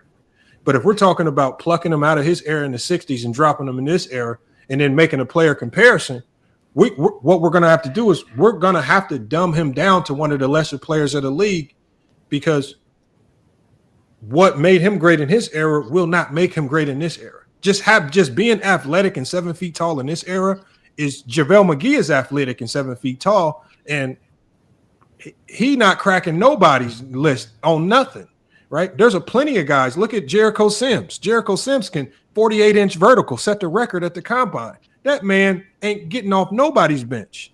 So just being athletic and tall in this era, you got to be way more than that. It's just like what Go James Kingdom talks about is skills. And when we start going to the things that make you skilled, that's where Wilt starts to lack. Because in his era, you could just be big and athletic versus this era, you got to be way more than just athletic. But the reason I think he could be able to play in this era though, because he could pass, Lamont. I mean, I think that he could be in the post up. He doesn't necessarily have to face up as much as everybody else. So you can post him up. Again, I don't think he would be as effective as he was when he was playing. Obviously not, because today's NBA is different. But I still think with what he has, you say just dropping him with everything that he was able to do in 1964 and put him in today's NBA, he had that fadeaway jumper. So he could, but that's only in the post. He could run the floor too. Yeah, he could run the floor. He would be great in transition. But again, the only reason I say you could. The only reason I said you could post him up was because he could pass, but you're right, he couldn't do what Embiid do. He couldn't face up 20 feet from the rim, dribble, put the ball down, pass defenders in and out, weave. But he definitely could post up. So, like I said, he had some skill sets, but like I said, they kind of knocked him for, like you said, for not having intricate defenses, not intricate offenses of that era, because everything was more simpler back then. And I get it. It was simpler. It was just simple basketball. I just think without the film to support, he could do it. It's hard to make the case. Like, we can surmise, but I think it's easy to say that a person could make a certain pass when the team is in matchup zone and you got help defense all over the court. It's easy to say that you think somebody can do it versus watching somebody actually do it. Like, so there's really no film to support that Wilt could do it. There's hardly any film to support that any of his games that he even played as is. I gotta get back. I gotta get back with you on Bill Russell though. You know, Wilt was a guy that averaged 33 points per game in the playoffs, man. 52% from the field against Bill Who was Russell. a dropper? And the Bill Russell, you know, dropped to 25.7, 44.6 from the field, man. Hey, that's a big drop, man. That's a big drop. Hold on. You said what dropped? Hold on. You said what about Bill dropped? I didn't understand what you were Wilt saying. Chamberlain's production dropped when played against versus the greatest defender of all time. That's what that is. Yeah, no, he had defensive impact, bro. No, I'm not saying he didn't have impact. What I'm saying is what made Bill Russell great in the 60s won't make him elite in today's. I don't know. He was very rangy. He did cover a lot of ground. He was very long and athletic. Great rebounder, great shot blocker. I think he'll be great in this era too. Because you got. I didn't say he wouldn't be great. I'm saying what makes you great in the 60s is not the same thing that makes you great in today's game. But and I said, like I said, shot blocking in the 60s is going to look a lot different from shot blocking in today's game when you got guys like Ja Morant and Kyrie Irving driving at you. And see, what y'all do is y'all penalize people like Rudy Gobert because he's running around having to block the shots of some of the most elite. Hold on. What I'm saying is we all know, and generally speaking, who cares what you do? Generally speaking, they call Rudy Gobert bum because he's running them around having the shot block against some the Gilgeous-Alexander. He has to go against the Kyries. I mean, the LeBrons. He has to go up against some of the greatest finishers in NBA history, while y'all can't name no great finishers from the 60s that Bill Russell had to consistently go up against. It was on like 8 teams. At the end of the day, with fewer teams, you should be able to give me. You should be dropping name. If there were ever great finishers, and you knew guys that were really getting to the rim, really being crafty, super athletic, making it hard on bigs, name them. Only Nate Thurman, Wilt Chamberlain, and Elgin Baylor, and Oscar. And so, at the end of the day, Rudy Gobert on a night-in, night-out basis has to see. Bob Pettit wasn't a guy that could get to the basket. No, I'm saying, but he wasn't the type of guy that got to the basket. He was more like a shooter. He was a spot up guy. I mean, I can play the film. I mean, I know it's not very much film, but I can. Play some Bob Pettit. See if you can get some Bob Pettit stuff. If I'm correct, Bob Pettit was more like a spot up shooter and a little bit of a post up hook shot type of guy. And John, you also had Hal Greer too, which was Wilt Chamberlain's teammate. Yeah, I know, but Hal Greer couldn't get to the basket like that. Like, he wasn't a great finisher. He was a slasher though. I know that's one. Yeah, but they wouldn't like Lamont said. Like, we're talking about great finish. We're talking about Kyrie's. You know what I'm saying? Even in the '90s, we were talking. He went against the Big O too, though. You know, he went against. That's what I'm saying. Yeah, the Big O, Elgin Baylor, Nate Thurman, Wilt Chamberlain. These were guys when they got to the basket, you were scared. You were like, oh my God, these guys could finish over me or through me. Like, they were dangerous. I don't know, you know about this guy because I really don't. But it's a guy Rogers too, though. Yeah, that's more. I think that's the 50s. Stop it, man. He said, "Stop it, Lamont. Come on, Lamont. We're not. I hear you, Lamont. You're right. We can't. How they were impactful for the '60s is different than what it would be today. I completely agree with you. But hold on, we got it right here. But Russell could still average 3 blocks per game. I'm not. What do I always say? Averaging 3 blocks a game don't make you an elite defender. It's one of the reasons why I say I don't think JJJ is a great defender. I think he gets for some reason he's getting that 90s treatment where he gets some blocks and now he's on all defensive team. He got one of the worst IQs. Yeah, I mean, I agree with you. He don't belong. I don't know how he did it. And the same like thing you said, he's not better than IQs. Bam defensively. How the hell you make a defensive team over Bam?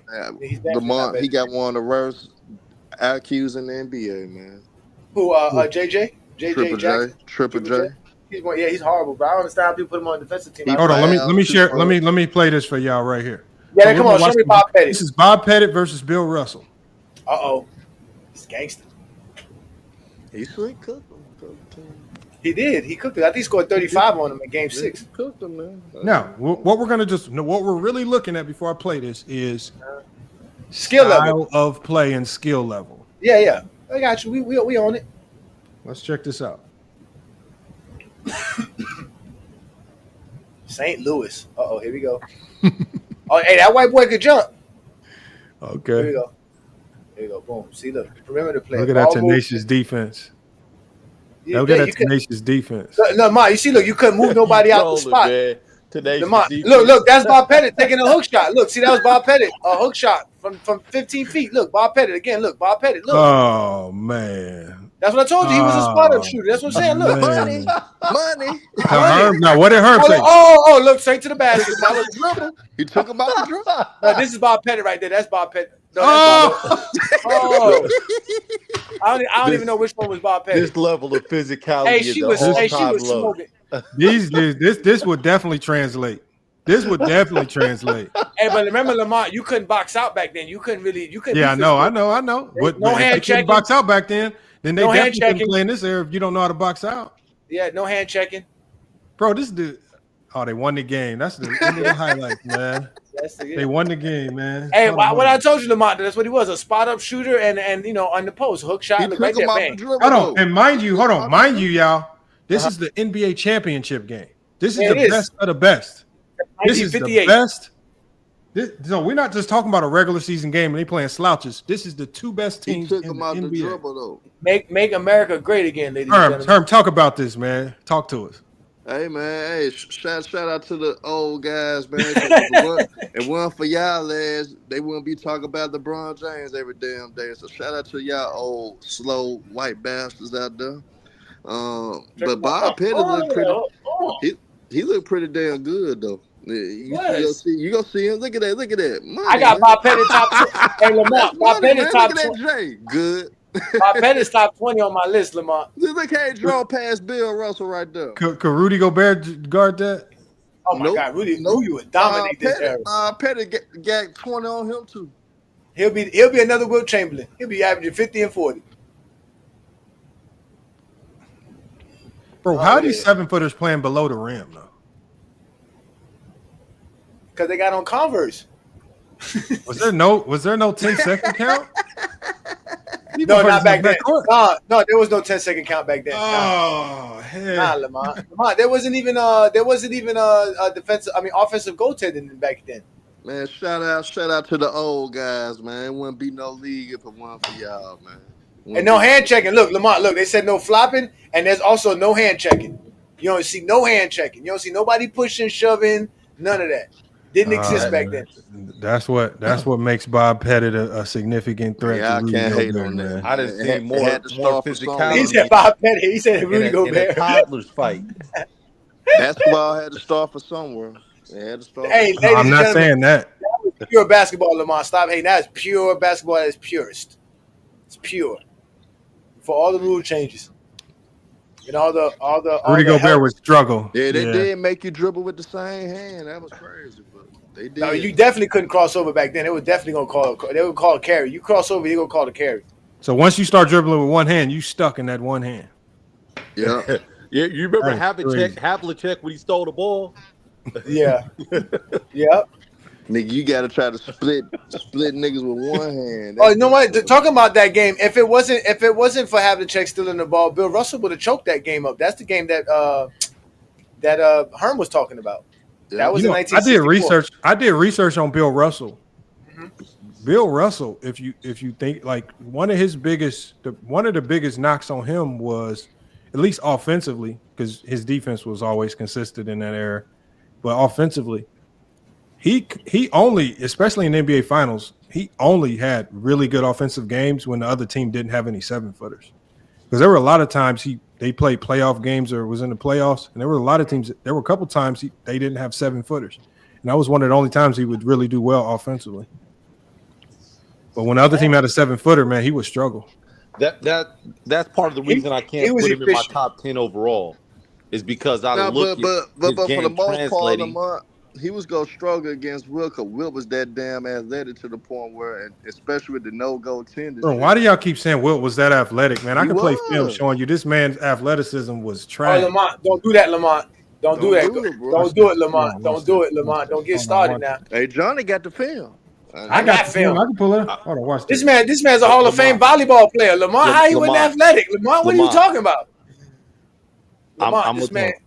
I'm sorry. Go ahead. Peace. My bad. Go ahead, brother. My bad. Lamont, and I'm gonna tell you, in LA, man, they were still saying that Wilt was running the gyms, the Poly Pavilion gyms, the pickup runs against Magic Johnson in the summertime. They couldn't do anything with Wilt. I heard that before. I heard that. Yeah, Larry Brown has a story about that. Larry Brown has a story where Magic Johnson and them tried to take a game away from Wilt because Wilt blocked his shot, and Wilt said, "Okay, you know what? Give me all of." I think he was coaching a college. He said, "Give me your college boys, and we're gonna play." He said, "Y'all not scoring no more," and they didn't score again. They didn't score. Bro, how come when it comes to Wilt? How come when it comes to Wilt, it's a whole bunch of mythical stories that ain't no film because it's 1900s, Lamont. What do you want, Lamont? It's 1900s, Lamont. All of a sudden, Wilt Chamberlain, who had literally no muscle mass, this is a stood next to Arnold Schwarzenegger and bench pressed 500 pounds. That's what Arnold Schwarzenegger said. Arnold Schwarzenegger said. That's what Arnold said. I'm telling you from LA. You said you were there, Lamont. I'm telling you, my uncle played for UCLA under John Wooden. He was on the freshman team. I'm telling you the stories that he used to tell me. So you telling me that's a fake? That's an AI picture? Just like Chilltown told us the story of Kenny Smith dunking the ball. No. I don't know. Lamont, is that AI, Lamont? Is it AI? Is it AI watching Wilt Chamberlain and Andre the Giant carry Arnold Schwarzenegger? That's an AI picture. That's not a real picture. Man, I don't know, man. Hold on, we're about to play this film now. Oh, go ahead, play this film because I'm guarantee you're gonna see nothing but athleticism with Wilt Chamberlain. That's all you gonna see, bro. We about to see. Yeah, that's all you finna see. What we about to see is we gonna see a guy that looked like he used to run track trying to play basketball. Oh my that's God! What it looked like. Don't do that, Lamont. Y'all know what it looks like when one of the football players that don't really hoop come and try to hoop with the hoopers. Yeah, stop it, Lamont. Stop it now. This is my number 2. It looked like somebody really athletic out there that don't know what they're doing. You just proved that point talking about track, though. Bro, I didn't say the man couldn't run fast. Being athletic and running fast is two different things. Basketball athleticism is different. All right, let's see this, y'all. Let's check them out. If I see him walk in the gym, y'all nervous? Oh, yeah. That's a big nigga. Lamont, that's a 17-year-old. Lamont, you talking about a 17-year-old. Lamont, that's a 17-year-old. That's a 17-year-old. I'm just strolling right there. Lamont, that's a 17-year-old. You're looking at Lamont. With the ball. This is a 17-year-old. I'm worried about that. I'm worried. Look at that. I can palm the ball. Look at that. Oh, man. Lamont, he wasn't even allowed to drink. What are you talking about? See that? Oh, yeah. He was a Harlem Globetrotter, man. Come on, Lamont. Look at what he's doing. This is a 7-footer. It's a 7-footer doing this. Look at this. Oh, wow. Oh, here we go, Lamont. Okay, show me MB doing this. Here we go. Oh, yeah, MB could do that. Oh, snaps. Come on, Lamont. This is 1952. Oh, above the rim. Damn. Lamont, that's athleticism at its finest. Oh, shit. I ain't seen this before. Damn. Come on, Lamont. Nobody was doing that in 1962. No, look at the athleticism. Look at that. Nobody. You just said that, Lamont. You said how you had all these 7-footers and nobody could be above the rim. He was the first one. Look at him, Lamont. This is 59-year-old. Look, he's 50, Lamont. This is 50. This pimping Wilt right here. Yeah, this is 50. Look at this. This is nothing all day. Look at Carl. Talking about he got no. Look at the muscles. Look at the trapezius muscles. Oh, okay. Let me see it. Okay, there you go, Lamont. Come on, Lamont. Damn. Hey, man, Marcus Johnson. Shaq can't. No, Mark. He's damn 70. Shaq is the same age as Wilt right now. Shaq can't do that.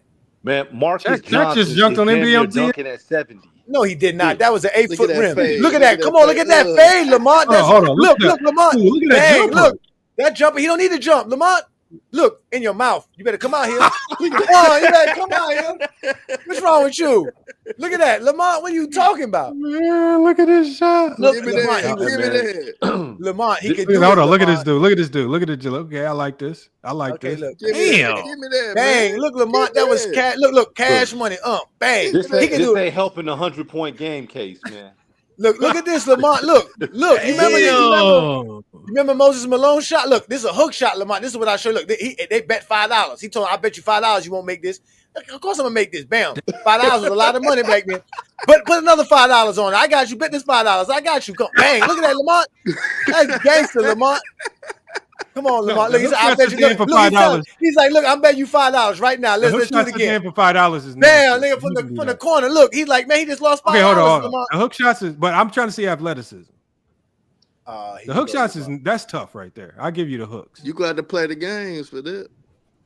Now you got to show him with his track and field stuff, man. The man broke records in track and field.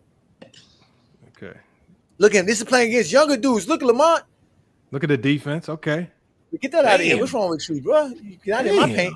Look, my in church shoes, Lamont. You can never, Lamont. You never played in church shoes a day in your life, bro. Yes, I have. Come on, man. Come on. Come on, Lamont. You got to handle too while you playing. Yeah. You got to handle too, man. Look at this. Damn, look at this, Lamont. Look, they never saw nothing like this, Lamont. The real number 13. Look, look. He was 14 then, Lamont. He was 14 then. Look at the athleticism. Come on. He was so great, Lamont. He had to go play for the Golden Trotters. Look, we saw how Jordan played in a suit. Never this great. Never. Look at this. Lamont, look at the athleticism, Lamont. Lamont is cold. He's jogging, Lamont. He know how fast he can run. Look. Come on. I don't know if Rudy Gobert. Yeah, y'all right. Rudy Gobert couldn't do nothing with that. Look at that post. Nah, he would have dominated. He would have killed Rudy Gobert. This is a man. This is a grown man. This is a man that didn't even like being like this. Look, he didn't like playing rough. Remember, he couldn't play rough. He couldn't do this. This is why they were saying Shaq. Imagine Wilt Chamberlain could do what Shaq was doing. Look at that. There. Hold on. He was struggling a little bit right He there. was not struggling. He was not struggling. Look, in church shoes, Lamont, never in your life. Ever in your life, Lamont. In church shoes. Damn, that's unstoppable right there. Look at that dribble. Look at that handle. I told you, I give you NBA the handles. That I give it to you. They couldn't dribble. They couldn't dribble back then. Look, they couldn't dribble back then. That I give it to you, brother. Look. Get out of here. Get out of here. What's wrong with you? That's for reparations. Come on, let's go. You got to show all them gold teams. Come on, Lamont. Yeah, look at that handle. Damn. Come on, man. Jordan talking about he gonna take Magic. What do you think Jordan would have took Magic in the 75? Hold on. No. We got two peas in a bone, right? Yeah. Okay. So we know your son. He's a high-level D1 basketball player, right? Mm-hmm.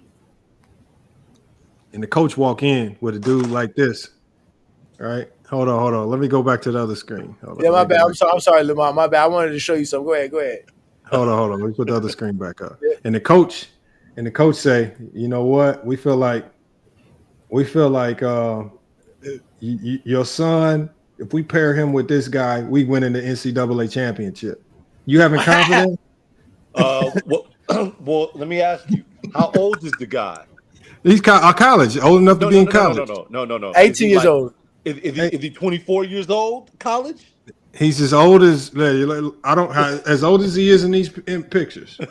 If he's 24-year-old in college and he's been in college for 5 years, yeah, I'm confident. Absolutely. Yeah, sign us up. Wait, you didn't like that hook shot? Please, you didn't like that hook shot? Because in college, you could play his own and just pack him in the paint. Hey, man. Lord, give him the good old Zach Edey. Absolutely. But you know what happened to Zach Edey? Now that was bad culture. That 16 seed came and said, we don't give a damn about you being 7'4". So wait a minute, Lamont. So you telling me this is a fake? This is a fake photo, Lamont. This is not him holding up Arnold Schwarzenegger. Arnold Schwarzenegger is like what, 270, 260 back then? What was Arnold Schwarzenegger back then? That's not a real picture. People, huh? He's holding with one.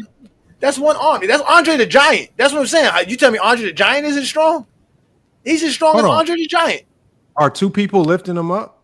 Yeah, you know who Andre the Giant is, right? That's Wilt Chamberlain to the left. Arnold Schwarzenegger is in the middle, and that's Andre the Giant to the right. You know who Andre the Giant is, right?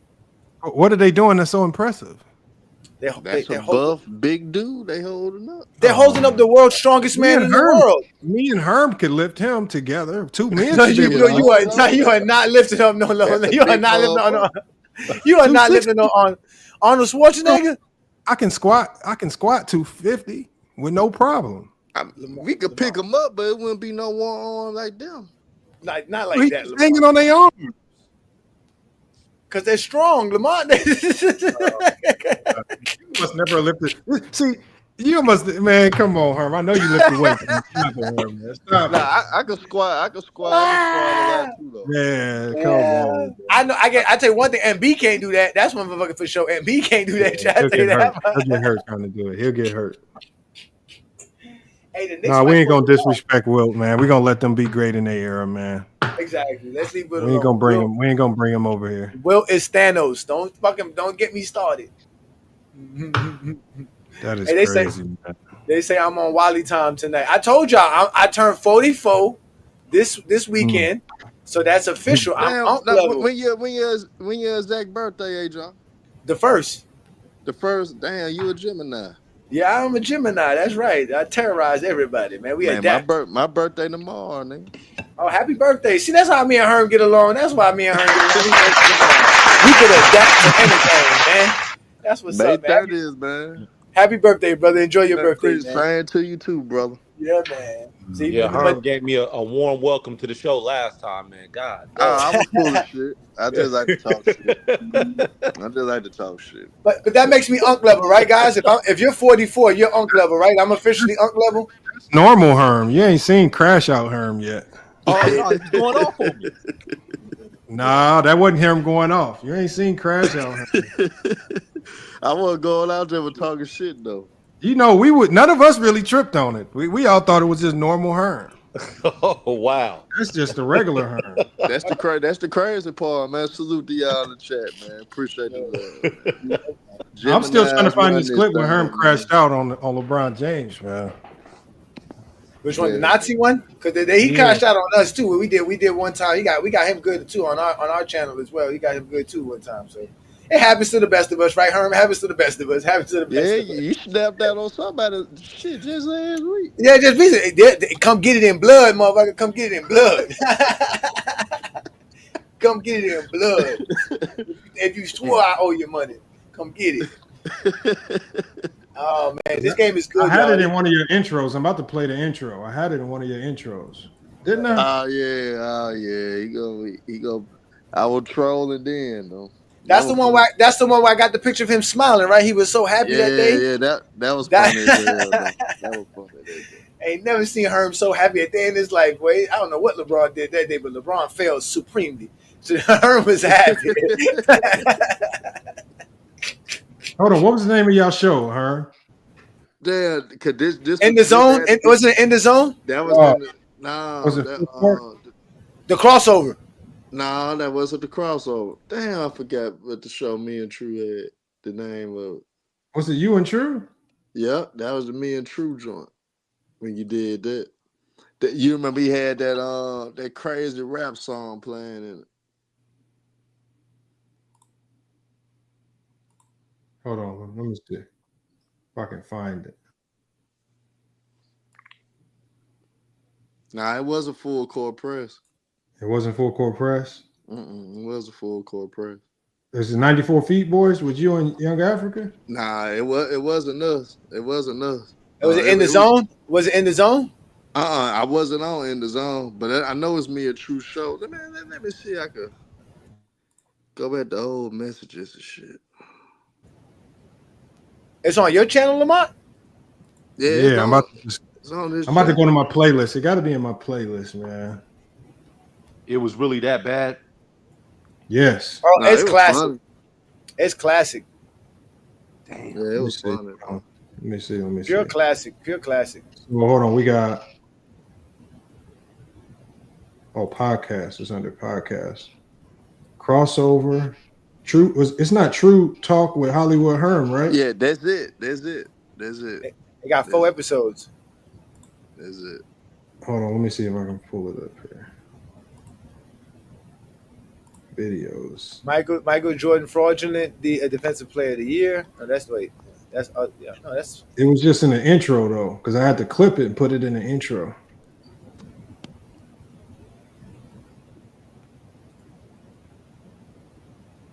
Yeah. Damn, Lamar, you got 166,000 subscribers now. Lamar, keep going. Shout out to you, bro. Oh, that's not it.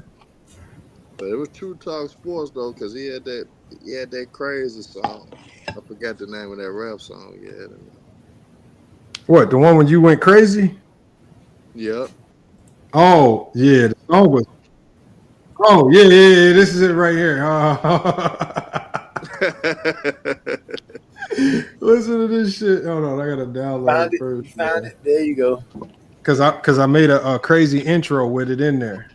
Yeah. It was classic though. Oh, the song is crazy. I think the song got banned from YouTube. Yeah, shit. You got some strikes with it, if I'm not mistaken. What rap song was that? It was a real rap song. Yeah, it said some wild stuff in it, man. About KKK, all that stuff it was saying. Oh, it was a song you made yourself. No, I didn't make it. Oh wow. Hold on, y'all might be able to hear it. I'm gonna share the screen. Maybe y'all can hear it from here. Let me share my screen. The song is kind of out of pocket, though. I ain't gonna lie. Yeah. Hey, listen to this, man. But I put Herm's audio with the song because they go together. Herm is the best, man. Hold on. Can y'all hear? Y'all hear the sound? Let me know. Make sure y'all can hear it. Yeah, I can hear it. So Slovenia, stand up. Russia, stand up. Soviet Union, stand up. Hey, man, I'm riding with y'all, man. We gonna put a nuclear bomb on LeBron James and Los Angeles Lakers, nigga. We bringing them illegal weapons overseas. You gonna talk about Nazis? Adolf Hitler once said that, hey, all black men, hey, we are the kings. We are the dudes. We are the most powerful. So even Adolf Hitler knew that we were the most powerful. You know what I'm saying? So yeah, I rolled with the Nazis, nigga, because they knew what we was before them other motherfuckers knew what we was. It's my nigga. Put the barrel on his head and pull the trigger. With my nigga Winnie the Pooh and Tigger. An enemy A beats me up every day. He is a prick when she got shot in JFK. Yeah, that song could get you. Boy, that song is nasty. It got you some strikes for real though. Oh man. Oh my God. Oh, what pushed you to that point?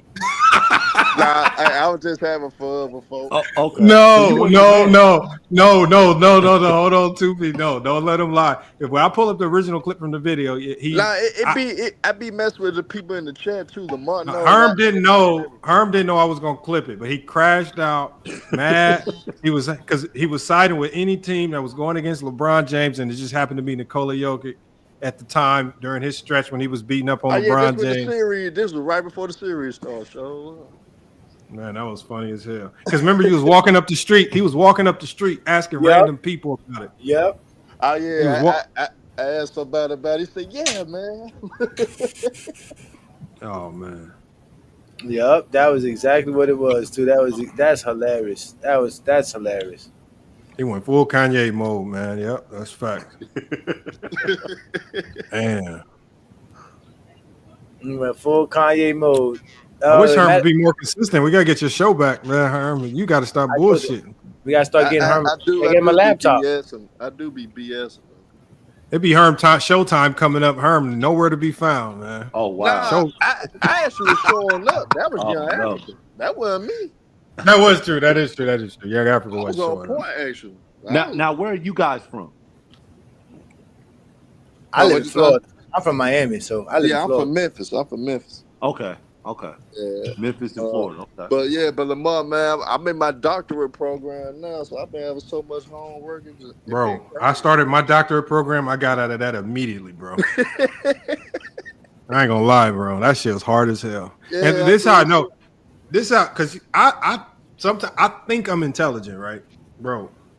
That first semester of my doctorate program, everything I turned in came back as an F.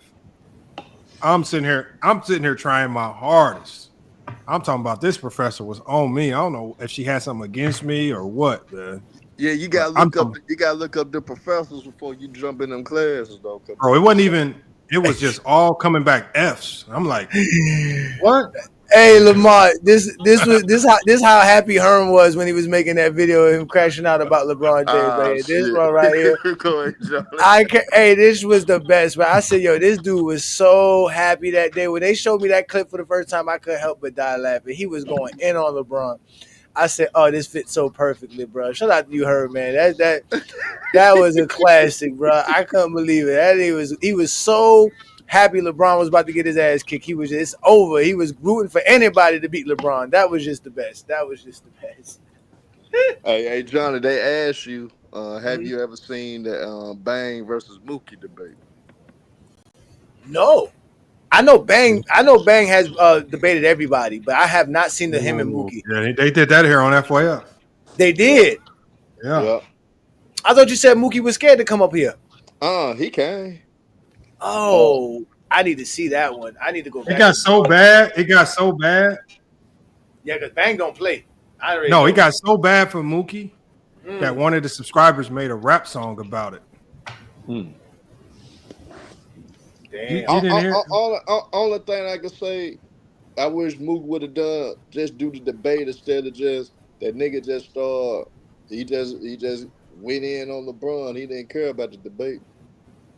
That's why I wish he would have just did the debate, because he could have made it interesting. Cause Bang, he be coming with his stuff, but he got some weaknesses that he could have explored some weaknesses Bang be having sometimes, but he crashed out instead of debating. Now I know you guys talk basketball, right? And I love what you guys be saying, and I hear you comparing eras. What is the best era of basketball to you, and why? Ooh, I got 2000 and 2010. Yeah, I'm biased. Okay, I agree with you. That's the best era. That's the best. As far as talent, I broke it down. I did a whole show about it. As far as from talent, from individual players to dynasty teams, to narratives, storylines, from greatness on both sides of the basketball.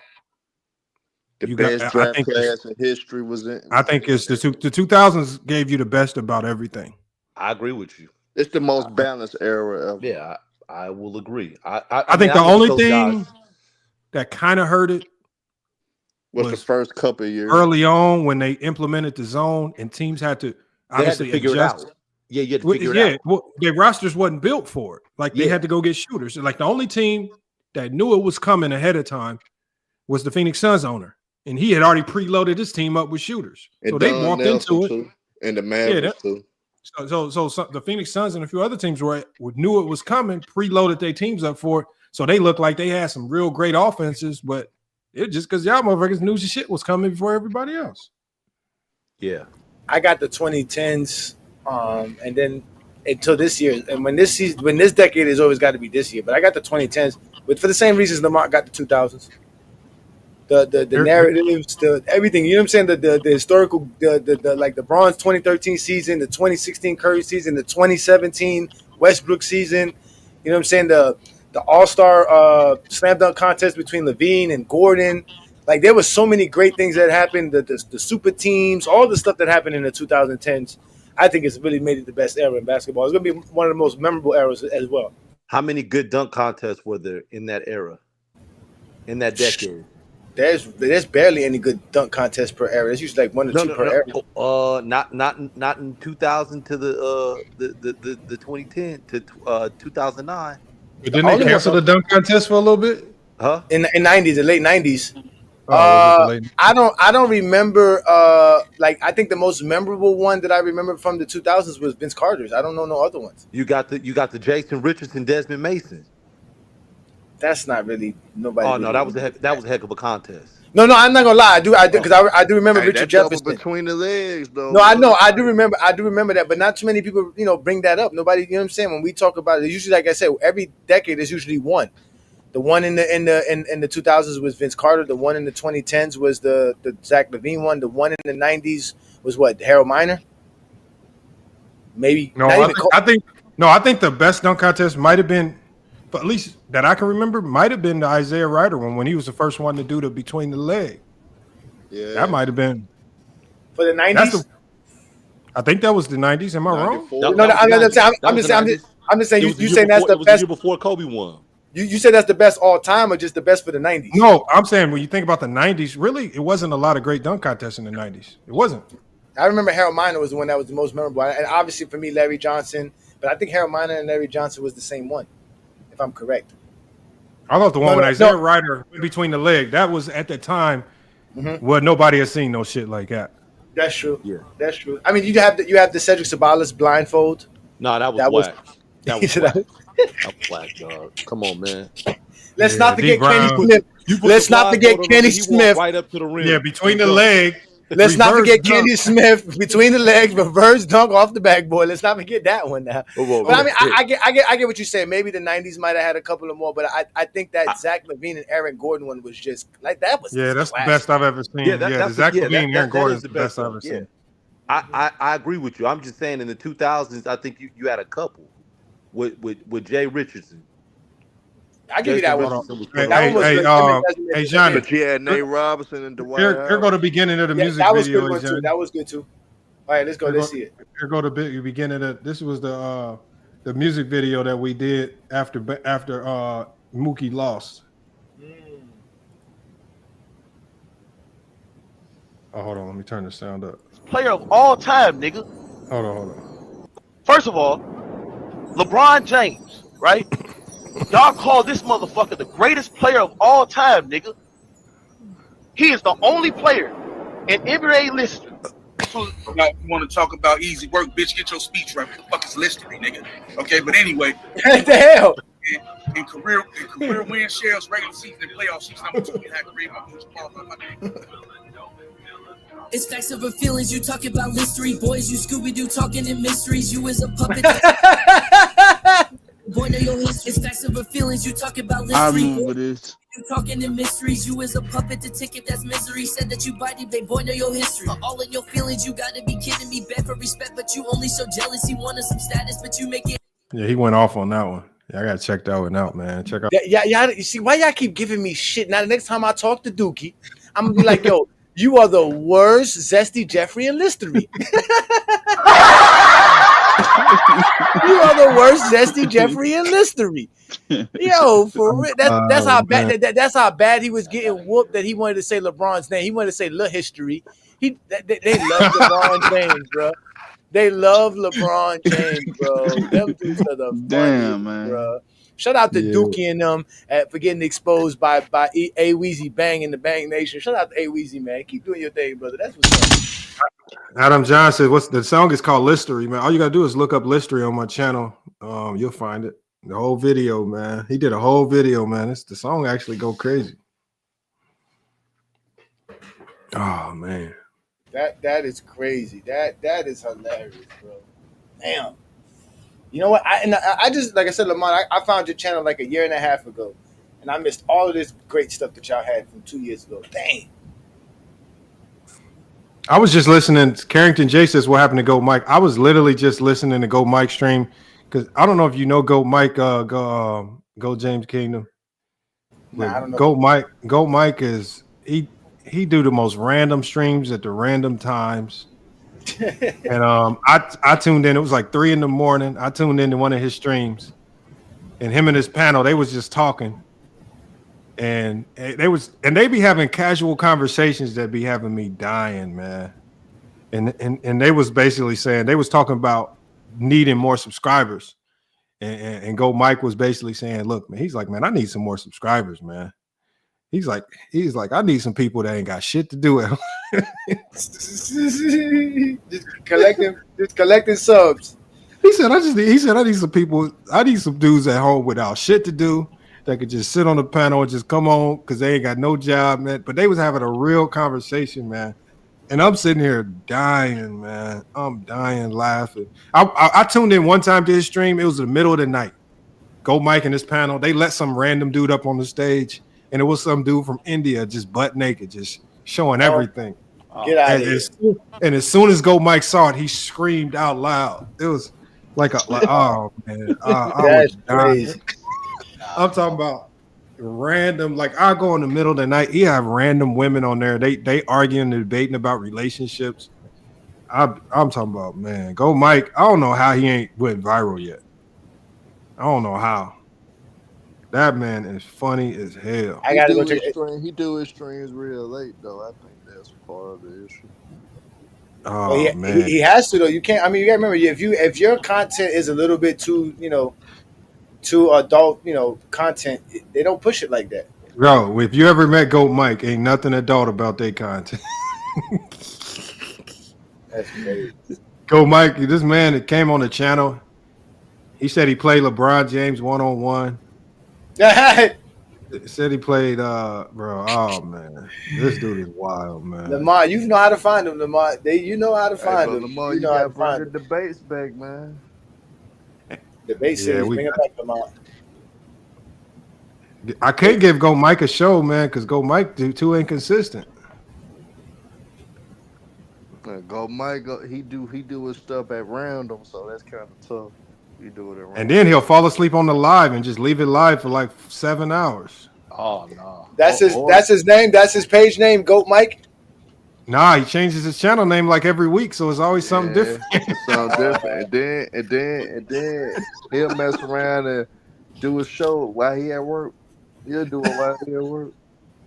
That's crazy. Yeah, I be seeing people going live while they be at work. I'm like, man, you must have a real easy job. We made a he freestyled on our channel one time. And because he's because Go Mike, one of the staples to Go Mike is that he's like a 10-year worker at like Walmart, but he loves his job. Like he takes pride in his job. And man, we made he did a freestyle on our channel. Let me see if I got it. It's called Cart Pushing 1-on-1. Oh my God. No, it's these people are the best. I'm telling you, man, the internet's the best, man. When Will came on here, some dude from Ticket TV came on here and exposed himself. Oh, when are you doing the interview with the you're supposed to be interviewing somebody, right? Yeah, Elliot. Yeah, I was actually supposed to bring him on today, but I guess some stuff came up, so now I pushed it to Sunday. So I'm gonna be having him on Sunday. So make sure y'all tune in. I'm gonna schedule the live. I'm gonna get that live scheduled probably tonight, so everybody can already be gearing up for it. What time Sunday? It's probably gonna be 1 p.m. Mountain Standard Time. So I don't know what that is. Okay. No, I could do that. I'm actually I'm going out of town that day, but I could do that. Lamont. You know what? The Lakers. I mean, not the Lakers. The Knicks look like they're about to win this game here. Oh no, they are going to win. Yeah, they're about to win. Yeah, they're about to win. You saw how bad it is when you give up a game in the playoffs right now. If they didn't give that game 1 up, they would be up 3-2 right now. They up 18 with a minute and 30 seconds. That's a wrap. Yeah, that was Indiana's pulled out their starters as well. That's him right there. That's Go Mike. Nah, that's not him. But it was a video we found that related to him. It kind of looked like him though. Yeah, Downs. Considering whole parking lot, 2 people. To be a judge, knowing it's fucked up in a way. That's him right there.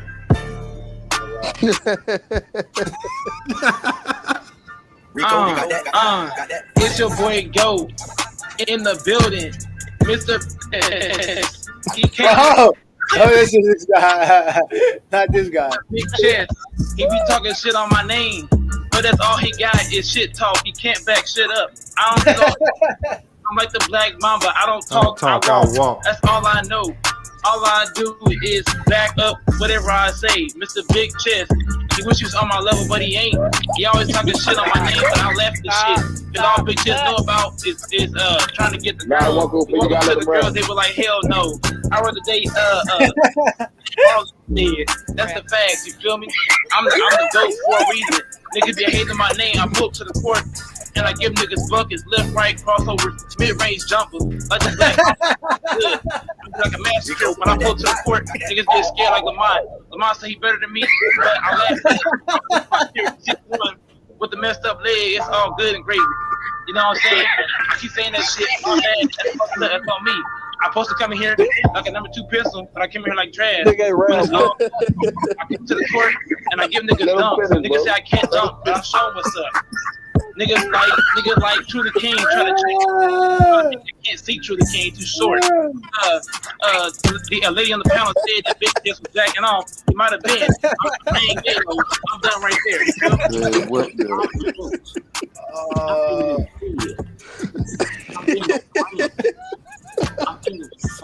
Hey man, you know who he sounds like? You got that one-on-one game, man. You know who he sounds like? My name every time you wake up. Rico. He sounds like yo, why his sideburns longer than his afro? Bro, go Michael.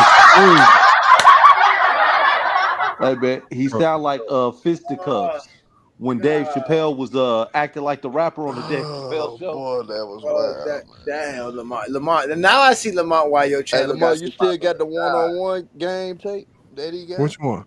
The one he so he bet somebody. You know, I don't know if y'all seen a dude named Hitman X.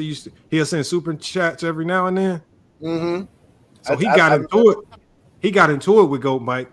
They ended up actually meeting up in real life to play one-on-one. No way. Wow. Yes, to play one-on-one, and Goat Mike beat him. Goat Mike beat him. No way. Bad too. They was oh man. Then he lost. He came on the panel and said he only lost because Goat Mike was musty as hell. Because Goat Mike said he had to run. Goat Mike had to run. He had to run. Yeah, he had to run. He didn't have a ride to the gym, so he had to run to the gym like 10 miles. No way. Wait, he ran 10 miles and still beat him? Damn. So Goat Mike played him again. Goat Mike played him again. This time with deodorant? No, this time it was worse. It was worse because Hitman X got up like 15 points. I mean, it was like 17-2. Goat Mike came back. Won. No way. It got so bad, man. His buddy had to step in and break him up, man. Oh my God. Bro. Damn, Lamont. Oh man. Lamont. Hey, hold on. And Herm, you missed the last one-on-one he had. He put it on his channel. It was played against. He was playing some random dude, right? And it was some random 2 dudes. But the dude had his girl there. And Goat Mike finally scored on the dude because they was losing. And he said something to dude girl. Bro, why these dudes get to fighting right there, man? Oh my God. Yo, I can't, man. I'm telling you, bro. And you know what's crazy about all this is recorded. You know how much stuff is on the internet like this on YouTube, bro? It's crazy, bro. Not bad, Johnny. He entertaining though. He's entertaining. Bro, Mike. Bro, that's what I'm saying. Bro, Mike is so random, man. That's funny as hell, man. YouTube. That's why YouTube is it. Man, I keep telling y'all, man. Y'all make sure to subscribe and support people's channels that's doing content, man. They out here doing some stuff, and you like it. Subscribe and like it, man. I'm gonna tell y'all what his channel name is to this week. He changed his name again. His channel name this week is, let me see. He changed it to. Okay, so his channel name this week is One Gorilla versus 100 Men.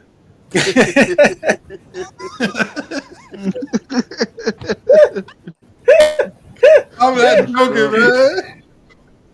I am not joking. God, he the gorilla. He changes it every week. Is one gorilla with the number or spelled out? The number one. The number, like literally the number one gorilla versus 100 men. He has 4K subscribers. And next week I don't know what it's gonna be. I don't know. Yeah, I better subscribe while y'all can. Oh, no, I can't. It's not pulling up. It's actually giving me the Gorilla 100 Men situation. I can't. It's not giving me his. I'll put it on the screen. He's actually live right now, man. Hold on, let me share. Oh wait, look, wait. Share my screen so you can see it. Yeah, it's not giving me no channels. It says shorts, lives. No, you got to type in Goat Mike. Type in Goat Mike. That's the key to finding this channel. You got to type in Goat Mike in the search bar. You can't type in his channel name. Okay, I found it. Okay, I found it. Now he got 3,000 subscribers. Okay. Now the problem is he's live right now, but I still think that's his live from last night where he fell asleep. So it's probably not nothing on the screen. You think I'm joking? No, he's live right now. He's live. He's yeah. Oh, he got people on there? Yeah, you don't want to pop it up. You don't want. I guess you can't. Can you pop it up? I guess I don't know. He gonna say some wild shit. He gonna say the Knicks gonna come back and win. Nah, because it's the background. It's his background that I would say that. Oh, the female in the background? Yeah, he got a female in the background. They're live right now. Yeah, that's Goat Mike channel, man. Y'all need to go check them out, man. But I'm gonna shut this one down. Yeah, I've been live too long, man, as it is, man. So damn, Lamont. So you did 30 minutes about Anthony Edwards, and they derailed you to something else. The whole live. The whole live, man. Hey, what was your take on Ant-Man? I know I missed that. Just the take was just that the media done with him. They used him up. They used him because he beat LeBron. Then they paraded him around like he was the next MJ, and then as soon as he had a failure, they discarded him. Now they moved on to SGA. But the media kept the media kept though, because if they honestly remember Jordan, that's what made Jordan's story good. But they don't allow that. Mm-hmm. Yeah, they don't allow you to talk about Jordan's failures or Jordan's 6-0. He's perfect, and like I said, that's what I said. I said Jordan shit. Whenever he was faced against a team that was better than him, he always failed. He never ever overcame. That was part of his journey. Well, I think you touched on something that was very important, was the idea that whenever it's something great, they want to attach it to Jordan, but when it's not something great, it's not attached to Jordan. And that's typical of Zesty Jeffries. That's how they operate. And again, if you're gonna make him Jordan for doing all the great stuff, beating LeBron, doing all this other great stuff, then when he scores 16 points in the game and decides to pass because they're playing great defense, well, that's what Jordan did in '89. So you can't be mad at him for that as well.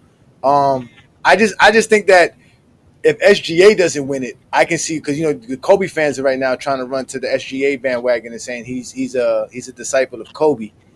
If he doesn't win it, yeah. Some people don't like it because Kobe fans are real fans, so they don't like nobody comparing him to Kobe, or nobody can be compared to Kobe. Jordan fans, they love to compare Jordan to everybody. Everybody's the next Mike besides Kobe. But for Kobe, they don't let you say, yo, Kobe's that. See, look at George. George responded quick. As soon as you look, I'm not. He said, I'm not. I'm not. The most Kobe fans don't, but there's some that's trying to do it because there's some Kobe fans that think they're Mike fans. They can try to do what Kobe look, we all know that when these players are on their high, they love to compare everybody to Jordan or some player tested. And then as soon as Ant-Man loses and he has his post-game conference, everybody was comparing his post-game conference to LeBron after he lost. Oh, he's like LeBron and he's this. So they test the losing. They try to connect that when a player fails to LeBron. And when a player is up and he winning, they don't ever want to connect that to a player today. They don't never say he likes Steph, or they don't ever say he like LeBron. They always try to connect it, winning and success, to Jordan. Oh, he being like Jordan. And it's just like, okay. And it all stems from people like Stephen A. Smith. Yeah, can you imagine Jordan being the measuring stick? Can you imagine somebody tell you something from 30 years ago is still the measuring stick of greatness? That means for 30 years, bro, you missed 30 years of greatness in your life because you sitting here looking for something that happened in 1995. Yeah, these people are the worst, bro. But Minnesota is a piece or two away from actually being the legit contenders to me. And what Ant-Man is doing, he's moving in the right direction. He's just going through his growing pains. So yeah, the problem with Ant is Ant needs to figure out what type of player he wants to be. because you can't build around him until he figures out what type of player he wants to be. He's gonna have to lock in. Yeah, that's growing pains though. He gonna it is growing pains, but he's gonna have to. It will help the team out if he picks a style of play and just rocks with it. That's true. That's true. Like for example, SGA. SGA is look. This is the type of player I'm gonna be. High efficient, mid-range killer. We gonna build around that. Build around that. SGA ain't one night trying to be the John Stockton and another night trying to be Jordan. He's just being SGA every single night. And so when you simplify your game, which I think a lot of people are saying he needs to add to his game, I think he needs to simplify his game. I think he complicated things by shooting all these threes this year. He did. You know what I'm saying? It's just like, okay, now you're shooting just as many threes as Steph. Like, what the hell are we like? How do we build around you when you change your game significantly every year? It's just like, how do we know how to build? Like, and you got to pick a style of play and rock with it and commit to it so the team can build around it. That's what I feel. I'm starting to believe though that the 40% 3-point stat is overrated.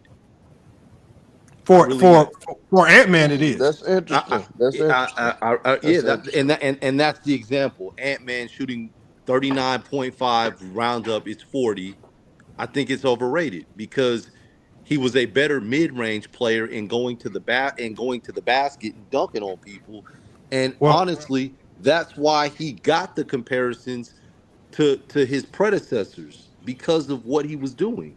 Because he started getting double teamed and he was having trouble getting to the basket. So he added a 2-point game to make it easier.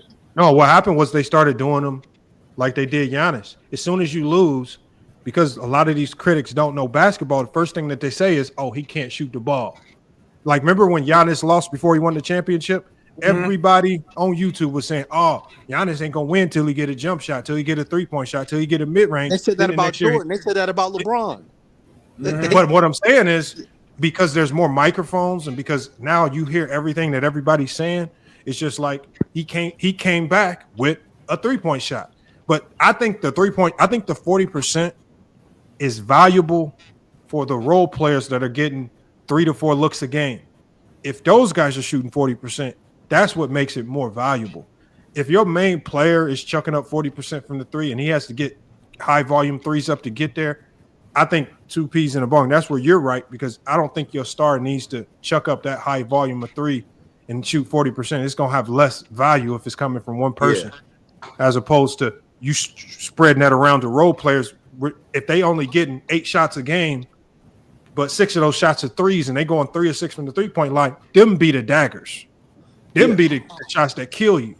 I think you are right to a certain degree. I think he needs to get back to just being Ant-Man. Get your eyes absolutely. Kill people at the rim. But the King KO, I think Ant-Man already has a post game. He just don't use it. I think he got that. He just don't use it. I think he can take. Well, you know what discourages you, and we were talking about this earlier.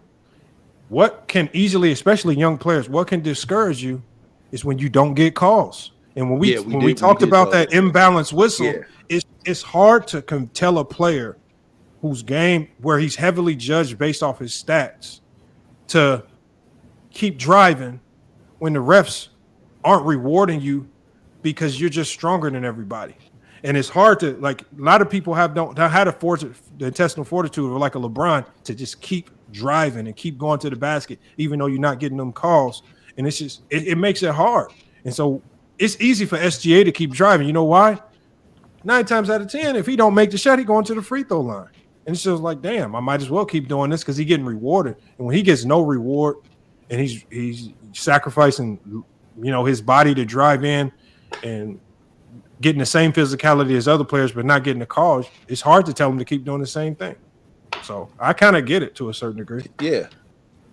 Like, you look like Neesmith isn't going to get the same whistles that Halliburton gets or Brunson gets. But if you look, Neesmith gets beat up going to the basket, but he's physical, so they're not going to call it. And some would say, well, he's not a star. Nah, that's part of it, but the other part is he's just physical. And they're not rewarding the physical guys on the offensive end when they're getting hit. I agree. Yeah, but we gonna let Lamont off, man. We don't need to hold him. We don't need to hold him too much long. Hey, I'm telling you right now, Herm. I think I might have found the magic formula, man. I think the magic formula is in the baseball parlays, man. Hey, they do be hitting. I ain't gonna lie. That baseball, I'm gonna tell you, man. one thing you got to give baseball players is they are consistent. If a motherfucker strike out a lot, he always gonna strike out a lot. You know what I'm saying? Yeah. If a dude hits singles, he definitely do to hit a single damn near every game. It's so many ways to win on the baseball gambling tip. That's the unique thing about it. So, and they do. Georgia is right. They do pay more. You said they pay more? Yeah, the parlays do be worth more than a lot of the other parlays they do in other sports. All right, well, hopefully some of them hit, man. But it is what it is. But y'all, let me shut this one down, man. I appreciate y'all pulling up. Make sure y'all go check out 2Ps. I'm gonna put them on the big screen, man, so y'all see the logo, man, so y'all know. 2Ps at a Bong podcast, man. Maybe they're probably gonna be going live tonight, man. Make sure y'all go sub up. We're going live tonight. 9:30 Pacific time. We'll be on. Yep. Make sure y'all go search them, give them a sub. I want to see some of y'all over there bugging them in the chat, just like I be doing, man. Make sure, even if you trolling George, go over there and troll them like you normally do, George. Tyson with your bad takes. Who else? Surge with your LeBron hate. Come on, y'all, man. Y'all go share the love. All right, but look, man, appreciate you pulling up, sticking around, man. Appreciate everybody. And then we had Two Wheels. I seen you come up here, man. My bad, we didn't get to you, man. But man, I'm just here to spectate, man. All right, man. Well, hey, definitely. I'll make sure I get you in on the next one, man. But I'm gonna go ahead and drop y'all down. Appreciate y'all for pulling up to FYF Sports, man. We're gonna get this one. We're gonna get this one shut down. Another good show. Salute to everybody that pulled up Herm. And like I said, man, we're going to, if anybody in the chat, man, I know some of y'all, man, I know some of y'all got that itch or inkling and y'all want to do a podcast. We're trying to add another show here on FYF Sports, just like Goat James Kingdom, man. So if you think you could be consistent, and you got a show idea, whether it's once a week, whether it's twice a week, man, and you want to go live on FYF, man, just let me know. Just tap in with me on Instagram.